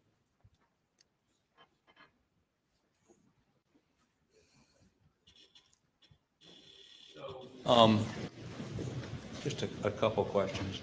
After Maggie's death and Paul's death, did you notice he was losing weight? Yes, sir, he was. Dramatic loss of weight, right? Yes, sir. So the clothes we can see him in that picture, he's fat is the wrong word, but overweight kind of guy, big guy, fleshy looking guy, right there, okay? Now, so he needed to buy new clothes because the other clothes were falling off of him, right? I assume so, yes, sir. So it wouldn't be unusual for him to need to buy new clothes because he's losing weight. I guess. Okay. Now, this is 306. This is the picture. And you say this is a shirt like a Columbia shirt, right? Yes, sir. Now, a Columbia shirt, don't they have a logo that says Columbia? Yes, sir. You know, the sleeve or, You see one on here? I don't see anything on the shirt. The style of shirt is the Columbia style shirt. It's not you're not saying it was a brand name Columbia shirt. You're saying it was a Columbia style shirt? Yes, sir. Okay. And your testimony again is this is not the shirt he walked out with that morning, He did not walk out with that shirt that morning. but those could be the khakis he walked out with that morning. Possibly, yes. And when you say you never saw that shirt again, you did see those khakis again, did you not? Yes, sir. I watched those khakis. They were in the bathroom. I'm assuming it was the same pair because he only had a few that he wore. Right, okay. And in addition,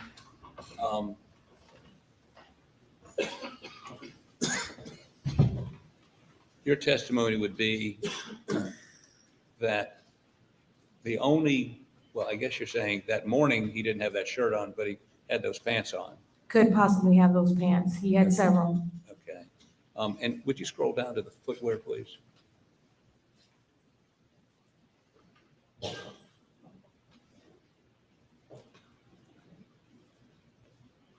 Okay, those are loafers, right? Yes, sir. And what do they seem to be made out of? Like soft leather. So your testimony is that those were shoes he only wore around the house. He had like house slippers. Usually when Alec would go outside, he had them Georgia boots that he would wear or the duck boots, and those would be left by the front door when I would walk through the door in the next morning. In June, it was pretty hot down there in Moselle. Yes, sir, but those were his go-to shoes when he would go outside or mess around, like he said with Paul that day. What kind of shoes was he wearing when he went to work that day? The dress shoes, a pair of brown leather. Okay. Now, when were you first asked about what he was wearing that day?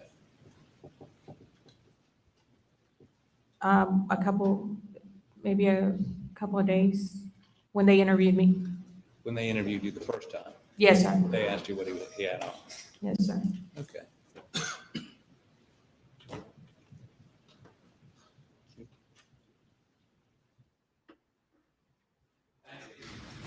You may step down.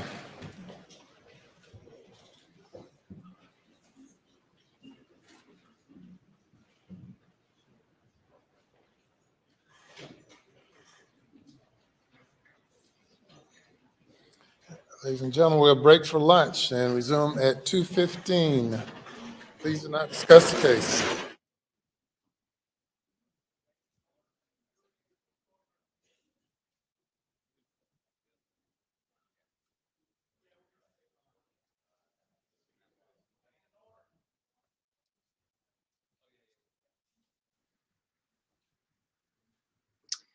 All right, guys. Well, it's a break for lunch. I am going to grab myself some beverages. I'm running out of coffee.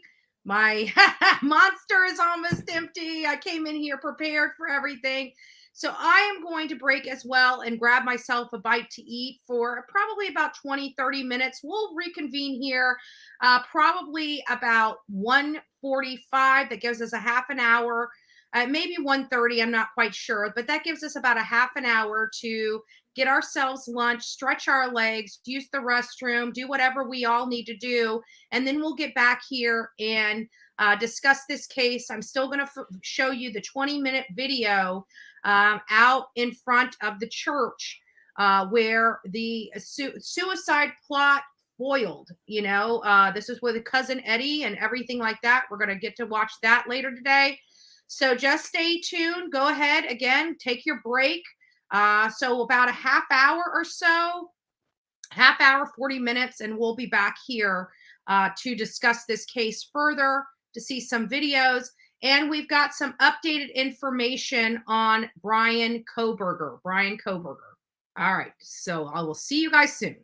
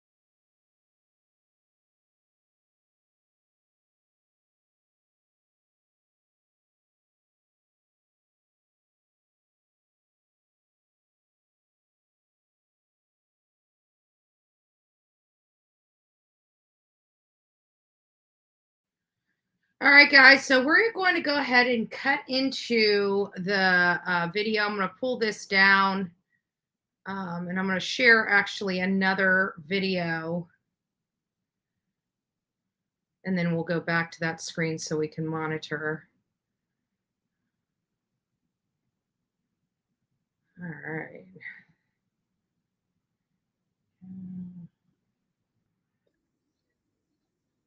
Alex Murdaugh case, at least for the next couple days. They're doing jury selection, as we found out. There has been an audio feed for that jury selection. Tomorrow we'll be a little bit well prepared for Alex. It's crazy because his name's spelled Alex, but he goes by Alec. Either way, this is a really bizarre case. We just covered Stephen Smith, which we believe the Murdaugh family may have been involved with his death, allegedly. His mom never believed that this was just a hit and run. She absolutely believed the Murdaugh family was involved even back then, and has been fighting for her son ever since, even though it was ruled an accidental death. That has since been reopened and is getting reinvestigated now that Alex Murdaugh is behind bars, allegedly, going to trial for the murder of his wife, Maggie, and his son, Paul. So we're going to fast forward just a little bit because that altercation, that incident happened in 2005. However, the incident that we're talking about today is the foiled suicide plot in which he involved his cousin, Curtis Eddie. He goes by the name Eddie. We have the 911 call here. Couple of things. I want you to listen to this telephone call, this 911 call. It is pretty extensive, but I want you to pay very close attention to it. A few things that I noticed in this 911 call is his lack of fear. His lack of, he's still in the area. He's trying to flag down people. His head's bleeding really bad. He tried to unalive himself with the help of his cousin. His cousin is a pretty rough looking guy, if I say so myself. I'm going to show you guys another photo of him, but here you go. Here's his cousin right there. That's Cousin Eddie. And again, just a real treat. So either way, what had happened is we don't know what kind of agreement or even how much Cousin Eddie was paid for this plot. But I just found it interesting because even the passerbys knew this appeared to be staged.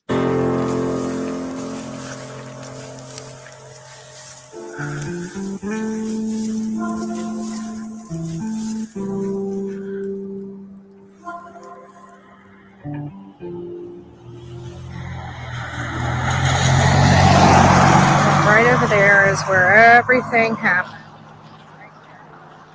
And his cousin Eddie Smith is the one that did it.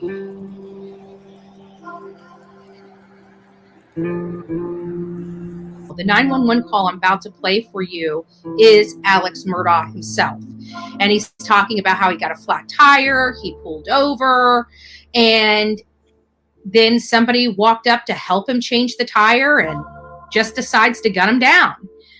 Well, what he failed to take note of is the church, St. John's, which I was there. You will see some footage before I play the 911 audio of what I saw while I was there.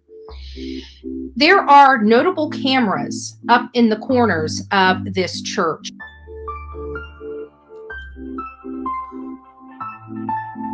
And those cameras are what ultimately discovered that Alex Murdaugh was lying and he had the help of his cousin Eddie. So I want you guys to let me know what you think of this. This is, again, a long-winded. You might want to put it on 2.0 speed so you can get through it. It's hard to hear. I'm going to try to elevate the volume as much as possible. I'm sorry if it's loud in some areas and lower in other areas, but it is the audio that was provided. So I just want you guys to listen to this and what are your thoughts on it? Because this is just, for me, pretty crazy. So without further ado, let me show you some clips that I got while I was at the church, and then we're going to follow up with the 911 call, and then in conclusion, I'll give you my final thoughts. Take a listen. Alex, roll down this way. You know Eddie Smith, cousin Eddie? I've heard of the name. The mugshot, the guy with the craziest mugshot. Oh, yeah. He's the one that was his cousin that he hired. Yeah. Okay. No, he actually didn't hire him. Yeah, I'm not going to walk all the way down there. Yeah, no. Don't worry about it. Okay, Hold on, let me. A little white piece of trash. Yes, That's where it all happened. right there. And this church had a security camera on the road. That's how they identified Eddie Smith's truck, because it was right behind Alex's Mercedes SUV. Gotcha. Get this thing smaller. That's how I knew he was lying right from the start. Gotcha.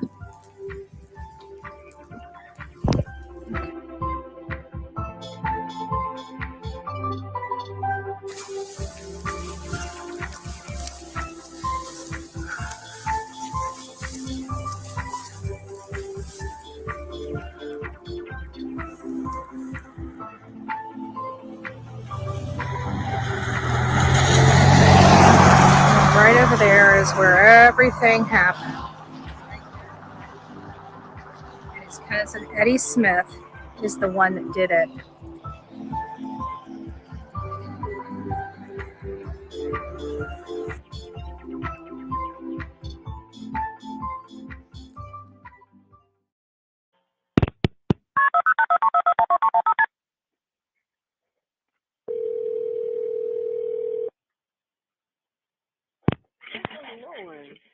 Hampton County 911, where's your emergency?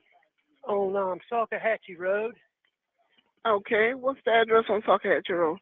I'm by the church. What church? What church are you talking about?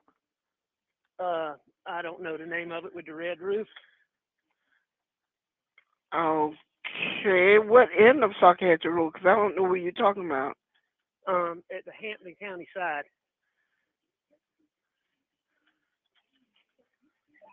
Okay, what's going on? I got a flat tire, Mhm. and I stopped, and somebody stopped to help me. And when I turned my back, they tried to shoot me. Oh, okay. Were you shot? Yes, but Okay. I mean, I'm okay.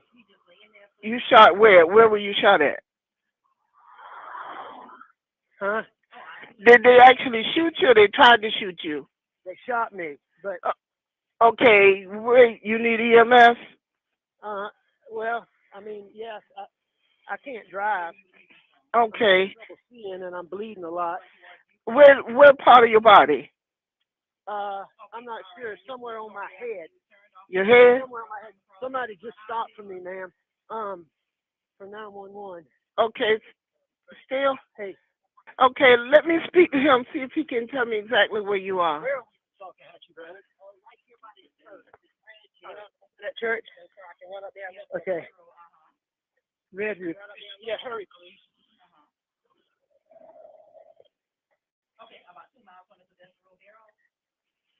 Okay, and what's your name? I'm still here. I'm still on the line with you. What's your name? Alex Murdaugh. Alex Murdaugh? Yes, ma'am. And you see you were driving, you got a flat tire, somebody stopped to help you and they shot you? Well, they pulled over, yes, ma'am, like they were going to help me. Okay, stay on the line with me. We're going to get some. I'm bleeding pretty bad. Okay. Stay on. St. John's Missionary Church. St. John's Missionary Church? Yes, ma'am. Okay. And can you give me a description of the person that shot you or shot at you? Yes, ma'am. I mean, it was a white fella. I'd say A white male? A fair amount younger than me. Really, really short hair. You have an ambulance coming, ma'am? Yes, sir. Yes, sir. Stay on the line. I got them on the way. You think one of y'all can drive me to the hospital? Yes, sir. You want to get the truck, though, because I got a baby and needs to go back. One of y'all could get in this car and drive me? They're gonna drive me to the hospital. Ma'am?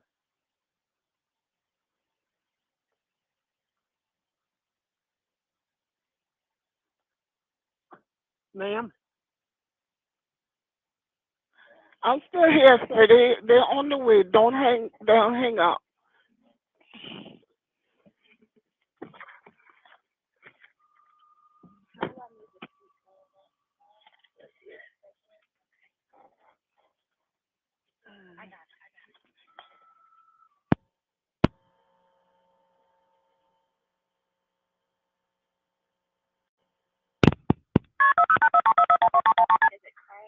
Yeah, it should be cranked, and that puts it in drive.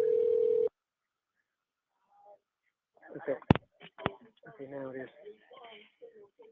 911, where's your emergency? Yes, ma'am, I lost you. This young lady is driving me to the hospital. She's carrying you to the hospital? Yes, ma'am. Okay. And who is this?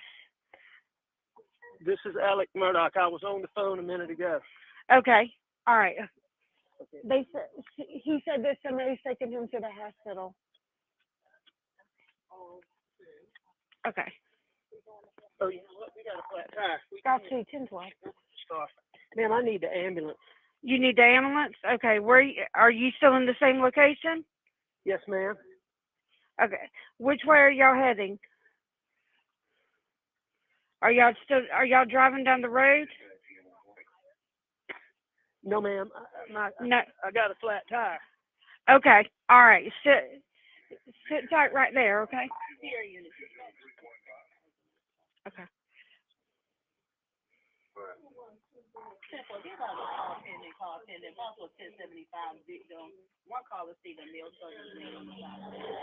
Ma'am? Okay. Yes, sir. We're still here. Hold on. We're dispatching now, giving them information. Where are you at? I don't want to get this all over your car. All right, now they're taking me to the hospital. Okay. So which way are y'all traveling? We're coming down Saltahatchee Road to the Hampton Hospital. Y'all coming down Salcahatchee? Ma'am? Y'all coming down Salcahatchee Road to to the hospital? Yes, ma'am. Okay. They said that they're coming down Salcahatchee Road heading towards the hospital, but all right, we're gonna keep EMS en route to you, okay? Okay. Are you coming off of Walterbur Highway? We'll be at Waterbur Highway in 10 minutes or so. They said in about 10 minutes or so they'll be at Waterbur Highway. Mhm.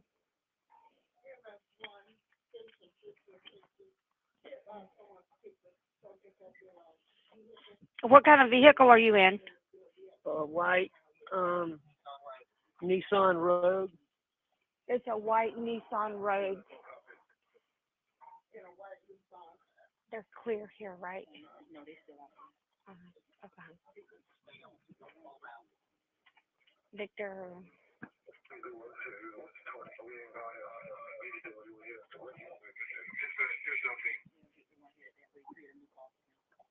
Okay.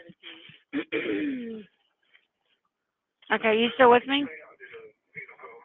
Hello? All right, you still with us? Yes, ma'am. Okay. All right, we're gonna hold on to the line. Where did it? Mhm.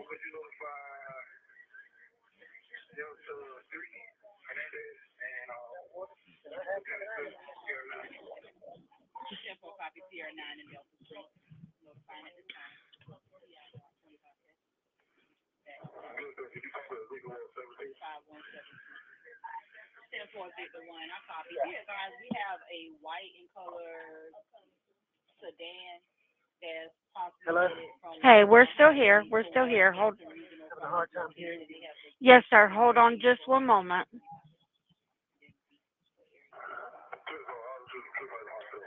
All right, we got they're heading out there towards you, okay?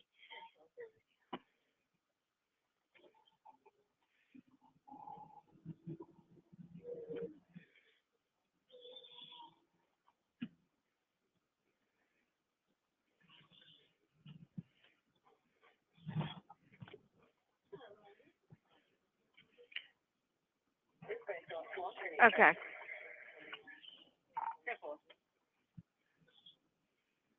All right. And y'all still heading down the road, Mr. Murdaugh? Yes, ma'am. Okay, y'all still heading down the road? Yes, ma'am. Okay. Okay. And what's a good callback for you, Mr. Murdaugh? We're at Lightsey Crossroads now. You're at Lightsey Crossroads now?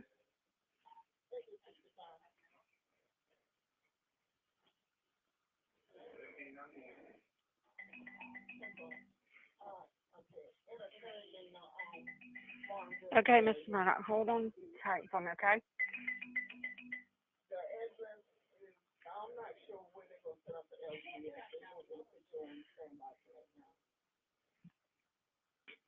And y'all on Walterboro Highway? Yes, ma'am. Okay. Thank you, Tammy. Welcome to the coffee club. Victor 1 dispatch.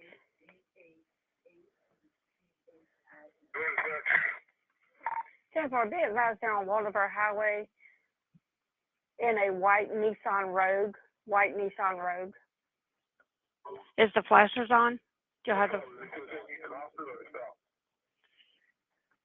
No, Jennifer, at this time, they're supposed 217 to the hospital. Ma'am? Y'all still on the... Okay. Y'all still 17. Do you have your flashers on the vehicle? Is the flashers on? Is the flashers on?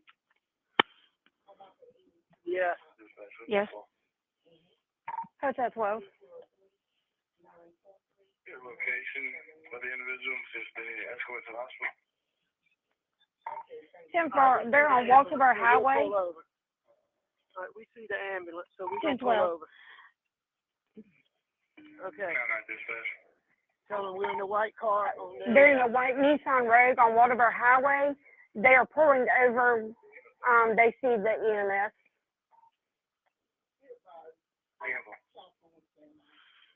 Okay, y'all stopped? I see them. You're at Walterboro Highway? And Yeah, where? they're here. They're here. Okay.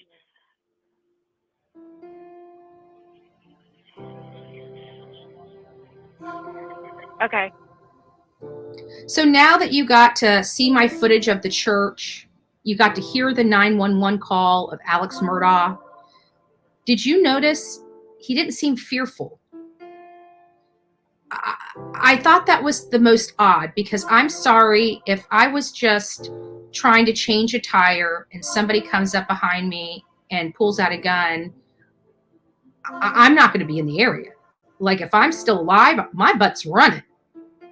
It's running down the street. It's screaming. It's flagging people down. When I called, you'd hear the shakiness in my voice. You would hear me completely hysterical. And that's what we were missing, in my opinion, from this. So I'm looking forward to reading your comments. Don't forget to share this. Don't forget to like it. And if you like the Bullhorn Betty channel, please take the button and push subscribe. And if you really like the channel, maybe become a member and help support the channel, as we don't sit at home. We go out into the field. We give you a front row seat to all the action. And as we cover these true crime cases, I want to thank each and every one of you for being here. Without you, this would not be possible. God bless each and every one of you, and stay safe out there.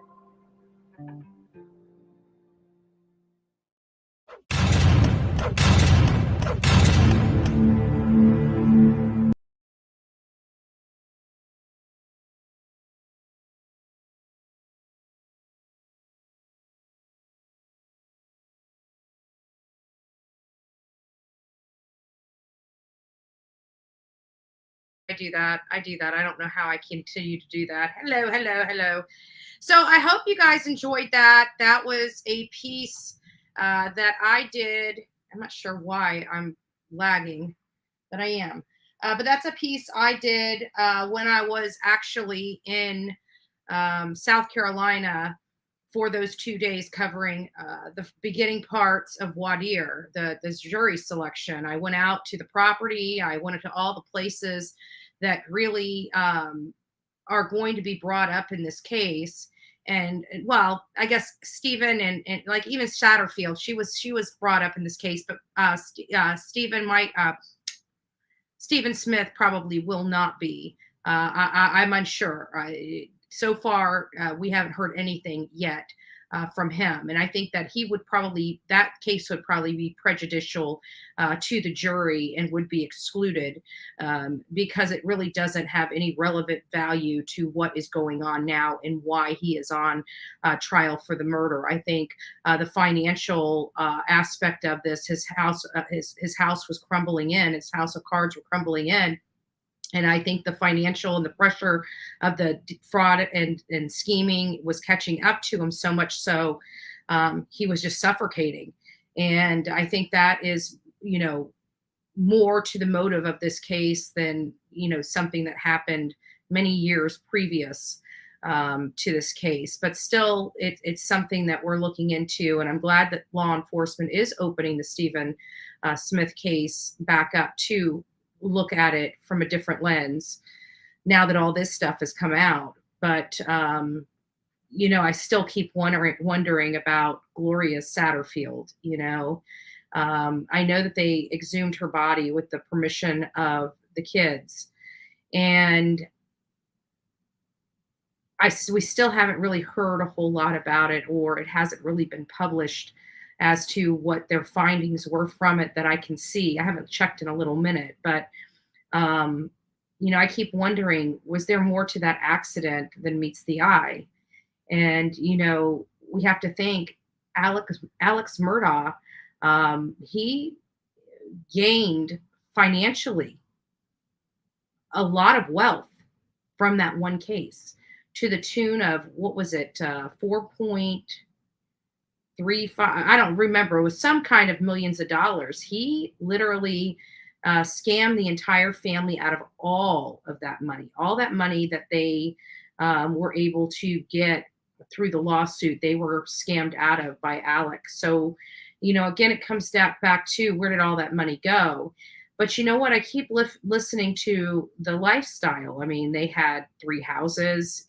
She was redoing one of the houses. I mean, they didn't like doing anything themselves. So it sounds to me like, they paid for everything, like even their housekeepers. I mean, we counted 2 different housekeepers. That's just for one property. What about the other properties? Those housekeepers have to be paid weekly. I'm sure they have some kind of benefits. I would presume that, you take care of the people that are taking care of you. I mean, literally, like they're washing their dishes and their clothes. They need to make sure those types of people are happy, right? So it's just, I don't know. But we're glad that the caregiver for Miss Libby, Alex's mom, I keep wanting to say Alex, but I guess Alec, plural would be, not plural, but hyphenated would be Alex. So it's just hard. I don't understand why he's got an X instead of a C, or when Alex became Alec.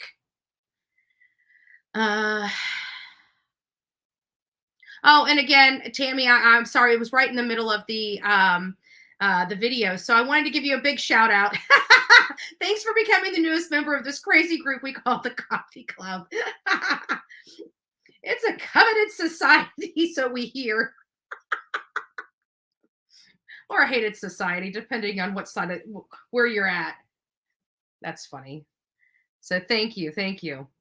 They didn't even put the dishes in the sink. I know. That when she was expressing and explaining all that, it really kind of painted a picture. And that's when I started thinking about all the, all the people that they had to pay to do stuff for them because they didn't really want to do it themselves. And, I don't know. But no life insurance. Tammy, they had life insurance. That's why the whole foiled plot was mattered, because he had a $10 million life insurance policy that was going to go to Buster. It was going to be 100% Buster. And I'm just, This is crazy, but I'm curious what this housekeeper knows. I mean, they are playing tug of war. Oh shoot, I need to put that back up. They're playing tug of war with this housekeeper because she is, really a great witness. Ooh, I almost forgot to put it back up. Lordy, lordy. There we go. Actually, I'll put it up here so we can watch it together as they come in and as the stuff. Yeah, but it wasn't until this lady that I started. We were all talking about where's the money, but when you start compounding, but he was still making a mess of money from the law firm. I mean, you heard Mark Tinsley's testimony about how he, when they were looking at the dockets, Alex Murdaugh was listed as the attorney on at least 50% of those cases. That's huge. So he knew he had to have been making money because he watches them come off the docket. He knows that they're settled or something like that. Maybe not to the amount, but I think he even attested that they put the settlement amount on those dockets for some reason. It's a badge of honor almost. Oh, I settled this case. I can only imagine, right? Amongst attorneys.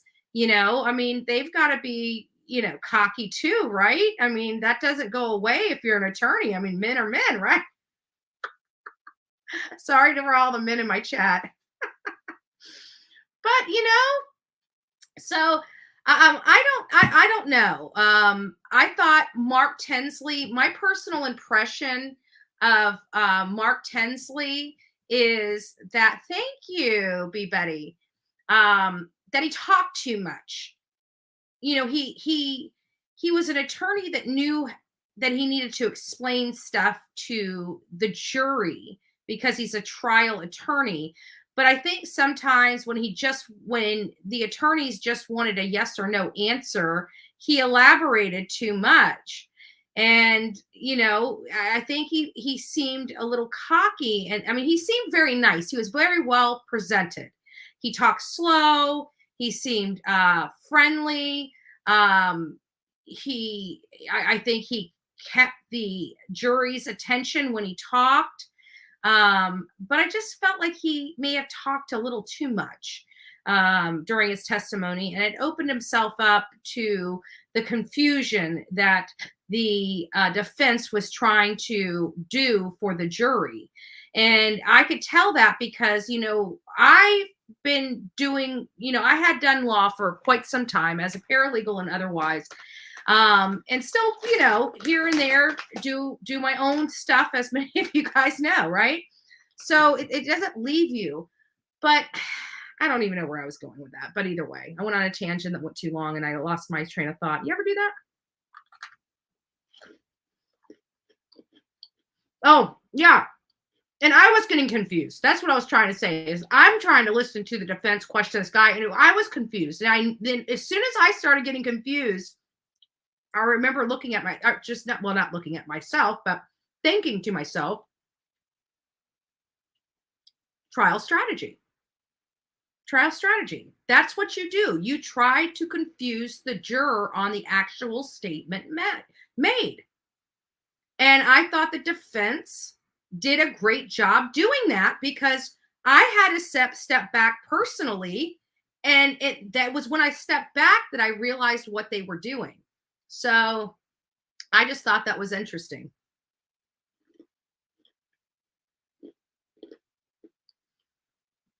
Oh, I'm going to go back to help me, Rhonda. The defense really tried to get it that Alex wanted Maggie to come there because of Alex's dad, but no, she only came there because Alex wanted her to come. It didn't have anything to do with his dad. Bingo. She was more concerned, as any woman. I mean, guys are not up on, stuff, but women are. We know where our jewelry is. We know where our valuable stuff. And I gotta think, with it being the beach house, it probably had a lot of her valuable stuff there. And to leave the house open, especially with contractors knowing she's not there, it has a hint of uncomfortability to it, you know? So I would assume that if she had to go, that she would have wanted to go home and close up the house before she went. So there must have been an urgency or timing thing that made her say, you know, okay, I'll just go straight there. So I don't know how that's going to play in, and if that would help the defense or the prosecution, or if that's even going to be alleged at all. But you know, it does for females. We don't like our stuff unlocked. You know, if I'm going around to the store and I like, if I know my neighbor's home, I feel comfortable here because my neighbor's always home. He's retired. He's the neighborhood watch guy. The neighbors across the street have a camera pointing at this house all the time. You know what I'm saying? And the people that just moved in next door work on cars out front of their house. So it's like literally everybody is here. Nobody's going to go into my house, right? So if I'm going up to the store, I may choose not to not lock my door. I might. But for women, we don't leave for hours at a time with our house not secure. It's just a female thing. It's a protective thing. Some guys have it, right? But not like women. I'm sorry. Call me a sexist. I don't care. We like to make sure our stuff is secure. Guys, they're just kind of willy-nilly. Exactly. Usually the contractor's not always there. It's just the workers only. Right. Absolutely. And so it's like, you know, I just don't, I got her point. It wasn't that the grandfather, you know, her father-in-law wasn't important. It had nothing to do with that her grandfather was not important. But, you know, he was on his last days. I mean, they knew that. She didn't want to leave her house open. I mean, I think she was fairly prepared. I mean, you're going to be upset and everything like that, but I think she was fairly prepared for her father-in-law, you know, in his condition. They probably, you know, with Alec being the only one constantly running over there to check on him and things like that, as that was testified by this very lady, Bianca. I think that it had nothing to do with the fact that his father, I think it was just had to do with her house. I mean, that is one of your most precious assets you have, and everything in it. You know, sometimes these houses, the contents inside the house are more valuable than the house itself. They could be those kinds of people. I would feel uncomfortable even living in the best neighborhood, leaving my property unlocked and unsecure. Call me crazy. That's all I'm saying.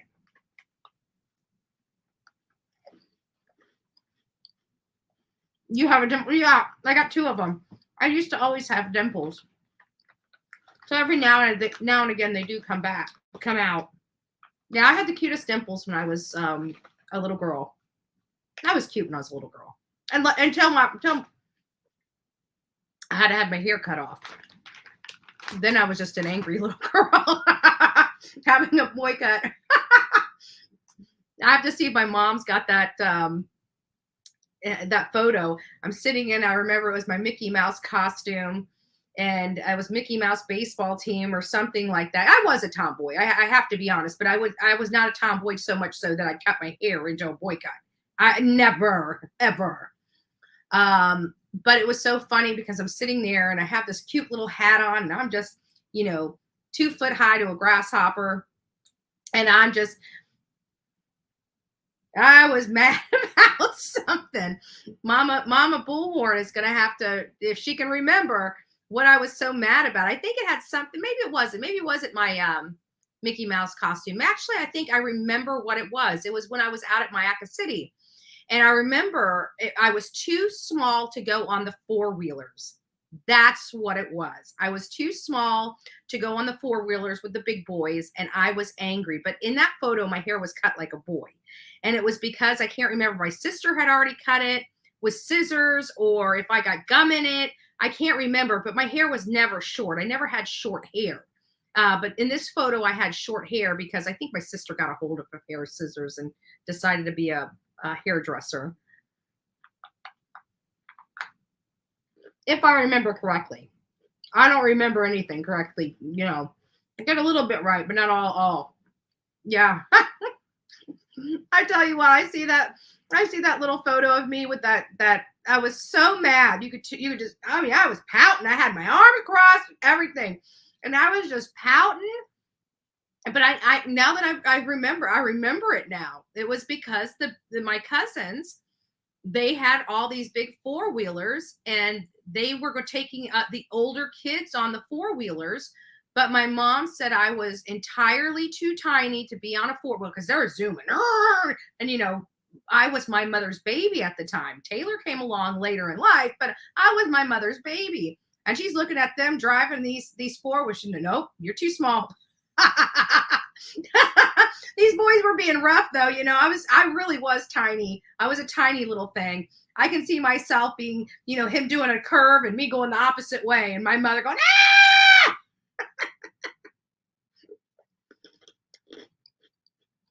What was it about the one house catching fire? Did they rebuild it or just collected the insurance money? Good question. To be honest with you, I didn't even hear it. I was crunching on these I'm addicted to croutons. So I buy a bag of croutons and eat them like potato chips. And so I was munching on one of them when that was coming up, and I only seen the stuff in the chat saying about it, but I didn't actually hear it. Oh, why am I not thinking? Good Lord. Brian Kohberger. Listen to this stuff. So apparently there's a petition going around to remove Ann Taylor as his attorney. I don't think it's going to work like that. It shouldn't work like that, but who knows? There is a change.org petition going around to remove her due to conflict of interest, which I don't really think they're, you know, I'm right along there with MAP. I got to have more information personally to make a decision whether it's a conflict of interest or not. But we're not getting the relevant information on this. So Gonzalez's attorney is petitioning the court to adjust/modify the gag order in this case. And from what I'm understanding is the defense has, it's either the prosecutor, I believe it's the prosecutor on one of these. Hold on here. Let me just read. I'll read you what it says. The prosecution for Brian Kohberger's case filed a motion to keep the gag order in place. And I bet they do. I bet they do want to keep the gag order in place because, you know, I mean, I'm sorry. I want to know what the heck is going on with, you know, whatever information we, the people, have a right to see. I'd like to, you know, see the documents related to Dylan Mortensen because she's got friends claiming that part of her statement that was in that affidavit from Brett Payne obviously wasn't truthful or accurate. So yeah, I think, you know, the people do have a right. This is a public trial. I have never in my life seen a gag order remove a freaking docket so the people don't even have an opportunity to go to public hearings. Anyways, don't get me started. They're responding to victim Kaylee Gonzalez's lawyer asking the judge to allow him to speak. Prosecutors argue the attorney has special access to info through his clients and gag orders apply. It is my understanding, I may be wrong about this, it is my understanding that the defense has added a new attorney. Park fit by the bridge. Sorry, I have to answer another thing. But there's another attorney added to the response, and I didn't even, or this defense agreeing that they don't want the gag order lifted. I've got a little bit of a problem with that, but you know what? If they're going to put this is already appealed. This is already going to the higher court. So I bet that what's going to happen is this judge may just defer to the higher court on this matter. She put the gag order in place. I feel that it was inappropriate to do so, but I'm not in the state of Idaho. I don't know state of Idaho law. There are rules of civil procedure. I'm not abreast of those things with Idaho, but at the end of the day, I have common sense of the law because I was taught the law both ways. There's only really two parts, common law and community property. There are commonwealth, it's like when you go to these schools, you're not taught only one way, like whatever the law is in your state. You're taught the law, the general of every state, because every state has a basis. So you learn those. But this with specificity, I'm not abreast of Idaho. And they may have something, but I'm telling you, from everything I know, this gag order in it on its face is truly overbroad. It is all encompassing. So much so that the docket has been removed from I-Court, where the public is not even informed about like motion hearings. Something as simple as this motion going before the court, me and you, normal people, the public, have no knowledge of it. None. Where do we have to get that information? Hopefully, if news knows it, we have to wait for the news. But what if we're not watching the news and I want to go on here and look it up? I should be able to do so. I should be able to do so. And they're preventing the public from that. From something as simple as the docket. Doesn't show anything. It just shows what forms have been filed on it. It shows what the charges are. It shows when the next court hearings are. It shows already the preset court hearings in the matter, like status conferences and stuff like that. It's got some of that stuff plugged in. We're blind. We're blind. And I don't see where either the defense or the state is going to be able to justify that to a higher court. I could be wrong, but I just don't see that happening. I really don't. So we're going to be getting started soon. I started seeing a little bit of shakiness in the camera. It's already 2:15, or excuse me, past 2:15. So I would probably assume that by 2:20, 2:25, somewhere around there, we should resume. Unless he said 2:30, but I could have swore he said 2:15. But my hearing's bad, so we may have to talk a little bit more. But for the time being, I'm going to go check on my broth, and I will be right back with you. I'm just going to put this up for you guys.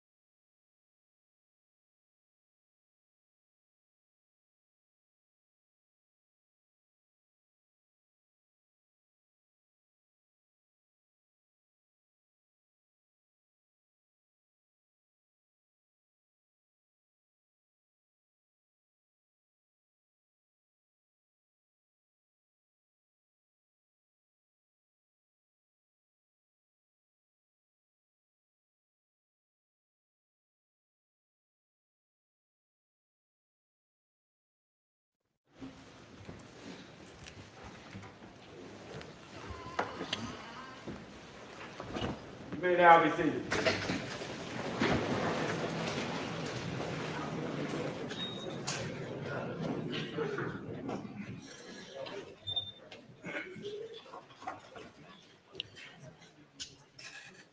Are you all ready for the jury? State's ready, Your Honor.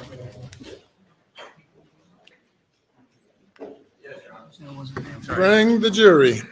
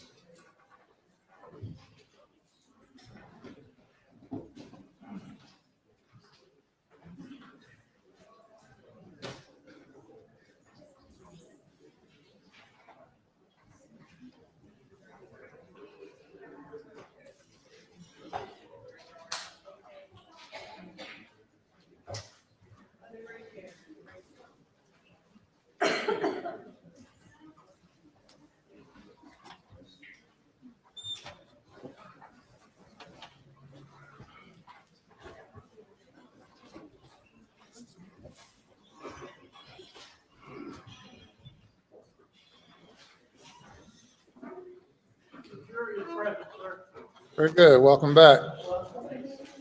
Your next witness. Thank you, Your Honor. May it please report. State calls Belinda Rath. All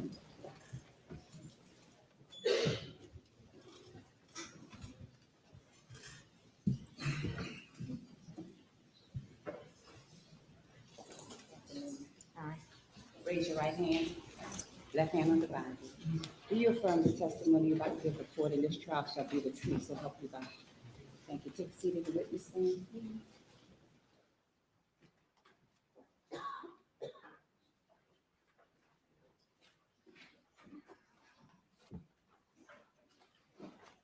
can you please repeat your name again for the record and spell your last name?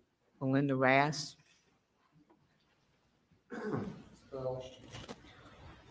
R-A-S-T.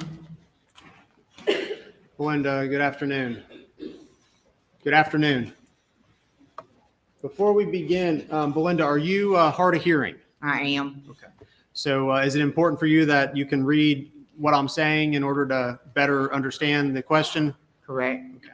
If at any time I say something and I've turned my attention away, just please let us know and I'll re-ask the question, okay? Okay. All right, Belinda, tell the jury a little bit about yourself. Where'd you grow up? Where'd you go to school? And what was your professional training? I grew up in Barnville. I went to school right there in Barnville and Hampton, Wade Hampton High School. And I'm a CNA. I worked in the hospital and home health. All right, CNA is a certified nursing assistant? That's correct. So did you work in nursing before moving into private home health? I did. Okay. And are you now employed as a private home care, like health provider? I'm a private home caregiver. Okay.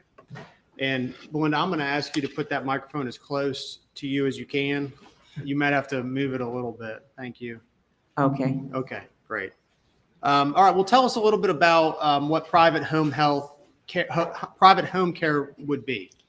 When you work with one individual or two in a home that's not, like in a hospital or a nursing home, and you take care of that one individual or two at most, and you do their care, whatever it might be. Like when I started at the Murdaughs, Miss Libby was up and about. We just had to watch her, make sure she didn't wander away.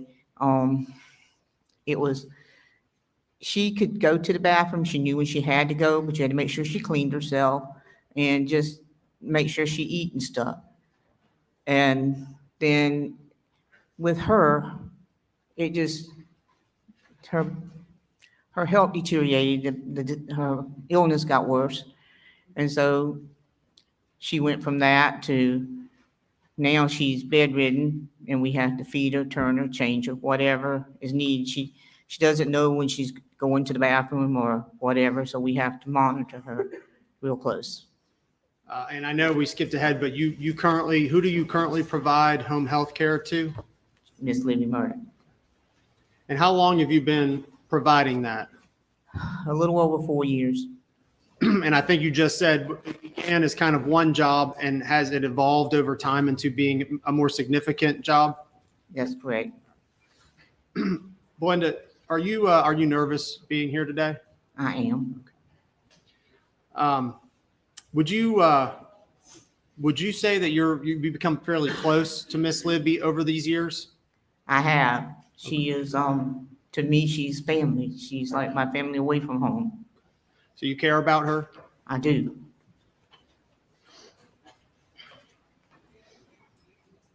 All right. Well, Ms. Rast, tell me about what your typical hourly shift is. From 8 p.m. to 8 a.m. All right. And do you occasionally work weekends?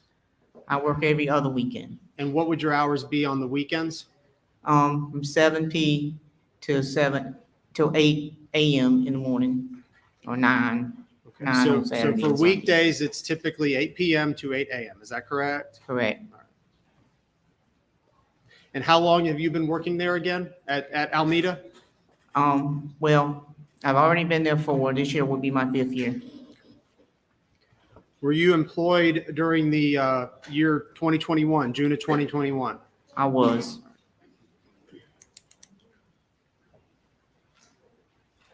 All right. Do you remember the day, June 7th of 2021? June 7th? June 7th? That's the, that date.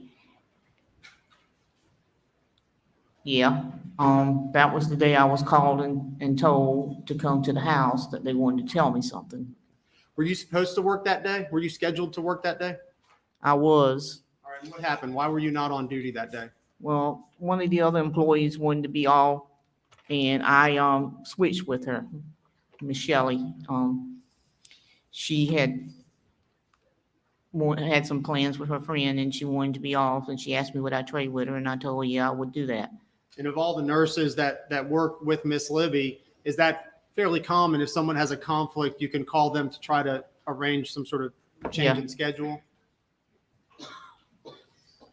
All right, so you were off on June 7th, but you would have been working what hours? If I had been there, I would have been working. At that time, we were working that was on a Saturday, I think, or Sunday. We were working from 3 p. until, 3 in the afternoon until 9 the next morning. Did you know Maggie Murdaugh? Briefly, I met her. I had seen her several times at the Murdaugh house, but personally know her, no. Did you get to know Paul Murdaugh? Yes, I did. Okay. And how did you get to know him? Well, he came to see his grandparents, Mr. Randolph and Miss Libby. Did he come more often than perhaps others? Yes, he did. All right, well, tell us a little bit about him. Well, he was always very polite. He always offered to help do things for Randolph and Miss Libby. He would Miss Libby liked ice cream, so he would always say, Miss M, Grandma M, because that's what they called her. Would you like me to get you some ice cream? And she would usually say, yeah, because that was her thing. And he would say, get it for her, and he would tease her about it. But he always give it to her. So he came around a little more than perhaps any of the other of the grandchildren. Yes. Did you get to know Mr. Alex Murdaugh? I do. Is he here today? Is he here today? Yes, he is. Right there. In the blue jacket? The blue jacket and blue shirt. Thank you.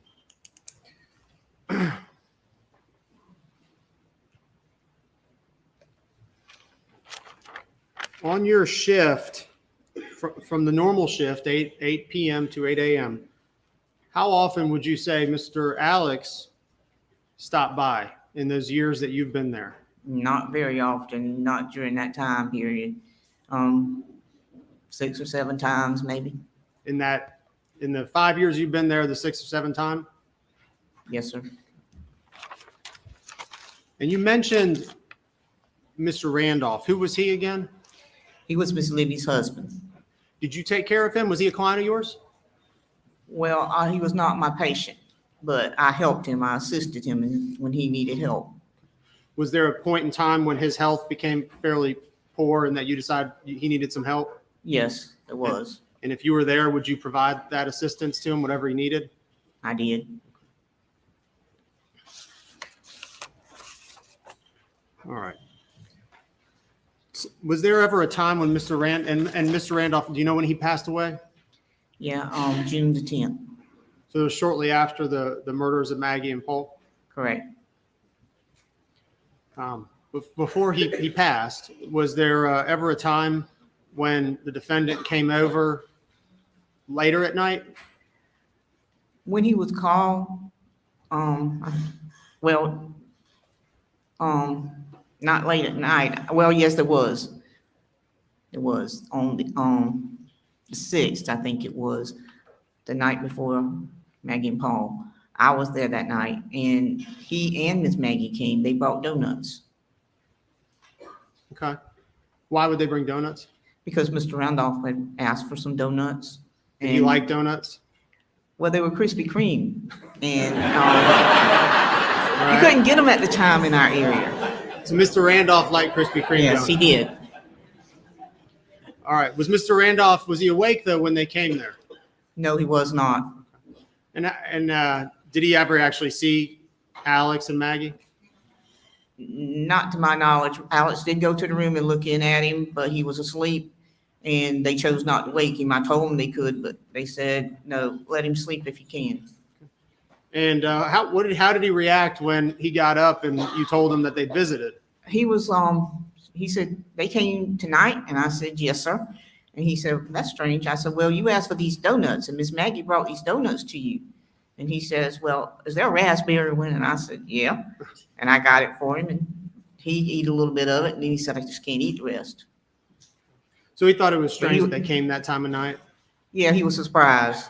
Was there anything that, I know Mr. Randolph was very sick, but was there anything that was going on with his mental faculties? No, he knew what was going on right up to the last time I spoke to him, which was the day before he died.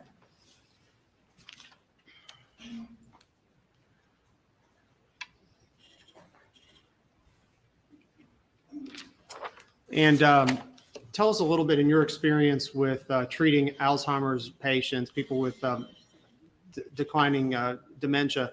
Tell us a little bit about your experiences with them and how they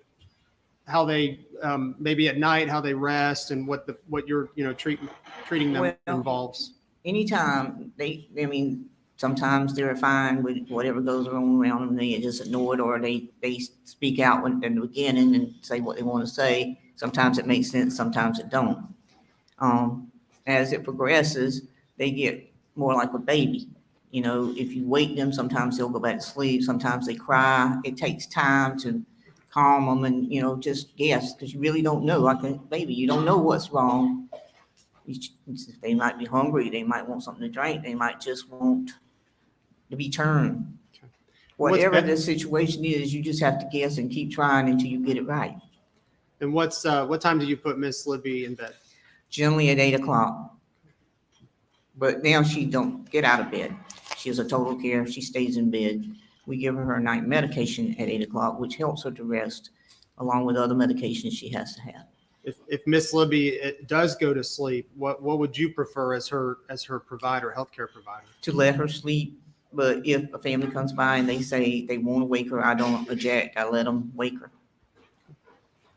Thank you for its indulgence.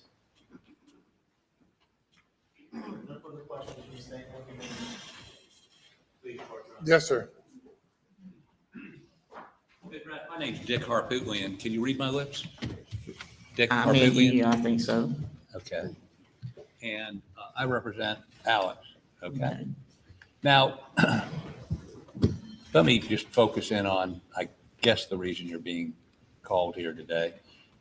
You were asked by the state, was it strange for them to show up that Sunday night at late? It was unusual. That was the word you used, not strange. And that's the word you used in your statement you gave about 10 days after the murders to Sweat. Isn't that right? That's correct. Did you know they'd been to a ball game in Columbia before they stopped by? Did Mr. Murdaugh No, tell you sir, that? I did not know that. And if Mr. Murdaugh, Alec, had stopped by normally during the daytime, you wouldn't have been there, correct? That's correct. Okay. And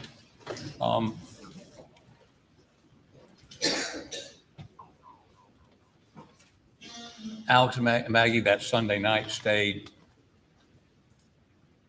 about 30 minutes? Approximately 30 minutes, yes. It was late? It was late. And how late do you think it was, like 11 o'clock? I think it was closer to 9. Okay, 9. It hadn't been long, put Miss Libby to bed, and she was starting to doze, and Mr. Randolph was already asleep. And Miss Libby, let's say 2-3 years ago in 2021, what was her state? She has dementia, is that correct? She does have dementia, well, What was it back Alzheimer's then? dementia. It is basically the same thing.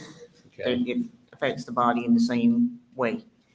At that time, she could not walk, but we could pick her up and put her in the wheelchair, pivot her and take her and put her in the bed, and she could feed herself. But now she is deteriorated and she can't feed herself. She can't even give herself a drink of water. Mentally, did she recognize her sons when they came to see her? Sometimes, sometimes not. And has that gotten progressively worse? That is how it works. Was she aware of the fact that her husband of, I think, 40 years had died, Mr. Randolph? We told her, we took her to the funeral, but within a couple of weeks, she doesn't, it didn't seem to recognize the fact. For about, I say, a month, she would call for him from time to time, and then now she doesn't. While you were there, when Paul or some other family member would come over, would that calm her down? Sometimes. Paul had a way of having a calming effect on her. He would always remind her of the past. Like, Grandma, you remember that whipping you give me with that fly swat? Things like that. And did she watch television a good bit? She still does, but she doesn't. She used to play along with the games, but by 21, she wasn't doing that. She was just watching. Okay. Beg the court's indulgence.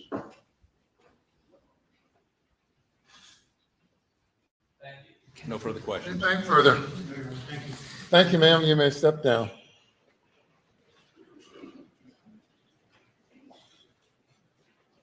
Next witness. State Call Supervisory Special Agent Matthew Wild.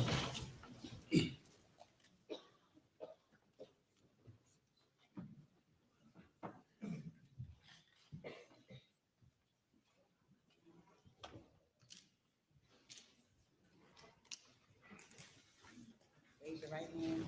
Left hand to the Bible. Do you affirm the testimony about to give the court in this trial shall be the truth, so help you God? I do. Thank you for your hand up. Please give the witness stand.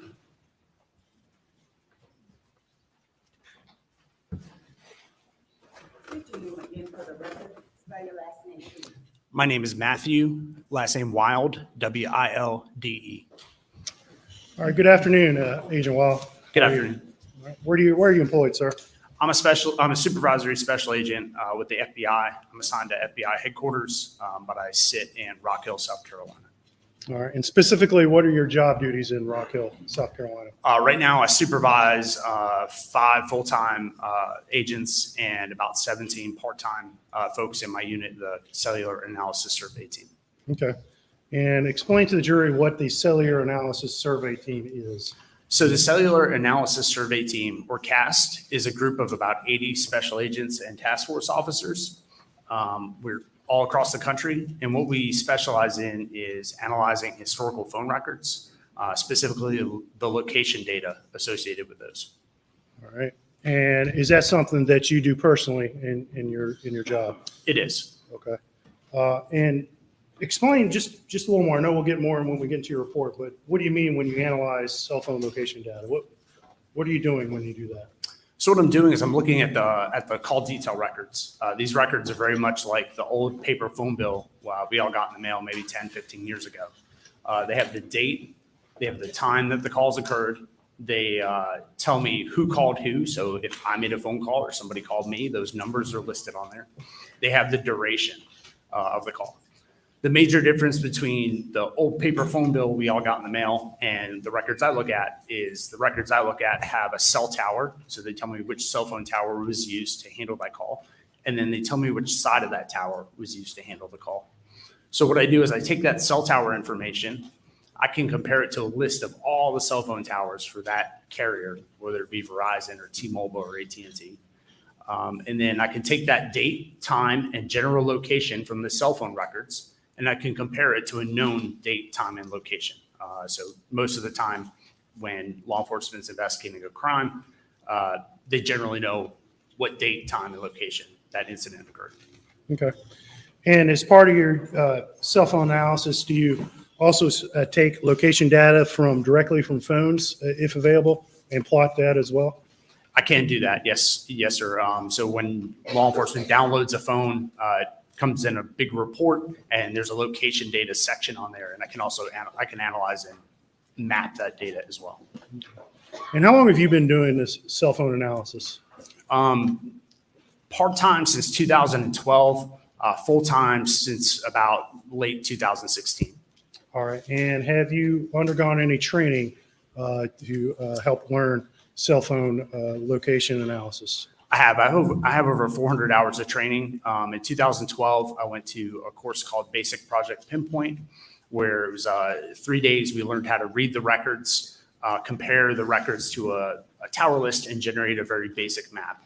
I used that technique in every one of my cases from 2012 till 2016. In 2016, I attended Advanced Project Pinpoint, which was a week-long course. And during that course, we took a deeper dive into the different types of records we can get from the carriers and how to use them. At the conclusion of that course, I was selected to go to the CAST certification course. At that time, it was 4 weeks. The first week being training on radio frequency theory, so learning how radio waves travel between the phone and the tower and then back through the network. The second week, we had we had presentations from each of the carriers. So Verizon came into our training. We learned from the network engineers. Those are the people who design and maintain the network. And we also learned from the records custodians. Those are the people who provide the records to us. The third week, we did drive testing. So I have a piece of equipment I can put in my car. I can drive around a specific cell phone tower. And I can figure out generally how far that tower reaches. And then the fourth week was a moot court exercise where we had a real case. We had to read the records, generate a map, go out, do a drive test, and then testify to it. And at the conclusion of that, I was certified. Now, every year since then, I've attended the CAST recertification course, which is usually 4 days where we go back and meet with all the carriers. We get technology updates. And then because we're located around the country and sometimes in different parts of the world, we do case presentations to each other, what we're seeing in our respective areas. Okay. And in your role as a CAS supervisor and prior, have you ever been qualified as an expert in court before? Yes. How many times? Over 130 times. So you've done this a time or two before? Yes, sir. All right. When you've been qualified before, specifically, what have you been qualified as? I've been qualified as an expert in historical call detail record analysis and cellular technology. All right. And Your Honor, at this time, state would move to as Mr. Wild, or excuse me, Agent Wild, as a expert in historical cell phone location analysis, if I said that correctly, sir. No objection, Your Honor. He's so qualified. All right. And in your role as a CAS supervisor, you became involved in this case. Is that correct? Yes, sir. All right. And you can recall approximately when you became involved? I believe, so I wasn't a supervisor at the time. I was a regular agent, but I was asked in either had to be in July of 2021 to provide some assistance in this case. Okay. And asked by who? I believe it was Dylan Hightower. Okay. All right. And specifically, at least in July of 2021, what did he ask your assistance for? Well, he had obtained a few sets of call detail records on some of the phones in this case. And there was a question as to whether or not where there was a 911 call that was made, and the tower that was using that 911, that was the tower that was used to handle that 911 call. There's a question as to whether or not that tower could provide coverage up to Moselle. Okay. And so there was a question about why the 911 call first bounced off a tower in Hampton That's correct. County, correct? Yes, sir. And Moselle, to your knowledge, is in what county? I think it's in Dorchester County. Or could it be Colleton County? I'm sorry, Colleton County. Yes. And your assistance was asked to help figure out if that was possible. Someone could be at Moselle and a call could bounce off a tower in Hampton. Yes, correct? And the CAS team, does it have tools that can assist in figuring that out? Yeah, we have something called the Gladiator Autonomous Receiver. And it's basically a box that we can put in our car. It's a computer, and it has a couple of receivers in it. And as we drive around, that box maps out the latitude and longitude, so like where we are with the box, and then it measures all the signals from the cell towers that the box can see in its area. It's very much like the old Verizon "Can You Hear Me Now" commercial. It's just doing that hundreds of times a minute. It's just constantly doing that as we drive around. And just to simplify that a little bit, it would be fair to say that what this tool can do is help you map specifically where cell coverage exists and where it doesn't. That's correct. Okay. All right. And as you move forward, did you go ahead and conduct that test? I did. Myself, as well as Dylan Hightower and another agent with the FBI, we grabbed 3 of those pieces of equipment, 3 GARs. We put them in 3 cars. And over 2 days in the beginning of August, we basically drove everywhere all around Moselle, all the way down to Hampton, all the way up to, I believe it's Earhart, and over to 95. Did you also go on the property at Moselle to take these measurements? I personally did, yes, sir. Okay. All right. And afterwards, were you asked to prepare a report and to take all these cell records in and prepare a report and provide this report to show locations of various phones involved in this case? Yes, it was. I'm going to show you what's been marked as State's Exhibit 458. And let's have you take a look at it and see if you recognize it. Yeah, this is the report that I generated for this case. All right. And when you say generated, what kind of information did you take in to help you generate that report? Well, so I had to take in the cell phone records, so the records that were received from Verizon. I had to take those in. I had to also take in the Cellbrite downloads that came from one of the phones. And then I also had to, after we did the drive test, create some maps to kind of show and display that data. Okay. And for this report specifically, there's a couple of numbers that we don't want read, but whose records did you look at? And for Maggie, Paul, and Alex, you can read their numbers. Whose Verizon records did you look at? I'm sorry, I couldn't hear the end of your question. I'm sorry. Whose Verizon records did you look at? I looked at Alex's, Paul's, Maggie's, and then there's Marty Cook and CB Rowe. Okay. And did you prepare a report showing locations off of towers where those various phones were on the days of and surrounding the murder? Yeah, I showed the general area where the phones were on the days surrounding the murder. And you mentioned you got some Cellbrite data on a phone, correct? Yes. Do you remember who you got that location information from? I got that from Britt Dove at SLED. Okay. And specifically, whose phone whose location data did he provide you? That was Paul's location data. All right. And did you plot those locations provided on your report? I did. All right. And those would include times as well, correct? Yes, sir. Okay.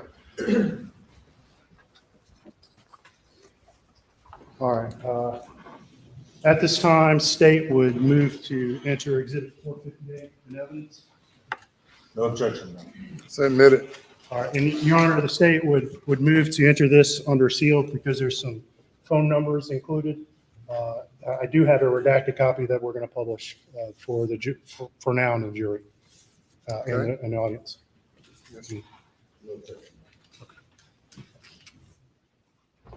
All right. Agent Wild, I'm going to ask you to step down with the court's permission, and we're gonna pull this report up. And this is going to be a little tricky. We got some tight areas to work in, but can you stand in that area there?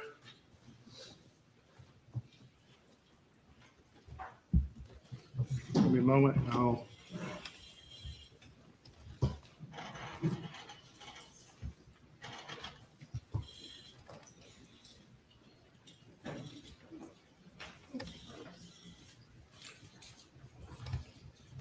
Okay.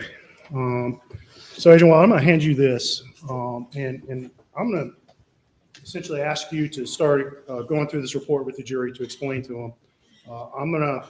I'll probably only interrupt if I feel like something needs to be clarified. You just tell me when you need to click to the next slide. But at this point, I'm going to let you take it away, sir.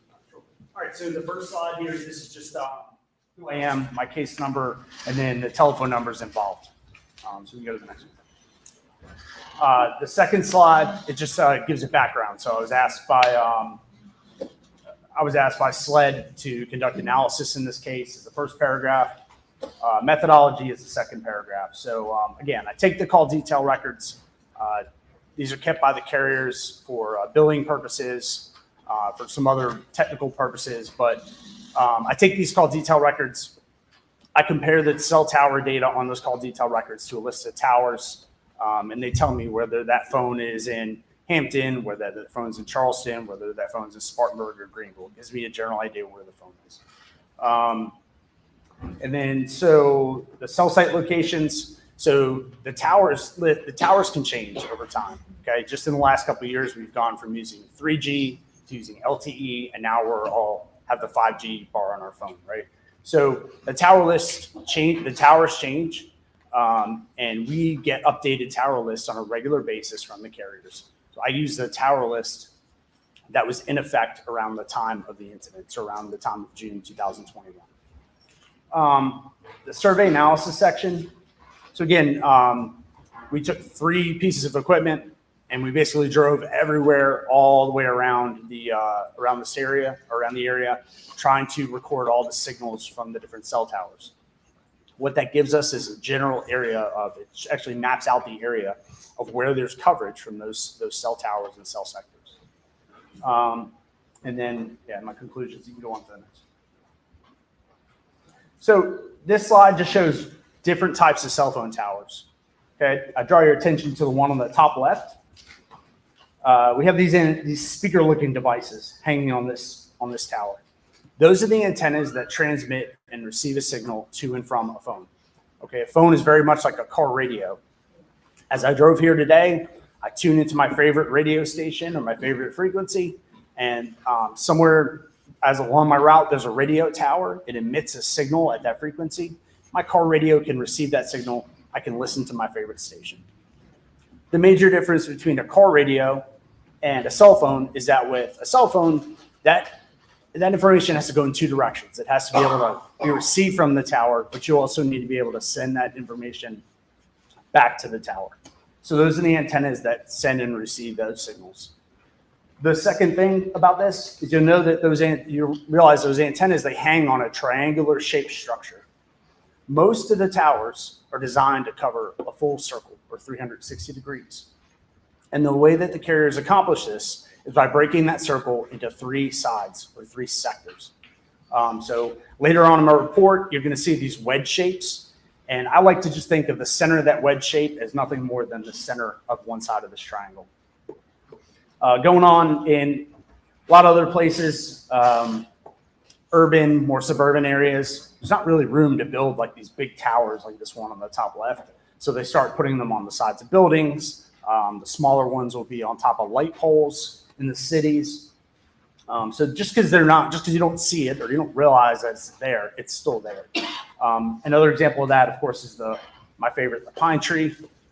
These are all over the place, and they usually sit about 150 feet taller than all the other trees around them. But at the top, there's these spray painted antennas, and they provide the same service as a regular tower such as this. Okay. All right, so again, the tower is separated into most towers are separated into 3 sides or 3 sectors. When I look at the call detail records, they tell me the tower number, say it's 23. They tell me the sector, say it's 1. What I have to do is I have to go into the tower list and I have to look up tower number 23, and then I have to look up sector 1. And that tower list is going to tell me which way that sector faces.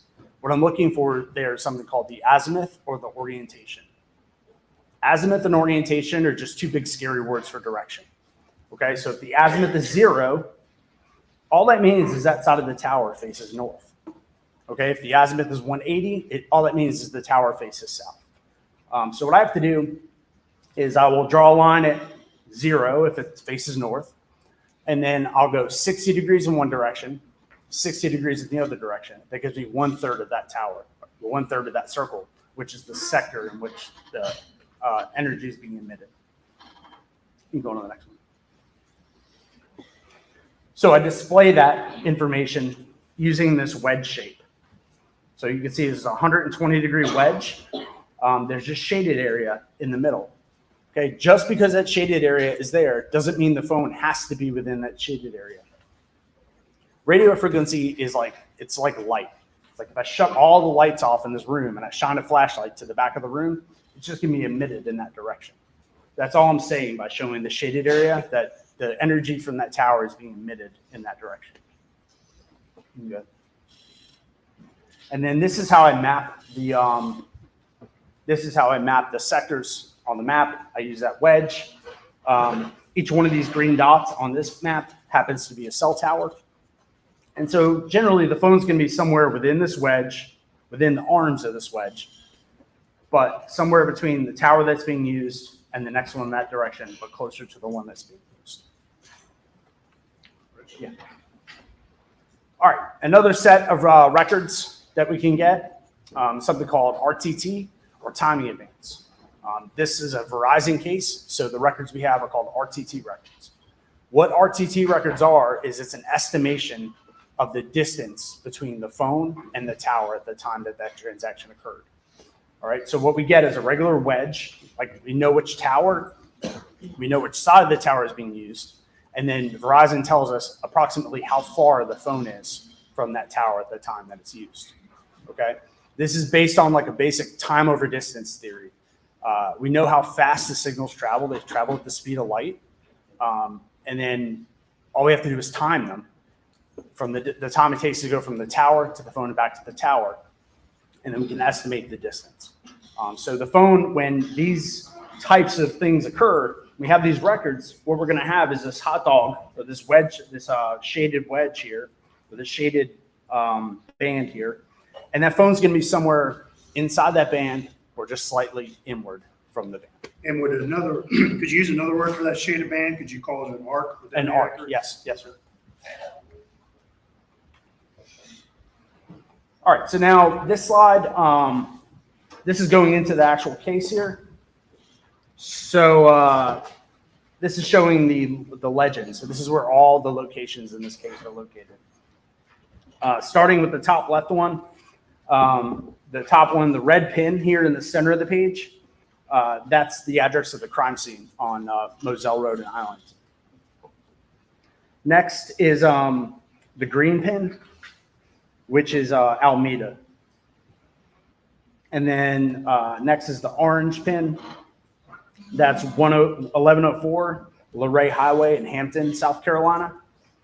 The purple pin is 123 Russell Road in Brunson, South Carolina. And I'm going to stop you there, and let's go on to the next slide. One of the things I'm going to ask you to do, Agent Wild, as you go through some of these, the colors kind of bleed sometimes on these monitors.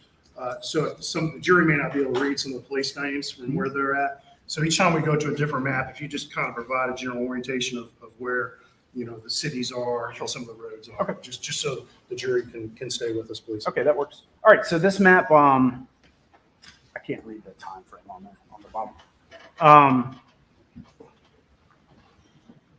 Okay. All right, and See, that's cut off on the very bottom there? Yeah, and, All right. but it's okay, we'll figure it out. Can I? Okay, Yeah, well, we can I- can can go I through use the the- exhibit. What, the one I just did. All right, here we go. Got it. And I'll keep up. Okay, too, that's so you fine. can see.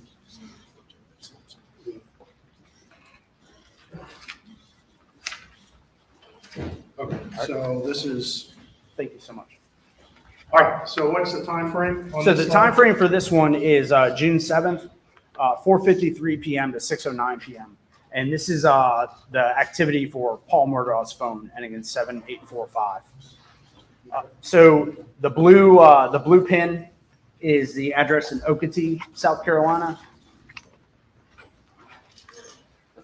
Okay, and what times do you show Paul's phone in that general area near Okatee, South Carolina? So between 5:40 and 6:03, generally in that area. On the afternoon of what day? On the afternoon of June 7th. Okay, all right, and there's several hits off several towers, I Yeah, think. there's some down here. There's some at the bottom. So 453, 511. It's using the tower just south of there, and then 521 through 609. The phone is using the tower north of there. And just so the jury understands, you know, this is that sector you're talking about a few Yes, minutes ago, right? So when the tower pinged off this at in this sector at this time, in theory, that phone could be anywhere within this sector, correct? That's correct. That phone could be anywhere within that sector. It could also be slightly outside of that sector because those lines, I can't go out to this tower and look up and see those three lines coming off. It's kind of like a fuzzy area between the sectors. So the sectors aren't hard and fast every time. Correct. But, you know, it's just as in your general experience, you know, within what range will you usually see a phone ping off a particular tower? What's the general max range? And I know it can vary. Well, it can vary because it depends on where the phone is. You know, in a rural area, the phone could be 6 to 8 to 10 miles from the tower, and it can use that tower. It just kind of depends on where it is. Because towers usually pretty far apart out in rural areas. In rural areas, I mean, they're set up for population density. So in rural areas, not a lot of population, a lot of farmland, they're going to be further apart. Whereas if you get closer into the city or suburban areas, they're going to be closer and closer together. And as a general rule, do cell phones try to connect to the nearest tower where they have the best signal, correct? Well, the cell phone tries to connect to the tower and sector it sees as the best signal. That's not always the nearest tower, but most of the time it is. And so Paul's phone is in the area of Okatee starting 5:30 p.m. to about 6:09 p.m. on the afternoon of June 7th. That's correct. All right. And just so it's clear for this jury, we say Paul's phone, you can't testify as to who was holding that phone, correct? That's correct. I have no idea whose hand that phone was in during each one of these calls. All we know is that was the phone that we believe he was using. But Paul's phone is in these areas during these times. It is. Okay, we'll continue with Paul's phone. So And- this next slide is 6:17 p.m. through 7:30 p.m. And basically at 6:17, the phone is way south down here on the bottom of the page. And let's do some general orientation here. What's this town right here? Can you read that? Yamasee. Okay. Yep. And this is where? That's Barnville. Okay. And that green was again what? Alameda. Okay. And red, and this red up here is? That's the Moselle. Okay. All right. So what do you see this phone doing during this time frame starting at 6:24 p.m.? Yeah, so between 6:17 and 6:53, it's traveling north from the bottom of the page up to the side and then kind of to the top. And then finally, where it uses sector 1 here at 7:05 and 7:30, it's consistent with being in the area of Moselle. Okay. And this is just a pinging in this area at 6:24, correct? Yeah, these are just the phone calls. These are the phone calls that are coming on the phone. Those are the towers that the phone is selecting as the best tower at that time. And this general direction seems to be traveling up north, and Okatee would be somewhere down in this area off the map, correct? Yes, sir. And that's off to for the record, off to the right and below where this slide is. And then you see the general progression north towards Moselle. correct? Yes. And we see sector 3 here. And what time is it pinging in sector 3, just due south of Moselle? It's at 6:53 p.m. Okay. And then we see it switch over to sector 1, which is a north-facing sector, correct? Yes, sir. And what time is it in sector 1? 7:05. Okay. And then at 7:30, it uses that same sector 1 at a distance of 2.91 miles, which is in So the it's- area of Moselle. So it's 7:30, it's somewhere in this arc like we talked about before, correct? Yes. Yes. The arc, the number provided by Verizon is not necessarily 100% accurate, right? It's not, because depending on where the phone is, if the phone's out in the middle of the field, 1 mile from the tower, it should register at a mile. But if the phone's in a house, or let's say the phone's in this courtroom, those signals have to go through the exterior walls of the courtroom, hit my phone, then go back out through the exterior walls. And that might slow the signal down, which will make the distance just slightly further. So it's generally reliable, but not necessarily exactly accurate when you see that RTT distance, It's correct? it's not exactly accurate. Okay. All right, but regardless, at 6:53, it's pinging to the south of Moselle in sector 3, and at 7:05, it's pinging in the same sector where Moselle is to the north, correct? Yes. And so what inference can you draw, in your opinion, of what the cell phone did between those two times? Well, between 6:53 and 7:05, I mean, it could have moved from sector 3 to sector 1, or it could have been on the line between sector 3 and sector 1 at that time and just bounced back and forth. But you would agree that generally this direction is towards where?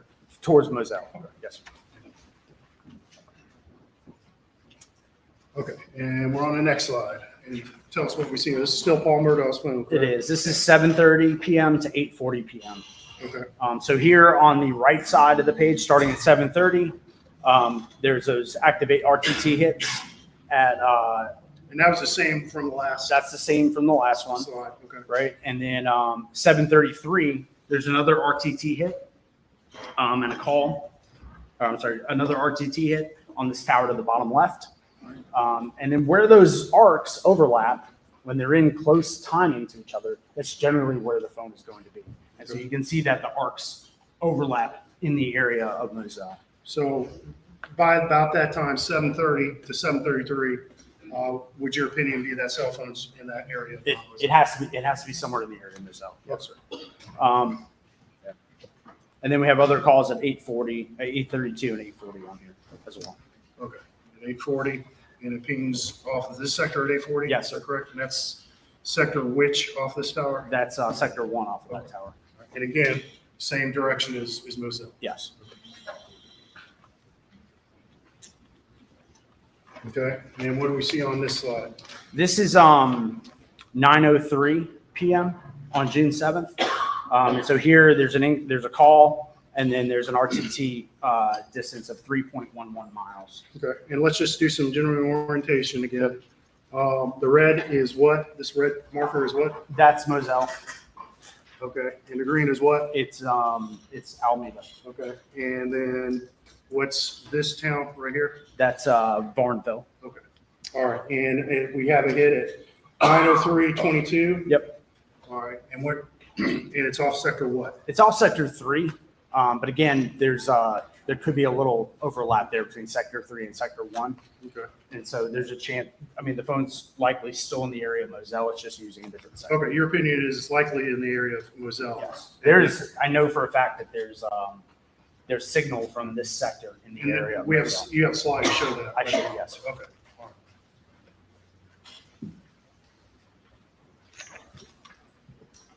Okay, and then here we have at 10:34 p.m., another hit. Yes, And sir. again, this is the same map as last time, correct? It is 10:34 p.m. It's using the same. It's the same map. Just the sector has changed back to sector 1. All right, and in your opinion, that phone is still pinging? It's consistent with being in the area of Moselle. Okay, and now we're transitioning something else with Paul, correct? Yes, sir. And what is this? This is the iPhone location data that was taken from his from the download of his iPhone. Okay, and we have some times here, and can I go ahead one slide? Because Sure. it has more information. It shows a overhead map of the area, Yes, correct? And let's talk about You've been out to this property, correct? Yes, I have. And this is where? What is this called? That's Moselle. And what am I pointing at right here in the bottom middle part of the screen? That's the main house there. Okay. And then this area up here in the basically due north of the residence, what is this area? That's the dog kennel or the hangar. All right, there's a big hangar building. Yes, and sir. there's a smaller series of dog kennels right next to the hangar building. Yes. All right, and we have some location data from Paul's phone here, correct? Yes, we do. So between 7:45 and 7:56, all these circles in and around the road and close to the kennels, that's where the phone is being used.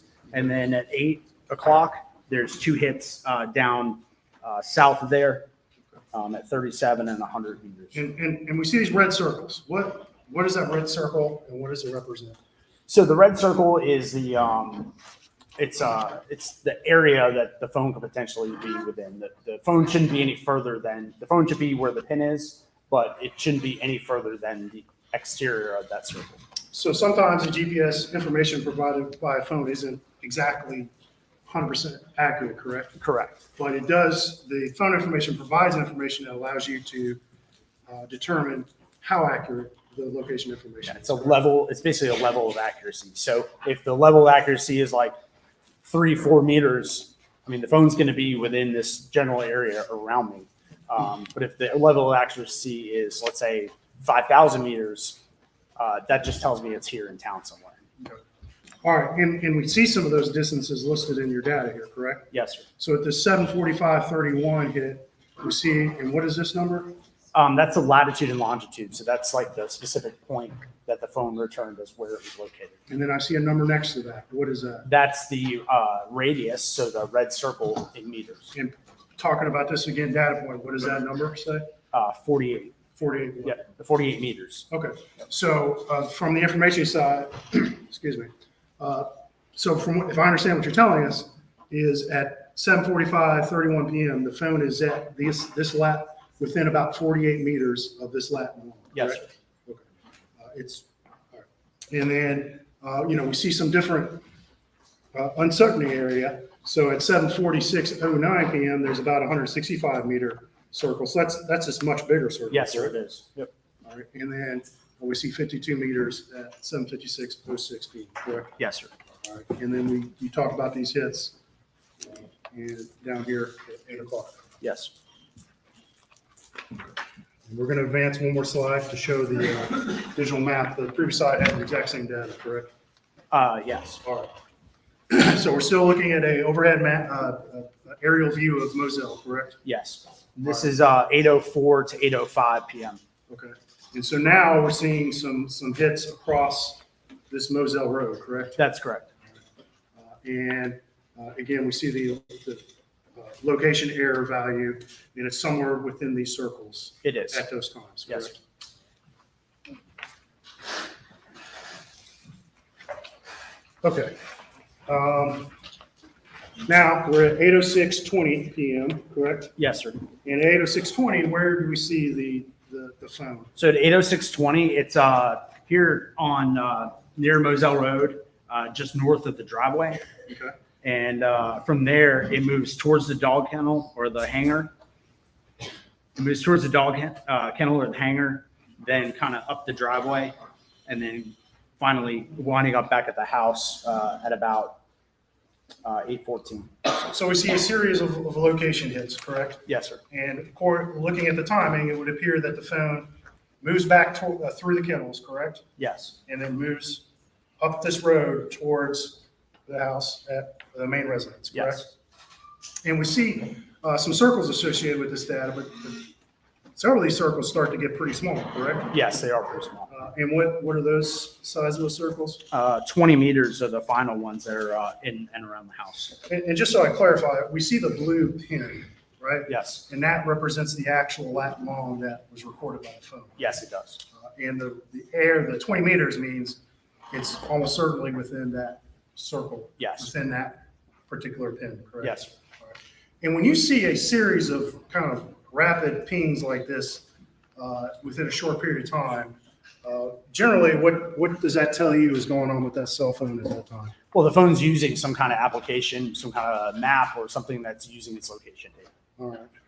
And then regardless, by 8:08:45 p.m., where is Paul's phone?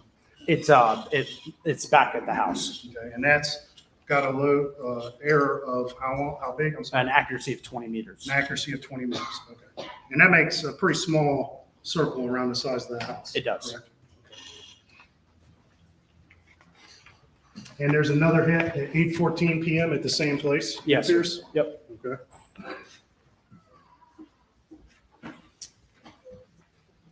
Okay, now we're moved on. We're still looking at this overhead map of Moselle, and we have some more hits starting at 8:14 and going through to 8:35:07 p.m., correct? That's correct. And all these seem to be centered around the residence. They correct? are, yes. Now, there's some varying degrees of accuracy, correct? Yeah, there's one that goes up to 165 meters, but most of them are between 20 and 79. 8:35:07 p.m., that phone, Paul's phone, is within 20 meters of the Moselle residence, correct? That's correct.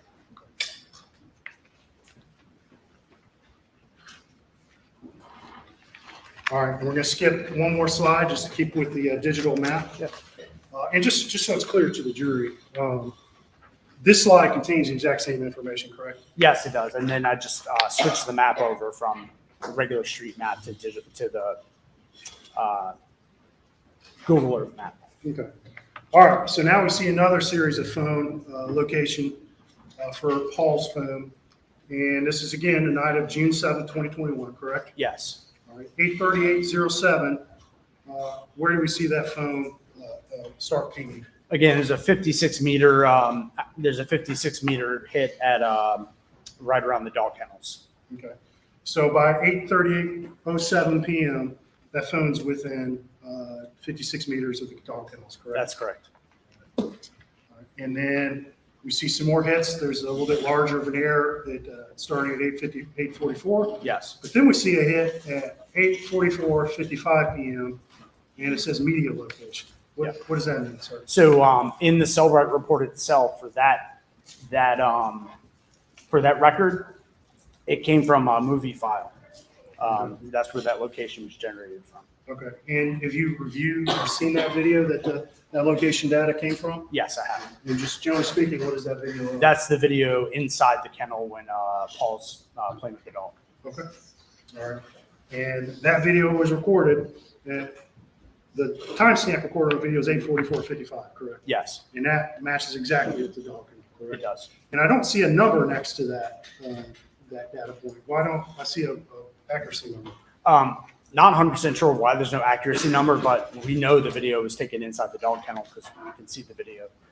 And then the next one right after that, I mean, basically there's records just before at 8:44:53 seconds and 8:44:56 seconds, and both of those put it in the area of the dog kennel.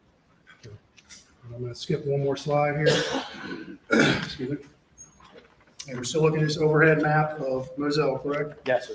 And we have, looks like a hit location data at 10:18 Yes. p.m. and at 10:18:03 p.m., correct? Yes. And both those are centered on where it is? They're, again, just right there in the vicinity of the dog kennel. Now, did you plot every single location data point that you received from Lieutenant Dove? No, I did not. So between 8:44 and 10:18, there was a series of location data points, but most of them were between like 4,000 and 6,000 or 7,000 meters. So they wouldn't, in my opinion, they weren't super helpful to figuring out exactly where that phone was at that time. When you see an accuracy of that big or uncertainty of that big, in your opinion, is that location something that can be, is that reliable information? I mean, not 100% reliable because it is such a huge, area it could be in. And, going back to the last couple slides, between then and now, between 8:44 p.m. and this 10:18 p.m., did you see any information off of Paul's phone that suggests he went anywhere but stayed at those kennels? No.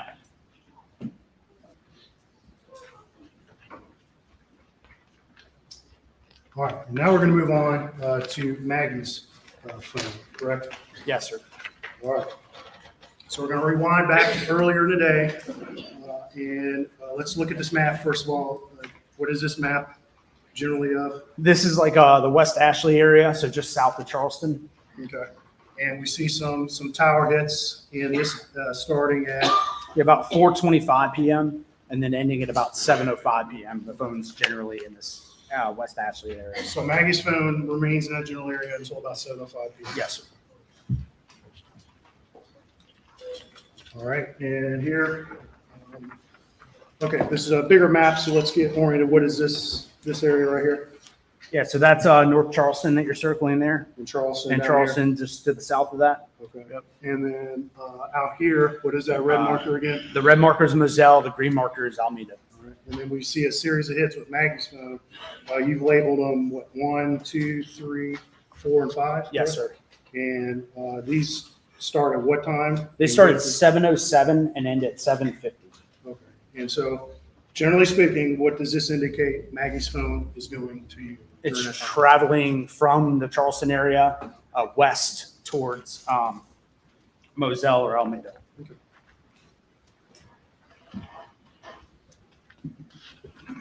All right, and here we have a hit at 7:50 p.m., 7:20 p.m., correct? Yes, sir.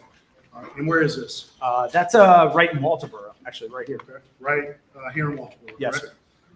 And did you take a look at what appeared to be Maggie's general route from Charleston out towards Moselle during that time? Yes. And what road would she most likely have been on to travel that way? Route 17. And so that route would have taken her right through the center of Walterboro? It would have, yes. I think right out here, correct? Yes, sir. And so she's somewhere in this sector at 7:50 p.m., probably right in the middle of Walterboro, correct? Yes. All right. And just in your analysis, did you just looking for a rough number here? Did you calculate a rough drive time from here at the center of Walterboro out to Moselle? Yeah, it was under 30 minutes. Okay. Roughly 30 minutes. Roughly give or 30 take? minutes, yeah. Okay. And this ping is at 7:20 Yes. p.m. Correct. All right. Now, were there any other? Did you get any more tower information off of Maggie's phone for the rest of the evening? No, that 7:50 p.m. was the last tower hit I received, that was on the records for Maggie's phone. Okay. And there were some phone calls to Maggie after 7:50 p.m. Correct? Yes. But were any of those answered? No. Okay. And so you don't have any good tower information for her phone after 7:50 p.m. That's correct. All right. Now we moved on, and we're looking at whose phone? We're looking at Alex's phone. Okay. And what time frame are we talking about here? This is 4:10 p.m. to 6:25 p.m. Okay. Let's get oriented here. This is the red marker is what? Moselle. And the green marker is what? Alameda. Okay. And then the town of, what's this town right here?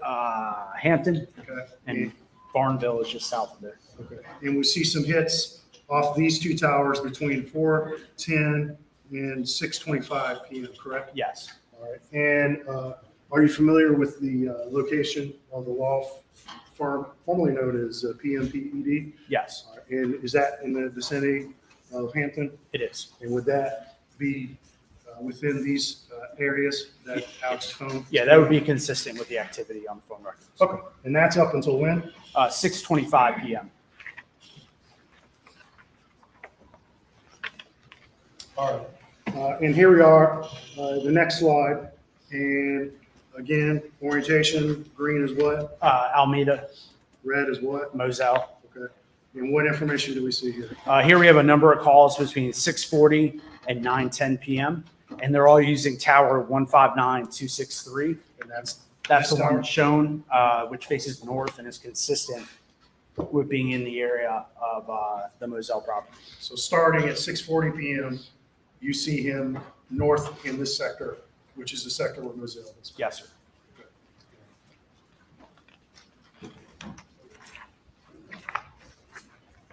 All right. Here we are. Let me go back. And these rest of these phone calls ping in the same sector up until 9:10:47. Correct? Yes. All right. And now, what time frame are we talking about with this slide? Now we're looking at 9:12 to 9:18. Okay. And in the 912 phone record, where does Alex's cell phone ping? Which sector? Uses sector 3 on tower 159263, which is the one closest to Moselle. All right, so somewhere south or close to the border of this tower, correct? Yes. And then at 9:18 p.m., we see a ping off of this tower, correct? Yes, off of 159217, which is closer to Barnville. And it would be in the north, most likely in the north side of that Yes. tower, correct? Okay. All right, and now this is the same two calls, correct? It is. All right, but now I see looks like some shaded overlay over this. I'm going to give this back to you. What is that shaded overlay? What does it mean? So the shaded overlay is the coverage area that we're able to determine from doing that drive test with our equipment. And so basically we had to drive everything all around these addresses and then go back and look at the data, and then it creates these bubbles that show us where the coverage, where the equipment saw that tower in that sector. And so here you can see that at 912, it's using the sector, it's kind of highlighted in green. And then at 918, it uses this one at the bottom, 159217, that's in pink. Okay. And so what your drive test found is, you kind of described those neat sectors at the beginning, but in reality, they're kind of more messy, correct? There are a lot more messy. And from what you found from actual field testing is you could get coverage off this tower in, looks like it's just south of Varnville, anywhere in this pink area. Yes, sir. Yep. And that's in that particular sector. What sector is that again? That's sector 1. All right. And then this green area, you could be anywhere in this green area and potentially be getting coverage from this tower up north towards Moselle. Yes. Now, there's some overlap, though. There in is. those, correct? So there's some areas where a phone could potentially connect to either tower, correct? That's correct. And But in 2 minutes, the calls are 6 minutes apart. Right. So, within 6 minutes, the phone used both of these sectors at the same time. Okay. And just as a final point, again, the sectors aren't exactly black and white, neatly drawn, correct? Correct. And so in reality, like this little green corner above this tower, a phone could be in that area and still be pinging off this sector Yes. of the tower. Absolutely. Yes, sir.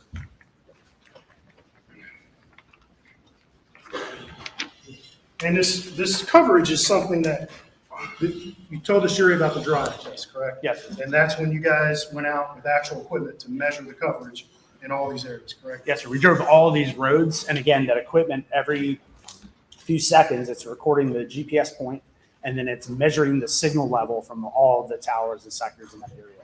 And then what I do is I go in and I can read the tower and sector that was used by looking at the call detail records, and I can go in and select the coverage area or this blob for that tower and sector. So let's go on to the next slide. And we see now we have some information starting at what, 9:20:34, correct? Yes, sir. So at 9:20, from 9:20 to 9:46, there's a handful of calls, all using tower 159217, but using sector 2 that kind of faces towards the Alameda address. Okay. And then there's also one RTT hit at 9:34 at about 2.09 miles, which is consistent with being in the area of the Alameda residents. Okay.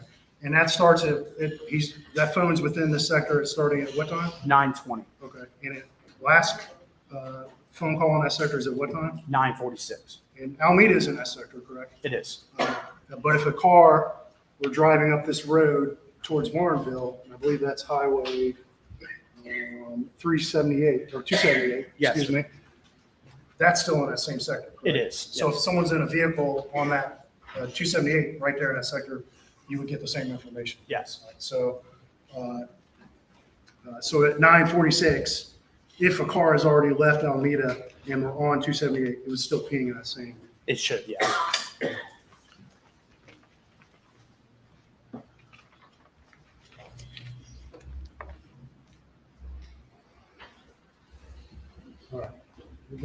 to the next slide.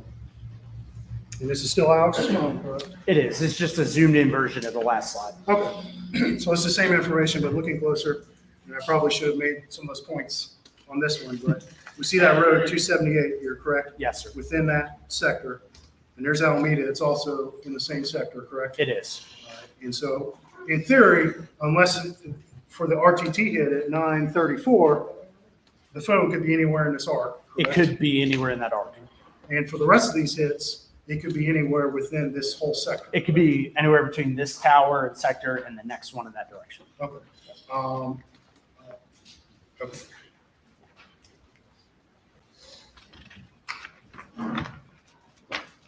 All right, we'll go back. This is the next slide, and this is again Alex Murdaugh's phone, correct? Yes, it is. All right, and we see some hits starting at 9:52:59 p.m., correct? Yes, sir. So 9:52:59, the phone is using the sector with the 240 in it.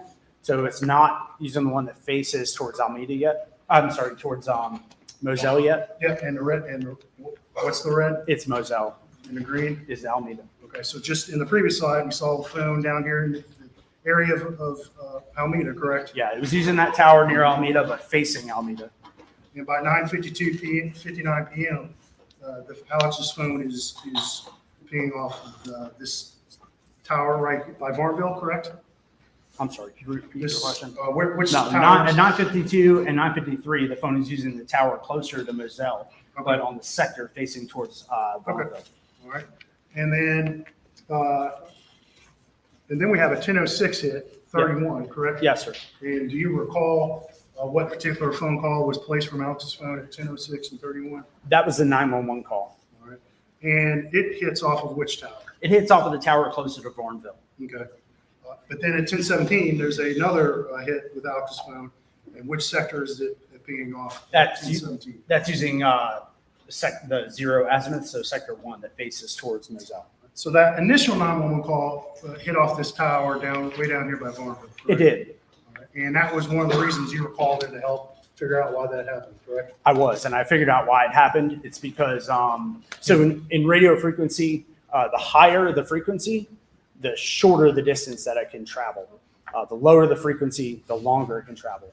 So on this tower, there's 2 different sets of sectors, and one is at a higher frequency, and one is at a lower frequency. So this call here happened on a lower frequency, and therefore the signal can travel slightly further. So it's, in your opinion, it's consistent the phone could have been up here at Moselle at the time of that 10:06 911 call. It could have been, yes. Yeah, next slide. All right, and we're going to come up on them in a little bit. Do you have some more detailed maps showing the actual coverage? Actually, Yeah, I think this this is is it. it. Yes, sir. All right. So what information do we see on this slide? So this is the tower and sector being used at 9:52 and 9:53. And again, this blob shape here, that's the coverage area for that tower. And so you can see that it's mostly in the center here, but there are some dots out. Most of it kind of faces towards Varnville. Okay. And the calls at 9:52, 9:53 occurred somewhere within this sector, correct? Yes, they did. And that line with the slightly shaded area represents the actual real coverage that you went out and measured where that phone could have been during it. That's correct. Next slide. All right, and we zoomed in here, correct? Yeah, so we zoomed in again. Now we're zoomed in kind of on the Moselle property and just showing that there's a couple little specks of coverage there from this tower and sector. And again, on that property. Which tower is this? This is the tower that's closest to Moselle. It is, yes. But you do actually see some actual coverage area right there. On Yes. the corner. And the red is right there, correct? Yes, the red is Moselle. Next slide. Okay, and here we are, we're zoomed back out. Again, red is Moselle, and this is that tower just down south of Varnville, correct? It is. So that's the tower south of Varnville, or near Varnville, facing north. And this is for the 911 call, again, on that lower frequency. So the signal goes a lot further. Actually, there's little specks all the way up here near Anston. Okay. So this is Varnville, this is Moselle, and this is the coverage that you actually went up, and measured in with real equipment. Yes, sir. And you've determined all these shaded pink areas, if a phone could get coverage in this tower sector in those pink areas. times. Yes, And we see some of that pink area up right by Moselle. correct? we did, yes. Next slide.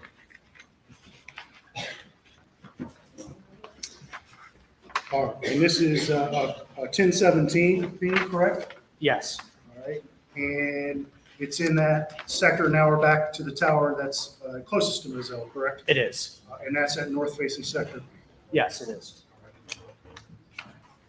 Next slide. Next slide. This one. All right, and here we see again that 911 call at 10:06:31 p.m. Correct? Yes, sir. That originally pinged off of this Varnville tower. Correct? Yes, But we see this is the two coverages overlaid between these two towers that both have coverage at Moselle. Correct? yes, it did. And you see some of that pink from that Varnville tower up right on the Moselle property. Correct? Yes, But you see more from the green from this tower sector that covers that same tower. that's correct. So, go ahead. Next slide. And here we're zoomed in, correct? Yeah, we're zoomed in now, and now we have both of the coverages showing. So we're showing the pink, which is from that tower down by Varnville facing north, and then the green, which is from the tower right here close to Moselle, also facing north. And you can see there's coverage from both of those towers actually in the area of the kennels. Okay.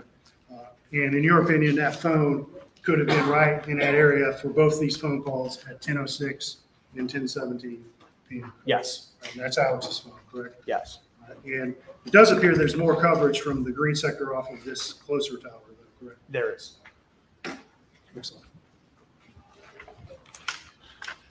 Okay, and this is just the remainder of the night for Alex's phone, correct? It is, again, 10:19 to 11:18 p.m. And the phone mostly uses that tower closest to Moselle. There is another hit at 10:21 on the tower near Vaughnville. Next slide. All right, and then continuing, what's the date on, So this is the next day at 6/8, Yes. correct? So this is June 8th, starting at 6:31 a.m., ending at 8:54 a.m. And the phone's using the tower and sector consistent with being in the area of Alameda. Okay, so this is the morning after the murders, correct? It is. Next slide. And this is continuing the same, this is the next day, June 9th of 2020. It is. And same tower, same sector. Time period is 7:52 a.m. to 8:36 a.m. Next slide. All right, and here we see some information from June 10th of 2021, correct? Yes, sir. From 3:32 a.m. to 8:49 a.m. Basically using the same tower and sector here, just to the left of Alameda, except for this one RTT hit at 3:32 in the morning, where that band overlays on top of the Alameda address.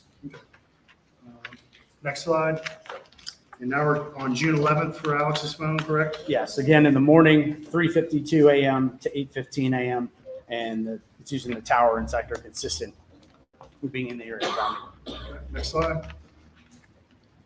And this is June 12th of 2021. Yep, 1:41 a.m. to 8:14 a.m. Again, using the same tower and sector near Alameda. Okay. Next slide, please. June 13th of 2021 for Alex's phone, correct? Yep, first call in the morning is at 9:09 a.m. And again, using the same tower and sector consistent with Alameda. Okay. Next slide. Now we're on June 14th, correct? Yes, sir. And what are the times do we see these pings? 12:04 a.m. and then 9:53 and 9:55 a.m. Again, using that same tower and sector consistent with Alameda. Did you see any phone calls from Alex's phone between 12 a.m. and 9:53 that you're able to get tower information? No. On that day? No, sir. Next slide. This is June 14th, later in the day, correct? It is 10:27 to 12:29 p.m. 10:27 a.m. to 12:29 p.m. And now it's using the tower facing north out of Varnville, but also using the tower facing into Hampton. Okay. Next slide. All right, and this is June 14th continued. And does that Yes. phone remain in the area of Alameda the rest of June 14th, at least until 4:26 p.m.? Yes. Okay, next slide. All right, and then here we're on June 14th. Yep. And starting at 4:33 p.m. up to 6:08 p.m., where do we see Alex's phone move generally? It moves generally from They're just south of Almeda over towards Charleston. And that's this area up here. And it's specifically, I don't know if you can read it, but what is that there? Can you read that place name where that last tower is on the map? Is it Somerville? Does that say Somerville? I think so. Okay. All right, next slide. Okay, June 14th continued. Yes. And this is up in the area of the same Somerville, correct? Yeah, this is in the area of Somerville. So between 6:08 p.m. on the 14th and 8:10 a.m. on the 15th, all the calls hit that tower and sector in Somerville. Okay, next slide. All right, and then on June, later that June 15th, what do we see the phone do on June 15th? It travels from Somerville back to Hampton between 8:10 a.m. and 11:40 a.m. Okay, next slide. All right, and then now we're on June 15th for Alex's phone. And what two towers is his phone pinging off of for most of the day? Again, the one in Varnville facing north and the one in Hampton facing towards Varnville. Okay, next slide. And then June 15th, and his phone is consistent with the remaining area of Alameda during those times, correct? Yes. And those are 12:35 p.m. to 2:33 p.m., correct? Yes. Next slide. Okay, and just real quickly for these last three slides, you also reviewed the records of CB Rowe and Marty Cook, correct? Yes. And you reviewed them for the night of the murders, correct? I did. And in your opinion, from the information you could see from their call records and their tower information, were either of those phones in the vicinity of the murder location between 8:50 p.m. and 9 p.m.? No. All right. Nothing further from the state.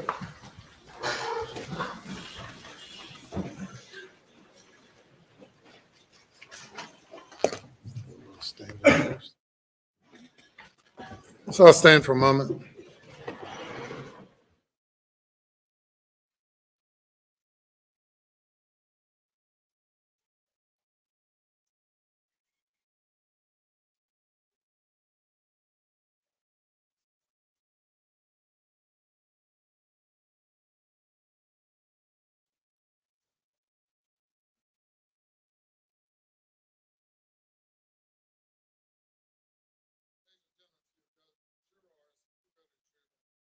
For a break.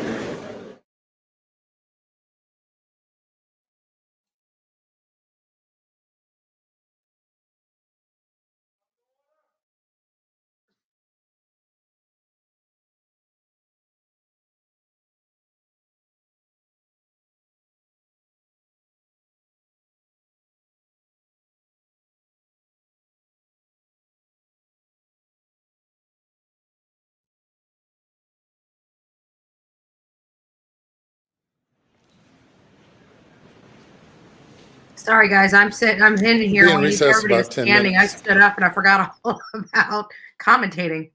So it looks like they're taking a break.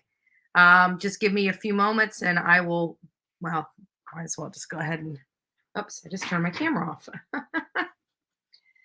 So I have to say, this is a lot of information that we received. But I think what's most notable is that it appears that there was no activity on the phone, on Paul's phone after 8:44, and nothing on the phone for Maggie after 7:50. And Alec has a whole bunch of activity on his phone. I have to say that this stuff is very interesting. Okay, a few things that I learned about cell towers is why they're in a triangle, that they want to give a full range, and the only way they can achieve it is to make it a triangle. And I also learned that, towers are much different than radio towers, as in radio towers send information to your radio. So that's where you get your songs. However, on cell service, it has to be able to send and receive.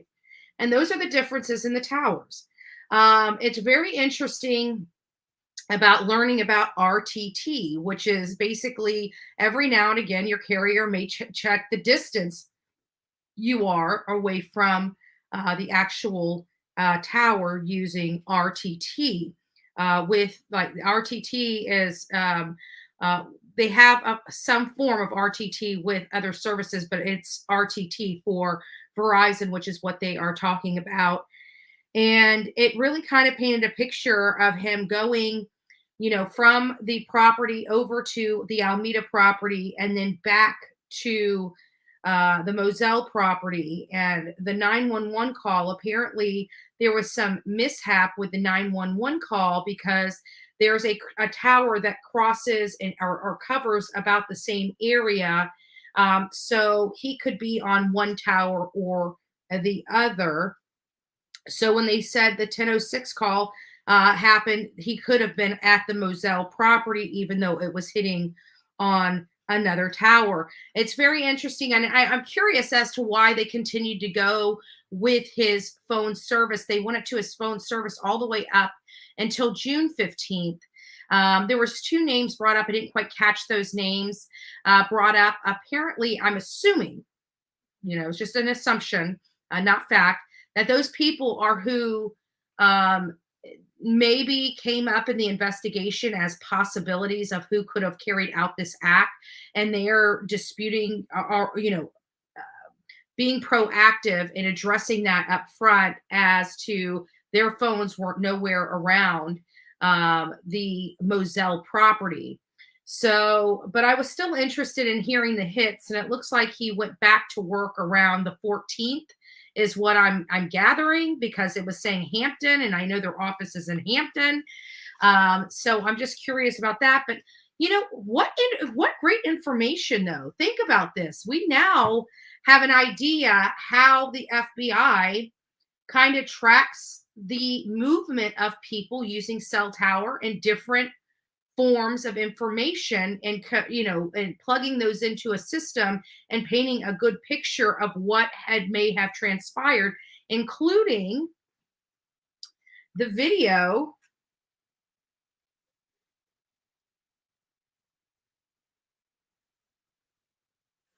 I think there was a video at 8:44, and he opened the video and it was of Paul playing in the kennels. And there was no accuracy rating for that. And they were asking the accuracy rating, but he said that the time 144.53 and 144.56 all put him with an accuracy of being in the dog kennels. Therefore, it would only make sense. He didn't say this, I'm just paraphrasing. It would only make sense that he was at the dog kennels at the 8:44.55 marker. So I thought that was interesting. And then they were talking about there was some discrepancies in distance from the 8:44 to 10:18 time frame. And this is in the evening. This is still discussing Paul's phone. And they were saying that there was it had something to do with the towers, and he explained those. But I found it very interesting that Paul stopped using his phone at 8:44. Maggie stopped using her phone at 7:50, and Paul was using his phone the entire time, except there was a 4:10. He was at the law firm from 4:10 to approximately 6:25. It appears that he was at the Moselle property by 6:40. He stayed there until 6:10. It appeared that he started moving like from 6:10, 6:12 time frame to about 9:18. And that would be about the 20 minutes necessary to get to Alameda. Apparently there was a handful of calls from 9:20 to 9:46 as he was traveling from Alameda back to the Moselle property. It appears he arrived at the Moselle property, or at least on his way back to the Moselle property, by 9:52:59. And the 911 call, first 911 call, came in at 10:06:31, marker on his phone. And apparently from that day forward, he was in Alameda until the 14th, where he started making his way in his Phones started pinging in Hampton. I think I got everything right. Let's see what Mama 5 says. There is no evidence that man had that gun in his hand. There is no physical evidence with him pulling the trigger, no weapon, no bloody clothes, nothing. We just have a crappy person who stole from people. I disagree. Circumstantial evidence is painting a very, very damaging picture. You take all these things at one, it shows a man under pressure. It shows a man that is ready to pop. He's bleeding money. He's about to lose everything he has because of his son's boating accident. I don't know if this was out of mercy or out of anger, but I truly believe it was out of one, and they are painting a very good picture. You're not taking into consideration all the ammunition, or not just ammunition, all the GSR evidence that's damaging. And by all this stuff in and by itself would not be the smoking gun.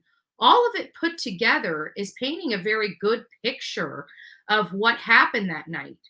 And a lot of stuff, you got to remember, by the 10th, he was supposed to be going to court on June 10th to find out if he had to turn over all of his statements or not. This would have exposed that forge.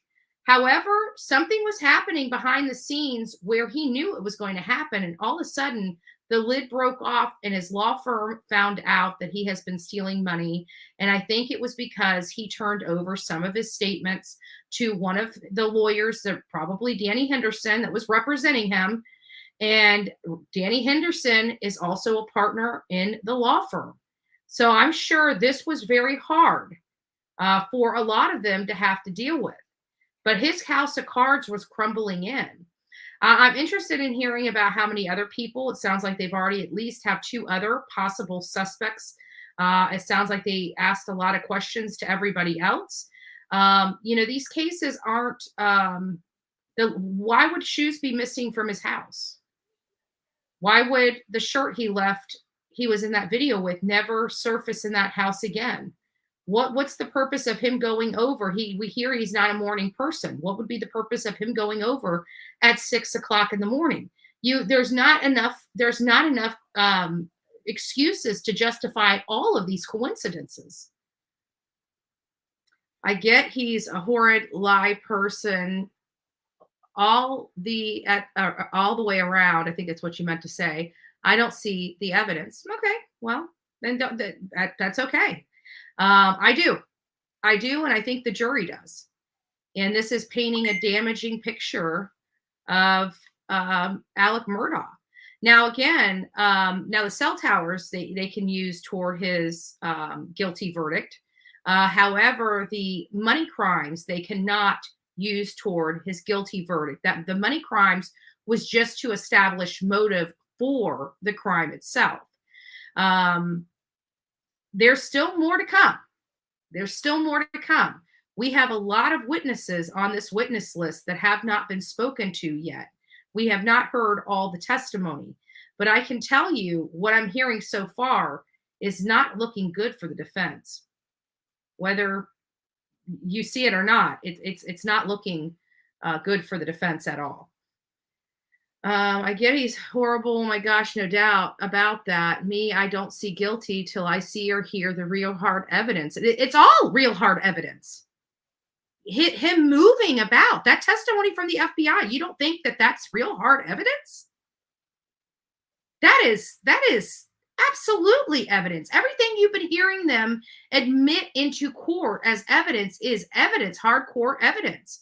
His movements, their phone pings, whether his car was in drive during this part, whether his car was in park this part, this is painting this is putting puzzle pieces together, showing you that he was at this home from this time to this time, he was gone from this time to this time, and he came back from this time to this time.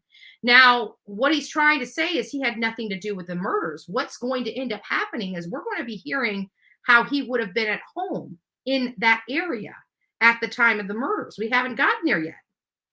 Haven't gotten there yet. But don't think all this stuff. I mean, there's a reason why. And not only that, but I thought a lot of damaging testimony came right from the caregiver and the housekeeper. From the caregiver and the housekeeper. Those were absolutely great witnesses for the state. It talked about his demeanor.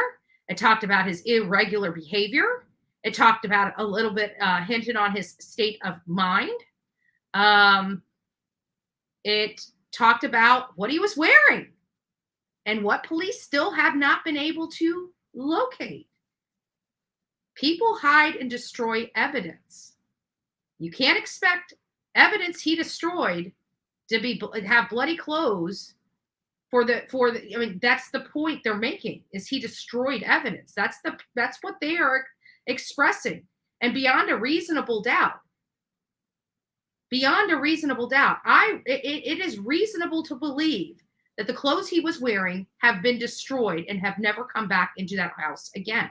That's the testimony of his housekeeper. That's damaging evidence, real hardcore evidence. So, that's why I said Mama of 5. That's why I disagree. Agree to disagree. No big deal. I appreciate you taking your time to at least voice your perspective, but those are the reasons why I disagree with this. And all of this testimony is evidence. There's nothing you can have better than first eyewitness testimony from people. And we've been getting it from the housekeeper and the caregiver. That's firsthand knowledge of what happened in and around that day. Mark Tinsley expressing the squeeze he was putting on Alex Murdaugh. The housekeeper expressing how Maggie was really concerned about money and how this accident was going to affect their family. Her not wanting to be home. That he's painting this picture that him and Maggie had this perfect relationship, but it sounded like she didn't even want to be at that house. She wanted to be at their other house. Where I could have sworn Edisto. Their Edisto property.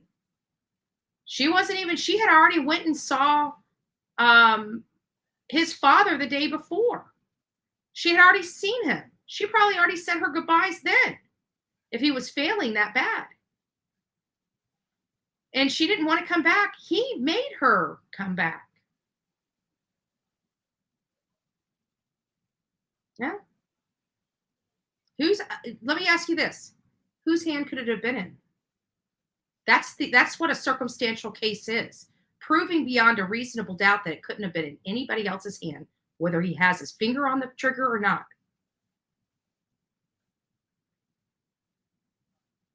That's how it works. And I'm sorry, the way they're painting it, it's painting a pretty clear picture that there was nobody in and around that area that could have done it but him. He's the only person with cell tower hits. Even Maggie and Paul's hits weren't even hitting at that time, right? Their phones stopped being in use. But his was. Nobody else was there. They have 2 other people. They're saying they weren't even anywhere near the property. So now we're getting evidence from FBI agents saying, hey, he's the only phone there. There's 3 phones. That's it. Is that a smoking gun? Not by itself. I don't think it is by itself. What was going on with the state paying money to Miss Shelley for her testimony? That I don't know where you heard that, but that was absolutely incorrect. Another witness that felt bad for that woman because she was terrified. Another witness, not one of the states, not one of the state attorneys. It was Mark Tinsley. It was one of the witnesses. And he, as a private citizen, is allowed to do anything he wants, whether he's a witness or not. And he gave her $1,000. But I'm sorry. That was terrifying. Why am I starting to feel like you're not really wanting to participate, but rather gaslight? Kind of way I'm feeling right now. Mommy of 5. And usually I trust my gut.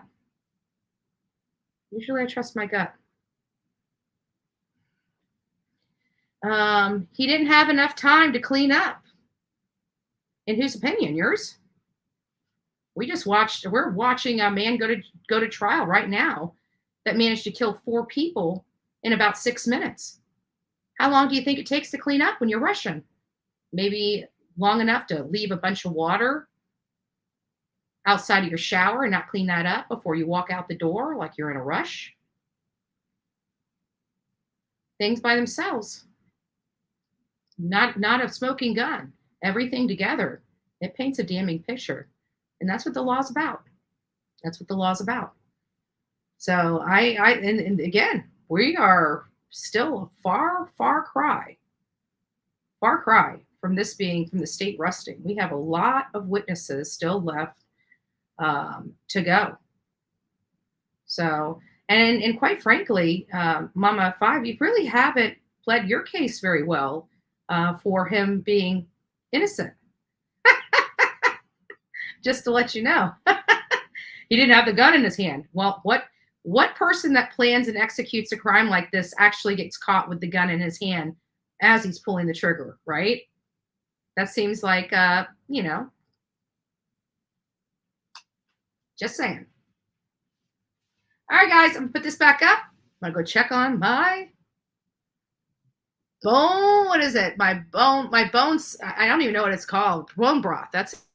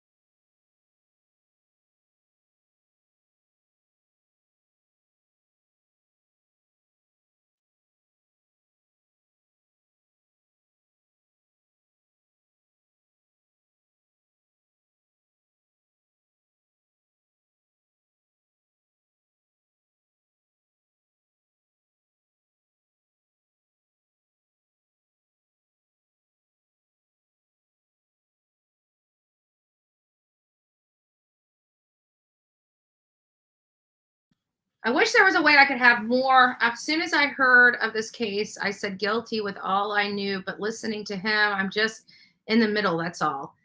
Okay. Well, I agree. That's fair. That's fair enough. That's fair enough. At least you're looking at it logically, and you have to be right. There is no smoking gun yet. But I do think that they're building the case, and I think this is painting a damaging picture. Bring the jury.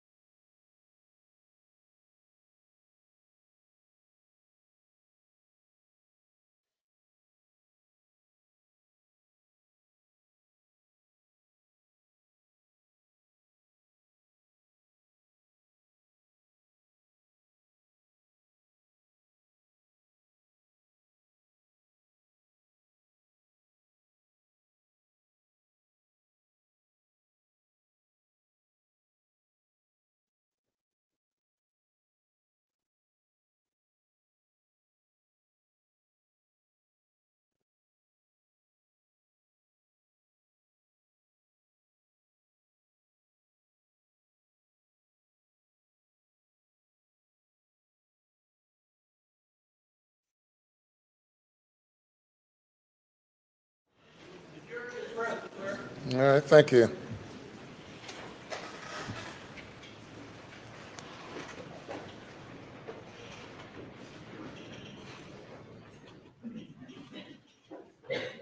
Mr. Barber.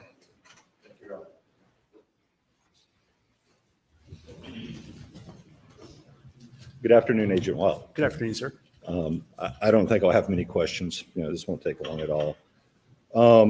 We were looking at a lot of maps and they had a lot of timestamps, and I think they're referred to as pings sometimes.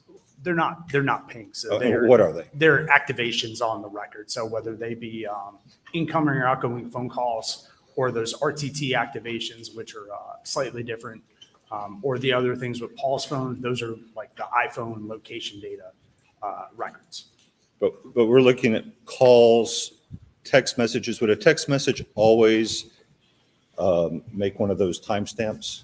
Now, so on Verizon, which all the phones in this case were, with Verizon, we're not going to get call detail record. We're not going to get location data with the text messages, just the way they're designed. Okay. And I just wanted to be clear when we said that there weren't more calls coming into Maggie Murdaugh after 7, that there were some text messages, but if there were, they wouldn't show up. Correct. They wouldn't show up in her call detail records with cell tower information. What would it look like on these maps if a call, well, let me ask this, do calls hand off between towers while they're still going on? They do. And what would that look like on these maps? So it would look the same way it looks now. So again, when the call, before the call's even set up, so if my phone was on in this room right now, my phone is constantly scanning the environment. It's trying to find the tower and sector with the strongest signal. Okay, it's very much like sitting at the airport trying to find the best Wi-Fi to connect to while you're waiting on your flight. So what happens when a call hands off between towers during a call is the records look like they look. It's still going to show the initial tower and sector that the phone saw as the best tower and sector at the time the call occurred. And then after that, let's say the call is an hour long and I drive from here to Columbia, I'm going to hand off tower to tower to tower, but on Verizon, I'm not going to see that handoff in the records. Right, and that I guess was my question, is you're just going to see that first tower. So if you're handed off like tower 1 to 2 to 3, you're not going to see on the same calls hits on towers 2 and 3 on this map. Correct, you're only going to see the initial. And do the coverage areas intentionally overlap to some degree to allow for handoffs? Yes. And we saw GPS data for Paul Murdaugh's phone. Yes. Did you have any GPS data for Maggie Murdaugh's phone? I did not. There was nothing in the location database for the time period that was in question. Do you know why that was? It's either something Paul was running on his phone that generated it, or a lack of something that Maggie wasn't running on her phone that did not generate it. I really don't know the answer to that. I mean, so the answer would be that you don't know. I don't know. Yes, sir. And what about Alex Murdaugh's phone? There was nothing during the time period. So you mentioned that you've testified as an expert in, I think, over 100 cases? Yes, sir. And some of those other cases, were you able to show phones moving together? Sometimes we are, yes. Were you able to do that in this case? I did not do that in this case.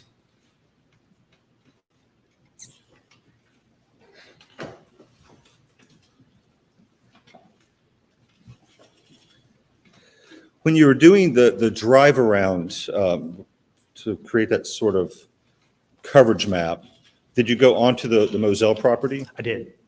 Was that with the consent of Alex Murdaugh? Yes, I believe so.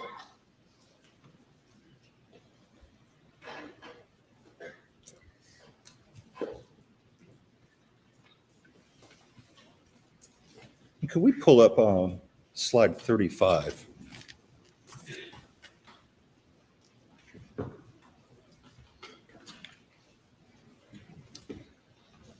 Can you see the screen? I can. And I think the previous testimony was that this 10:06:31 call was the 911 call? Yes. I just want to ask about that timestamp because we heard from someone from the FBI yesterday the 911 call was actually placed at 10:06 and 18 seconds. So what would account for the 13 seconds difference between the two? I guess it depends on the records you were looking at. There might be a slight offset between the records the other person was looking at and the records I was looking at. And the 911 call center, of course, would have a timestamp on incoming calls. Correct. Correct. Have you ever seen cases where there's a few seconds difference between those timestamps and this kind of records and what the 911 center might have? Yes, sir. I mean, there's a difference between when you press the green button, and it usually takes a couple of seconds to connect on the other side.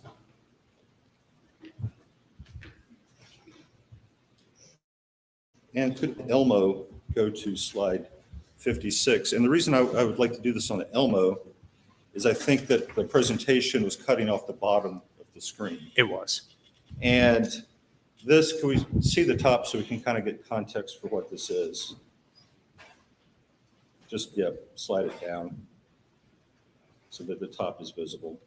So this was Alex Murdaugh information, and this was on June 15, 2021, correct? Yes, sir. And do you know that was Tuesday? I don't. Can we scroll in so we can see the bottom? It says that activity after 2:33 p.m. indicates travel to Somerville. Is that correct? Yes, sir. Do you have any data after that? Is that the end of the data that you have regarding Alex Murdaugh? Is that the last slide? You have. Okay. The slide. So this is slide 56 that we're looking at.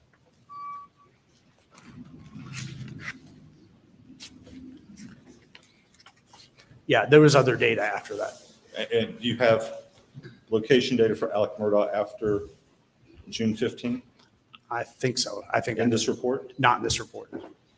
So in this report, I'm sorry, because that's what we're looking at here. Yes, sir. Because I understand, of course, you have cell phone records. He kept using the cell phone, obviously, after the 15. Yes, he did. But for what's being presented to the jury, the last entry is Tuesday, June 15, is the end of what you have. Yes, it is. And he's going to Somerville. Yes, sir. And finally, there last 2 or 3 slides, we don't need to show them. There was some information for some other people, a C.B. Rowe, a Marty Cook. Yes, sir. Why were you looking at information for them? I was requested to look at the information for them for the night of the incident. Were you requested to ever look at information for an Eddie Smith or a Spencer Roberts? Eddie Smith sounds familiar, but I'm not sure about Spencer Roberts. Did you look at information regarding Eddie Smith? Yes. Do you have that information with you? I do not. You do not have the information? I don't have it with me, no. Beg the court's indulgence.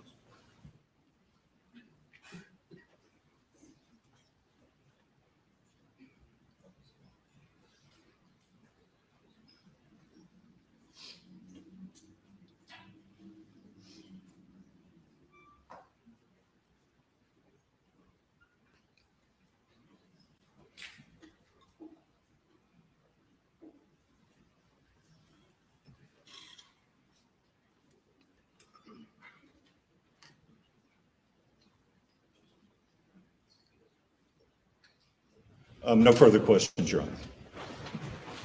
By the state. Briefly, Agent Wild, you were asked by Mr. Barber whether you've been able to pinpoint 2 phones together in other cases, correct? Yes. Generally speaking, what kind of data are you using when you have been able to pinpoint 2 phones together at the same time? I mean, first of all, the 2 phones have to have activity around the same time. So we'd have to have calls at 9 o'clock on one phone and calls at 8:58, 9 o'clock on the next phone. That's the first thing we'd have to do. Second thing is it'd have to be indication the phones are traveling together or stationary at the same place at the same time. Okay.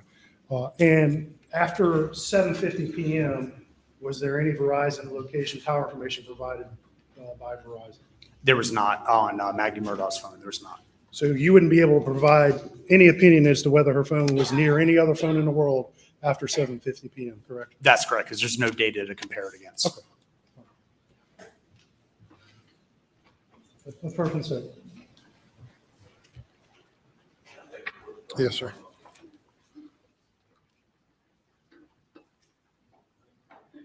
No further questions, Your Honor. Thank you, sir.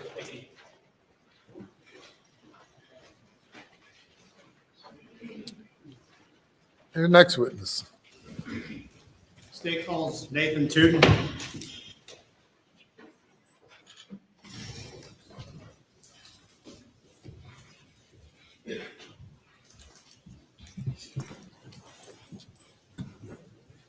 Raise your right hand, left hand on the Bible. Do you affirm the testimony about to give before in this trial shall be the truth, so help you God? And to take a seat in the witness and you do.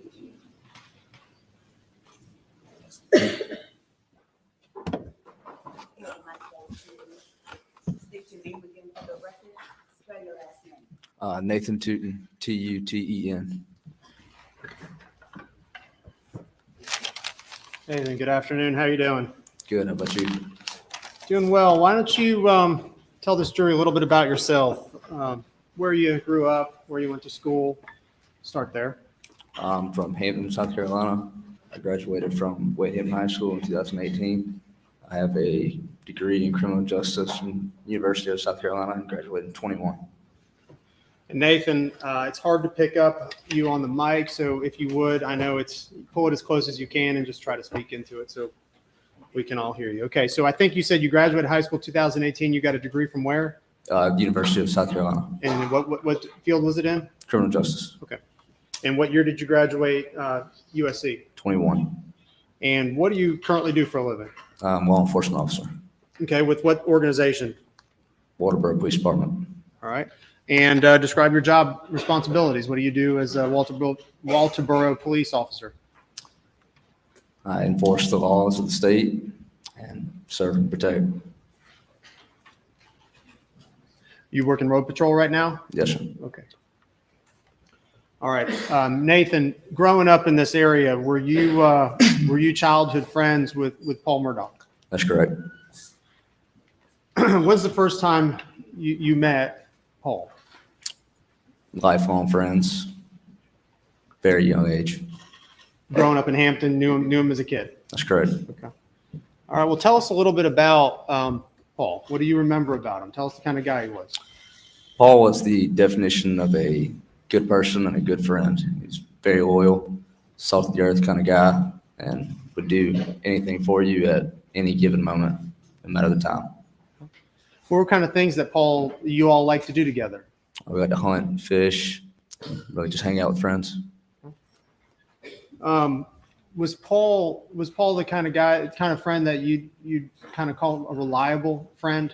Absolutely. All right. Was he the kind of kid that would be there for you if you needed help with anything? Absolutely.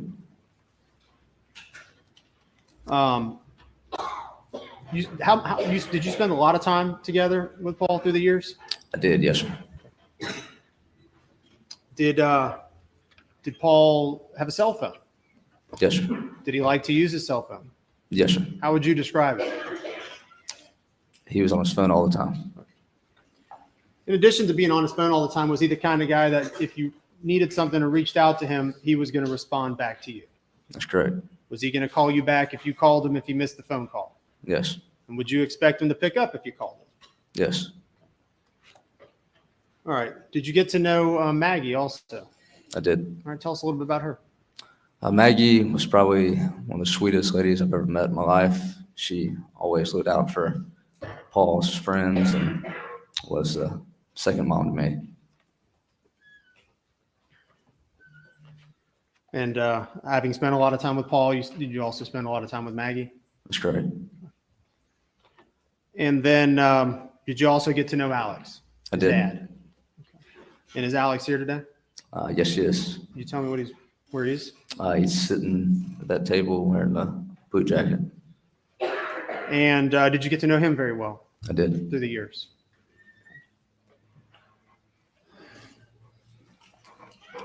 Did you know the family before they moved their primary residence out to what we call Moselle? Did you know them before then? I did. Okay. Were you there when they moved or obtained Moselle and started using that as a residence? I was. All right. When Moselle was first constructed, how many entrances and exits were there? Just one. And which one was that?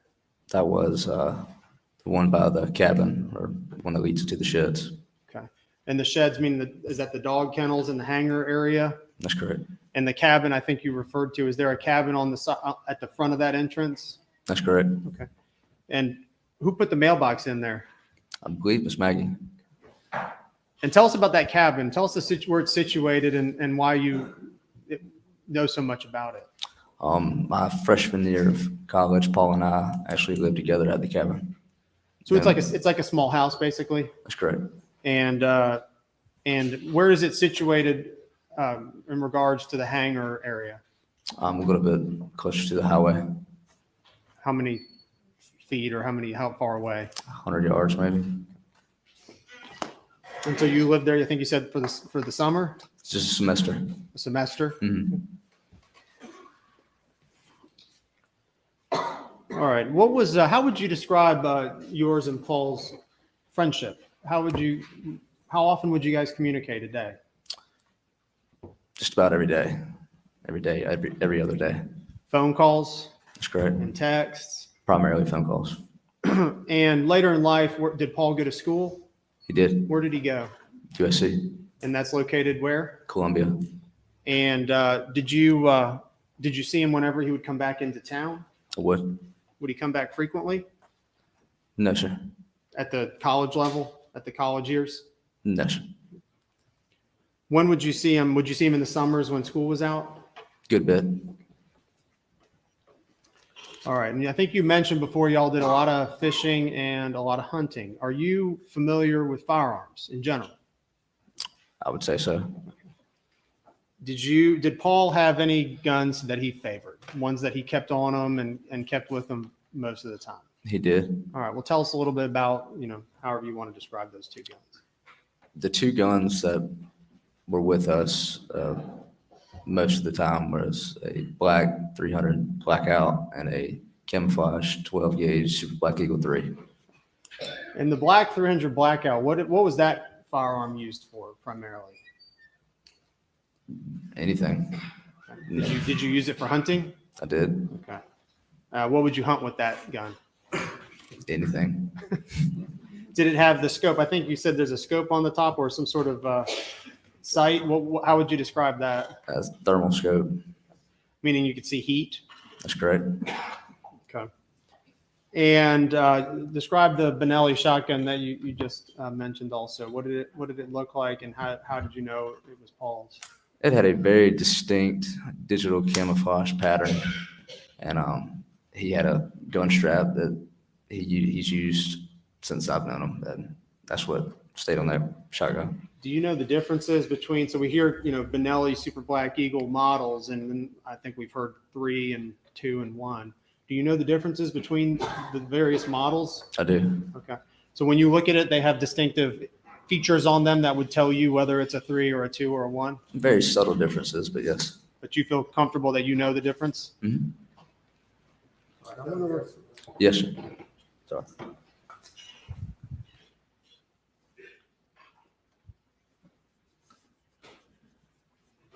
going to show you what's been marked as, entered in evidence as State's Exhibit 88.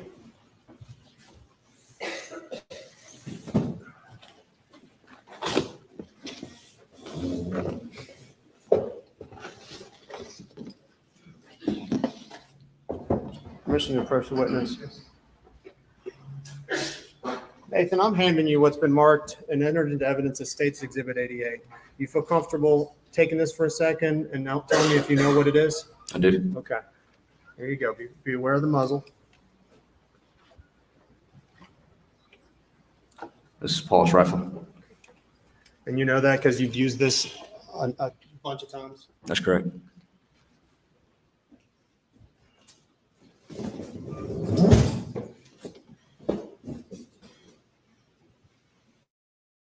I'll also now show you what's entered into evidence as State's Exhibit number 4.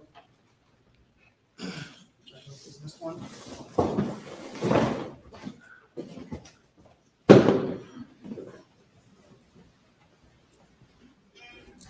This is State's Exhibit 4. Do you feel comfortable taking a look at this for me for a second and let me know if you know which firearm this is? I do. No, the safety's off. It's in there. Thank you. This is Paul's shotgun. How do you know? I've used it several times, and distinct camouflage pattern along with Paul's gun strap. This strap in particular is Paul's. That's correct. How do you know this is a Model 3 Benelli Super Black Eagle? Well, would you like me to explain? Absolutely. So there are a few subtle differences. One being the forearm grip. The Super Black Eagle 3 has a slight flare or increase in curve. Another difference would be the trigger magazine port has an indentation that allows you to insert shot shells easier. The Super Black Eagle 2 and previous models don't have that. Another difference would be the button that releases the bolt, which makes the weapon operable. The previous models, being the original and number 2, are circular, whereas this one is more rectangular. I mean, the easiest way to tell the difference is they're labeled 2 and 3. Thank you.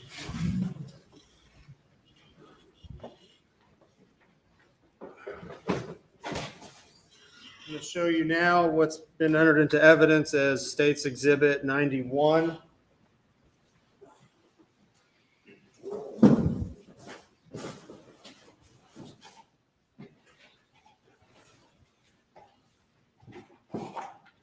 You feel comfortable handling this gun for a second? Let me know if you recognize what it is. I do.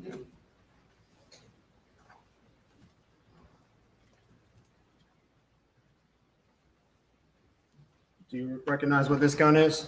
I recognize that as Buster Murdaugh shotgun. Okay. What model is this? Super Black Eagle 2. And you know it's a 2 because of the other features you just mentioned and pointed out for the jury? That's correct. Would you do that again? Tell us why you know that's a 2. Like I mentioned earlier, the slight flare on the 3. This one is straighter, more narrow. Does not have the indentation for the magazine port, and the button is circular. And you said it was Buster shotgun. How do you know that? The Mojo sticker on the barrel. The sticker at the top of the barrel there? That's correct. Familiar with it, Mojo. That's correct.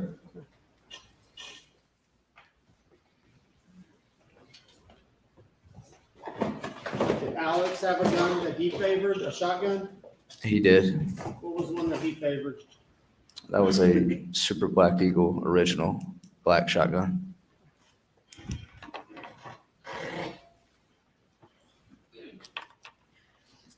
Are you familiar? Did Paul have a 300 blackout rifle prior to the black one you just identified? That's correct. All right. Were you familiar with what happened to that firearm, the original one? I am. All right. Tell us the story. It was a party, and there was a black 300 blackout and a tan 300 blackout. He had the tan one, and it got stolen from a party one night. Speak up. It was stolen from a party one night. You know what year that was? Approximate year? I'd say early 2018. And that was the firearm that was stolen was what color again? A tan. Tan. All right. At what point in the Mizell property was what year, approximate year, was the second entrance created? That one with the brickwork. I'm not sure. It was a few years though after the family owned the property. That's correct. Was it common to use either entrance by the family to leave and enter the property? Yes and no. All right, we'll explain. Paul and I and friends would use the entrance by the sheds more, whereas Alec and Maggie would use the main gate entrance more. If you all, and let me ask you, before we get to my next question, what the hangar area with the kennels, are you familiar with it? That's correct. Could you describe to the jury just a very basic layout of that area?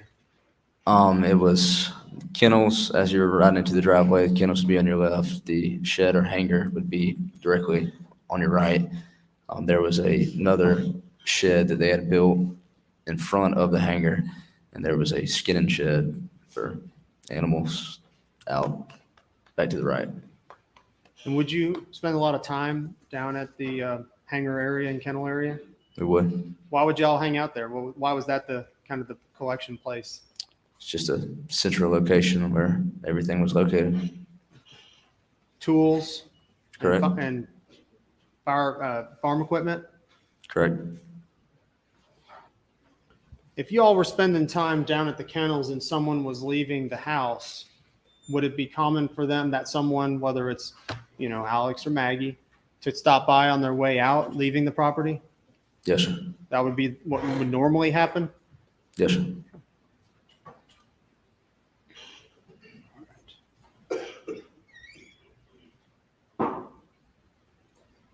I'm going to play what's been marked as, I'm going to show you what's been not marked, but entered into evidence as State's Exhibit 297.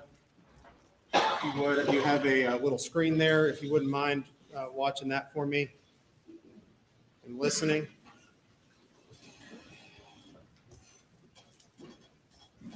Thank you for the computer.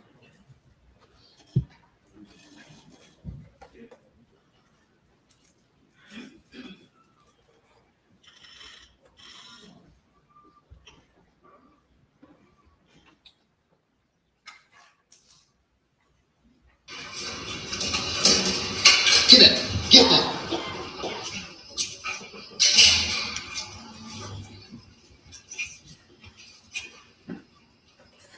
Quit, Cash. Quit.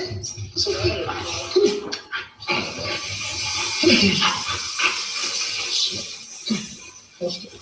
Okay. Hey, he got burgers now. Hey, Bubba. It's a guinea. This is a chicken. Come here, Bubba. Come here, Cash. Come here, Bubba. Cash. Quit.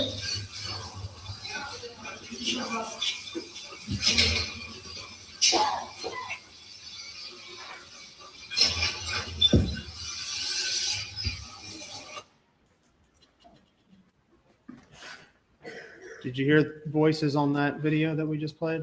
I did. Whose voices did you hear? Paul Murdaugh's, Maggie Murdaugh's, and Alex Murdaugh's. Could you tell where they were located in that video? Did you get a sense of where that was? Dog kennels. Okay. The kennels down at the hangar area? That's correct. We heard yelled out a name called Bubba. Are you familiar with Bubba? I am. Who's Bubba? That'd be Paul's dog. And what kind of dog is he? A yellow lab. Is he trained? Well, was he was he a house pet or a pet? At that time, yeah. Was he also trained to hunt or be a hunting dog or bird dog? That's correct. Did Bubba have a? Well, describe Bubba. How would you describe Bubba? Hard-headed. Did Bubba have a thing where he liked to chase chickens? I'd say so, yeah. If a chicken got out of the pen, would he chase it? That's correct. Have you ever been there when he caught chickens? He would chase anything. He'll chase. Did you ever there when he caught birds though that were coming out of that coop? I mean, he's tried. Could I say I've seen him? No. Were you aware then that Bubba? Were you aware that Bubba would chase those chickens? Absolutely. And had you been aware that he'd killed chickens before by getting them? Have you ever had to wrestle anything out of Bubba's mouth or try to catch him when he doesn't want to be caught? Tried to catch him. And if he doesn't want to be caught, what's going to happen? Not catching him.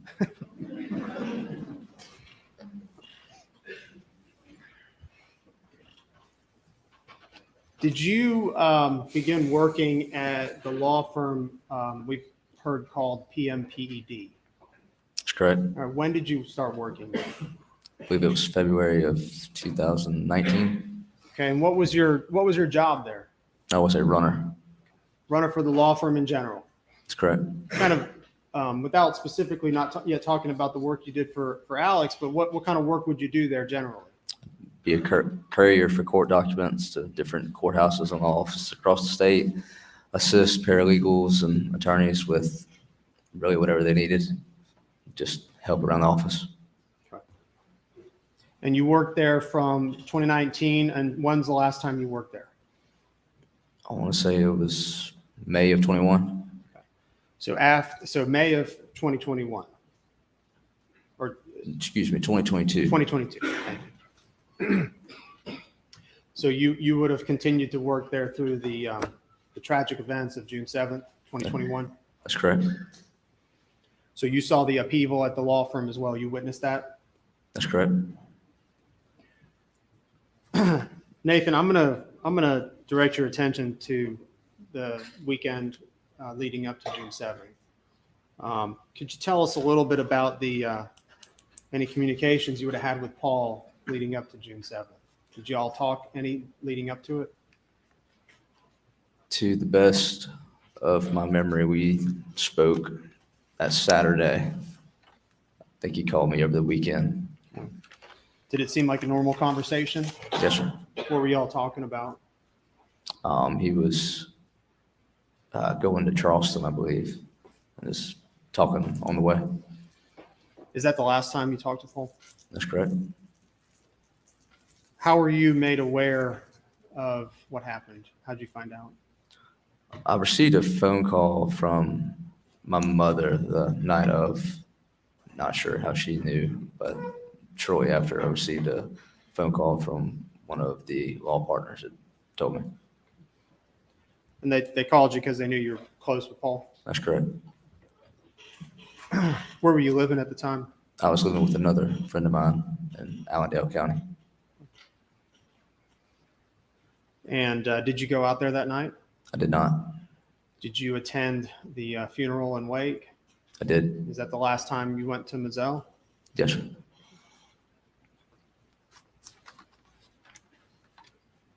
After these events, how did it affect you? It was hard. Losing a really good friend and a really good person. After these events, I think you said already, but you continued to work at the law firm? That's correct.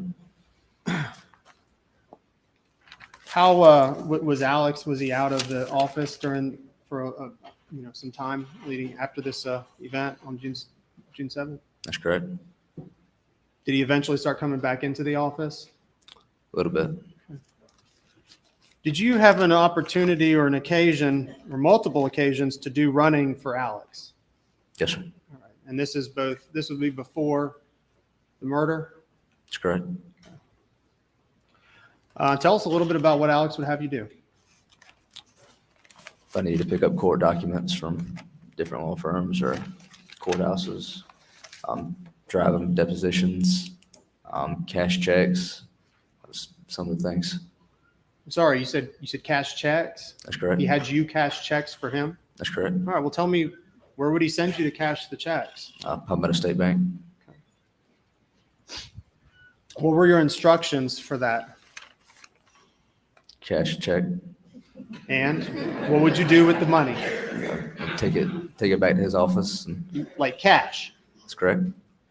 Is it in an envelope or are you just holding it? It was in a Palmetto State envelope. Okay. And you would take that envelope of cash and where would you bring it? Back to his office. Okay, and just hand it to him. That's correct. How many times did he have you cash checks like that? Very frequently. Very frequent? That's correct. Many times. Many times.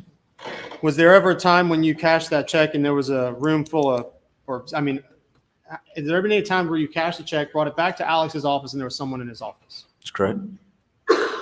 Multiple people, right? Is that correct? Correct. Tell us who those folks were that you would have been there when Alex is sending you to get cash. You're coming back with the cash and there's someone sitting in his office. There was different occasions. One particular occasion was Greg Alexander. Who's he? I believe he's the chief of police for the embassy. Okay. Corey Fleming. Do you know Corey Fleming? I do. What is he? What did he do?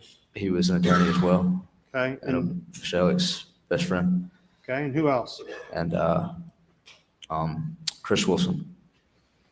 And do you know who Chris Wilson is? I do. Who is he? He's an attorney in Bamberg, I believe. When did Alex stop asking you to cash checks? What was the time frame? I believe it was a few weeks before the murders. So A few weeks. You've been doing this a lot. And a few weeks before the murder, he doesn't ask you to cash any more checks. that's correct.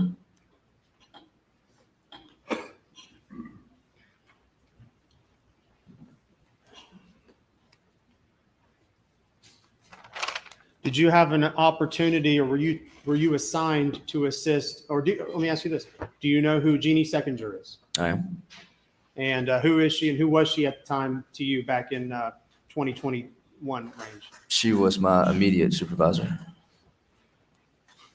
And were you ever, after the events of June 7th, were you assigned and tasked to assist her in her investigation of financial improprieties within the firm? In some ways, yes. All right.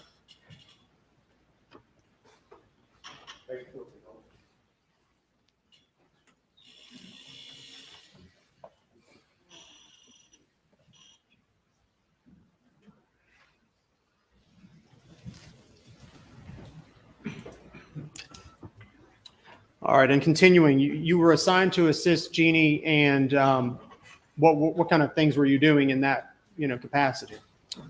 We would look through different cases. She would have me get cases from probate court and go through and highlight clear checks, and if I found a discrepancy, bring it to her. Did you understand the scope and what you were looking for? Did she kind of involve you in that? Somewhat. Did you figure out kind of shortly thereafter what you were looking for, or what the reason was? I'd say so. I'm going to direct your attention to July of 2021, specifically July 4th, or that July 4th timeframe. You have that in your brain? I do. Did you drive Alex to the airport? I did. Tell us about that. Why did you drive him to the airport? Well, at the time I was still a runner, and he asked me to give him a lift to the airport. So that's what I did. Where was he going? I believe he was going to Florida Keys with Maggie's family. So he's going on vacation to the Keys on July 4th weekend or July 4th timeframe? That's correct. And did you in fact drive him to the airport? That's correct. Did you have a chance? Did he say anything to you on that ride to the airport? We talked. Did he tell you anything about the boat case? He did. What did he say? He said that he would like to clear Paul's name. And do what? And beat the boat case? Beat the boat case. So now with Paul gone, he's talking about he can beat the boat case. That's correct. This is a month after the murder? That's correct. Okay.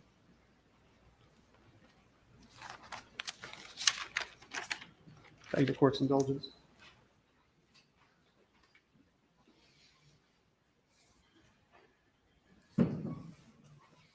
Nothing further, Your Honor. Thank you. Yes, sir.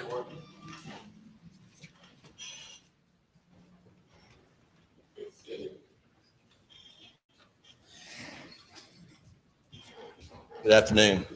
Good afternoon. It was very important, Alex, to clear Paul's name from the accusations in the boating case, wasn't it? I don't know. That's what he told you, right? That's what he said, but I don't know what he was thinking. Well, you know that he stood behind Paul all throughout the boating case, the criminal part, right? That's correct. And a lot of people in the Hampton community turned their backs on Paul, didn't they? That's correct. You didn't, did you? No, sir. Alex and Maggie didn't, did they? No, sir. Your brother didn't, did he? No, sir.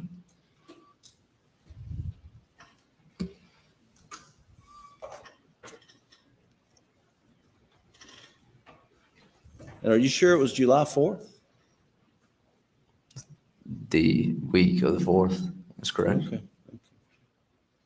And he was going to Florida on a vacation and visiting with Maggie's parents, Maggie's sister, brother-in-law. You understood that? Yes, sir.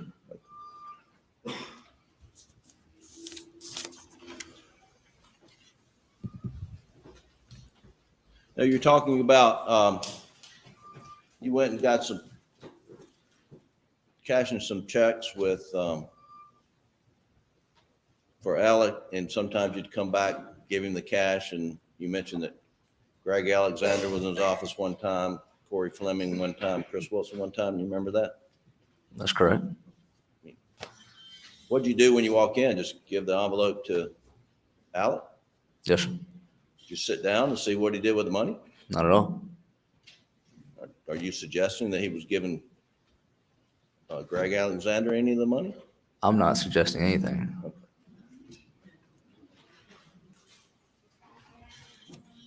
Do you know if that's what the Attorney General was trying to suggest by asking you that? Objection, Your Honor. Sustained.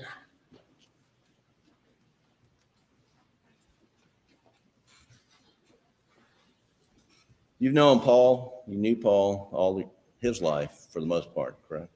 Correct. And how old are you? 23. And I think you described Alex and Maggie as kind of your second parents. That's correct. You spent a lot of time at Moselle. You hunted with Paul and Buster too, I take it. That's correct. And you lived there at that cabin you talked about right there on the edge of Moselle Road, right? That's correct. Okay. And Paul's go-to guns were a 300 Blackout and the 12 gauge Benelli that you identified here in the courtroom, right? That's correct. But now you knew that Paul's had originally been given a 300 Blackout for Christmas that got stolen, right? That's correct. Did you go to the party with Paul and he had the 300 Blackout in his truck? You go in the party, come back, and it's gone? Not exactly how it happened. How did it happen? Didn't realize it was missing for a few days. Okay. And Paul would never lock his truck, would he? No, sir. And he would leave guns in his truck, right? That's correct. Did you know that 300 Blackout had been replaced? I did not. Okay.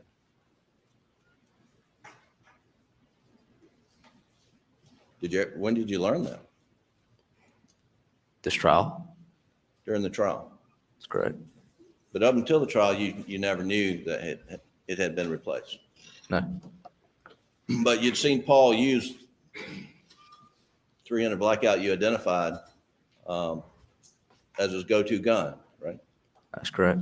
And the 300 Blackout that you identified has a thermal scope, does it not? That's correct. And whose gun did you think got stolen? Paul's or Buster's? I would assume Paul's. Were you aware that the 300 Blackout replacement did not have a thermal scope? If I didn't know about the gun, then no. Okay. So do you know whether or not this is Buster's 300 Blackout sitting here in the courtroom? That is the gun that I used at Moselle. Okay.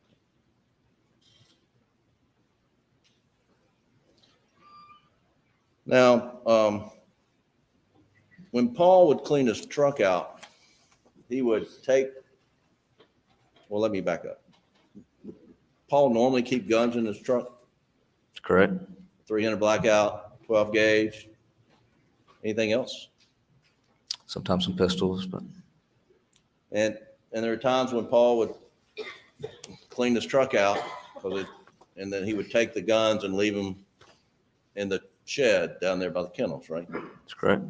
And sometimes he would forget that he left them down there, right? That's correct. And he think you described him as being careless with leaving guns around. Is that right? I'd say so. Okay. And he'd even left guns in your truck, right? Correct. Now, Paul was a guy who liked to work with his hands outside, correct? Correct. And he loved the Moselle property. Is that right? I'd say so. And he liked to work the land with equipment and plant for game management, for duck hunting and dove hunting and things like that, right? That's correct. And to do that, he wasn't always on his phone, right? I mean, he liked to work with his hands. Is that fair to say?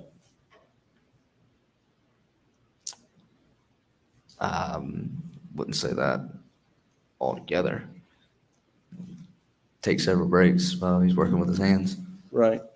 And I think you've described it. I mean, he would put his phone down, and while he was doing some work, and then he'd forget where it was. He'd lose it. He'd go back and find it later. That's correct. That happened fairly regularly, didn't it? I'd say so. And you listen to the video that was played. Do you hear water running in the background? I'm not sure. What kind of work would Paul do down there by the kennels? What do you mean? I mean, would he, if Bubba or the other dog had messed in their dog run, would he clean it up? I'd say so. Okay. And if he did that, perhaps he'd put his phone down while he did that so it wouldn't get wet. I would assume so. Yeah. It's a reasonable thing to do, right? I'd say so. Okay.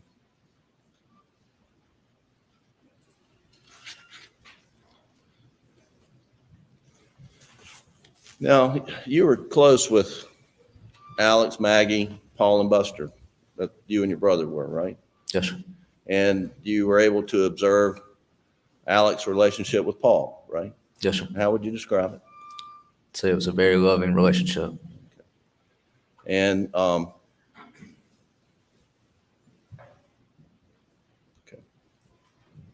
And how would you describe Alex's relationship with Maggie? I would describe it the same. 1 second, Your Honor.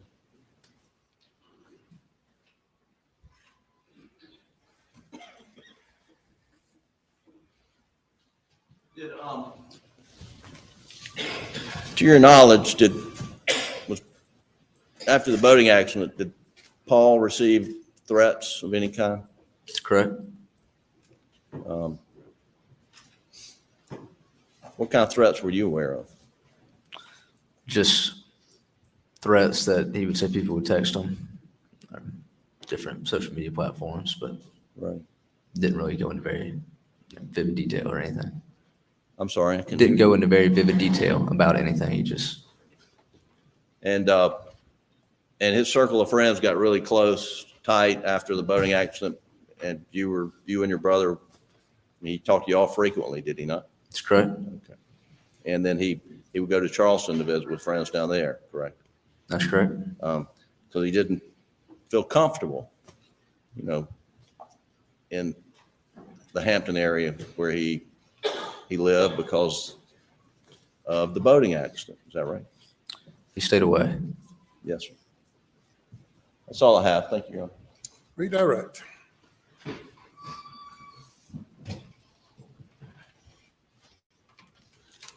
Nathan, you were asked about threats to Paul. Did you ever know that Maggie received any threats? I was not aware of any, no. I'm going to ask you, counsel asked you a little bit about the kennel area and asked if you'd heard water. Are you familiar with how generally the kennels were cleaned? Were you there when the kennels would be cleaned? Sometimes. Okay. Generally speaking, describe the kennel for me. What was actually inside of one of the kennel runs? The kennel had a doghouse, beds in the doghouse, and just kind of like a concrete pad. And if you're going to rinse off the kennels, what would you do with the dog bed? You would put it on top of the dog house, Okay, and why was that? so it wouldn't get wet. And then what would you just leave the dog? Would the family or if you were cleaning it, leave the dog bed up on the top of the kennel, or are they going to bring it down when the kennel after a certain point in time? You wait for it to dry and then bring the bed. If you were down there or anyone was down there at the kennel area and it was nighttime, would you turn the lights on? Yes, sir. Are there sufficient lights out there to make it a fairly well lit area if all the lights are on? I'd say so. If you're at the main house and the lights are on down at the kennels, can you see that area from the house? Yes. Would it be very visible to you to see that there's lights on down there? Yes. Would the fans, are there fans in the kennel area? There are. Would the fans be left on generally for the dogs? Generally. And again, if anyone was down there working, would the lights be turned on? Yes, sir.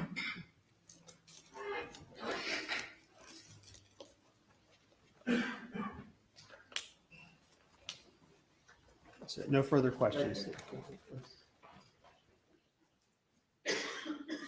Anything further?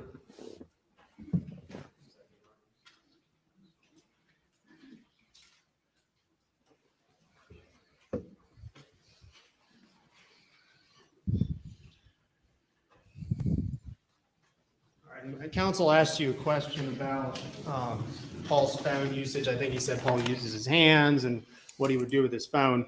Do you recall if Paul did have to use his phone, would he put it in any of his pockets? If he was working outside in that capacity, the pocket he would put it in would be his back pocket. And that was the common thing he would do almost nearly every time? That's correct. Nothing further. Thank you, Your Honor. Anything further? Just a moment, sir. Your Honor, thank you. You may step down.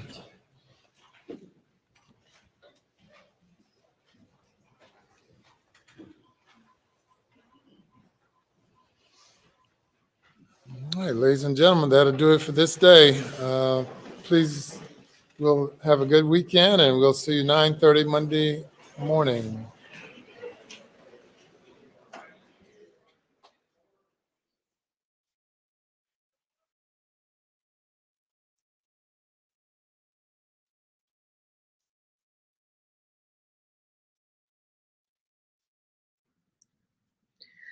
So it is finally over for this week. Another groundbreaking week. Paul, it was, I think they got two good pieces of information in that Paul left his guns. They talked about a gun that was stolen from him. Everybody be seated, please. Yep. Always happen. Anything before we adjourn for the weekend? Your Honor, purely for scheduling purposes, a week from Monday is President's Day. It's a state holiday. Are we going to have court or not? I do not anticipate having court on President's Day. I'm sorry. I do not anticipate having court on President's Day. We also will adjourn hopefully no later than 4:30 next Thursday. 4:30 just for that day? Next Thursday. Next Thursday, but we'd be in court on Friday.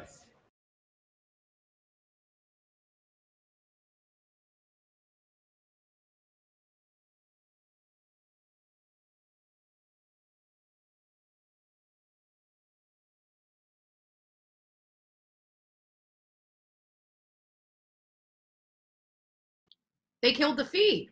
So I guess we're not going to hear what they were talking about, but it looks like they're going to be adjourned until Monday, 9:30. We'll be back. Well, actually, I may not be back here because I can't run the live. Nothing's going to be set up. I'm going to be down south, further down south than I already am. But I got to tell you, the gravy, and that's rice and beef gravy. It really is good. I was going to open up the phone lines, but I think we've all had a pretty exhausting day. It's the end of Friday. I am truly exhausted. I've been really paying attention to today's testimony from everybody, from the FBI agent, from Paul's friend, to the special agent that did the maps, the cell tower maps. It's just been a, and I think, you know, mommy of five. Oh.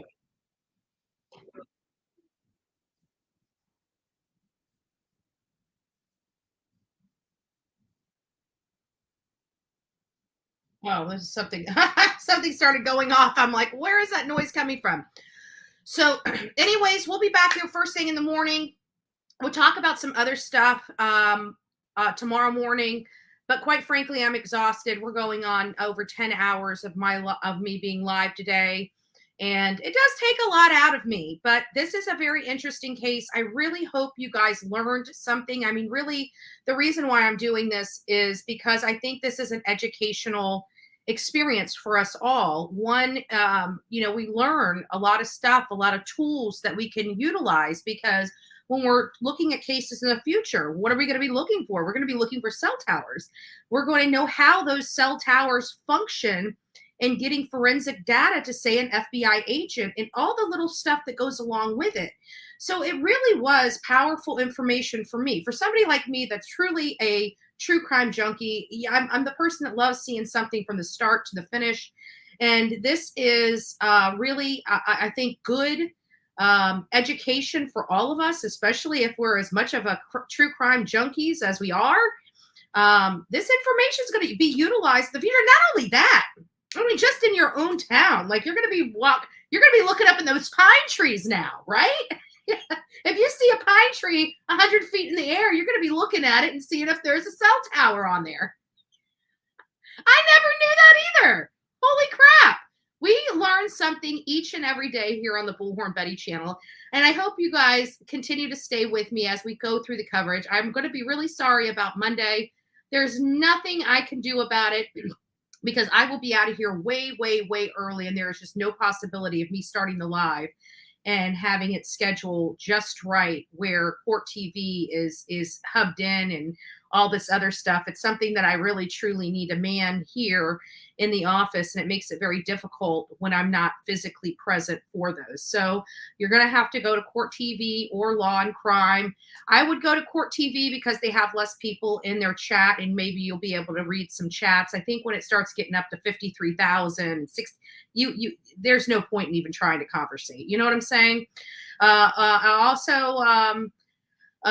What is it? Tuesday we'll be back here. I'm going to have to take a break on Tuesday from about 1:15. I've got an appointment, on the phone appointment. So I know that cuts right into break. You're not going to hear me. We're just going to go into break and all that. Tuesday, I believe I also may have a county meeting. So I'll check the schedule to make sure I either have a county meeting or I don't have a county meeting.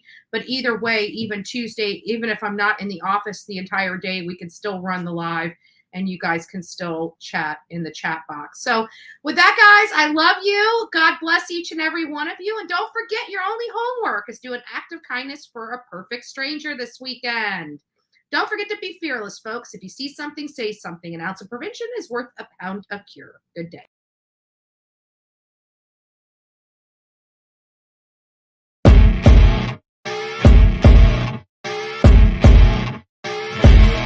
As you wake up in the morning, you want to find the latest, greatest information about criminal cases and have an intuitive conversation about the suspects associated with these cases.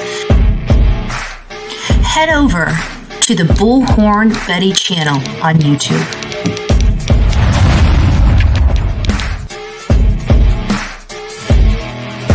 Get breaking news right here on the Bullhorn Betty channel. Welcome to the Bullhorn Betty Coffee Club. Enjoy your stay and enjoy your day.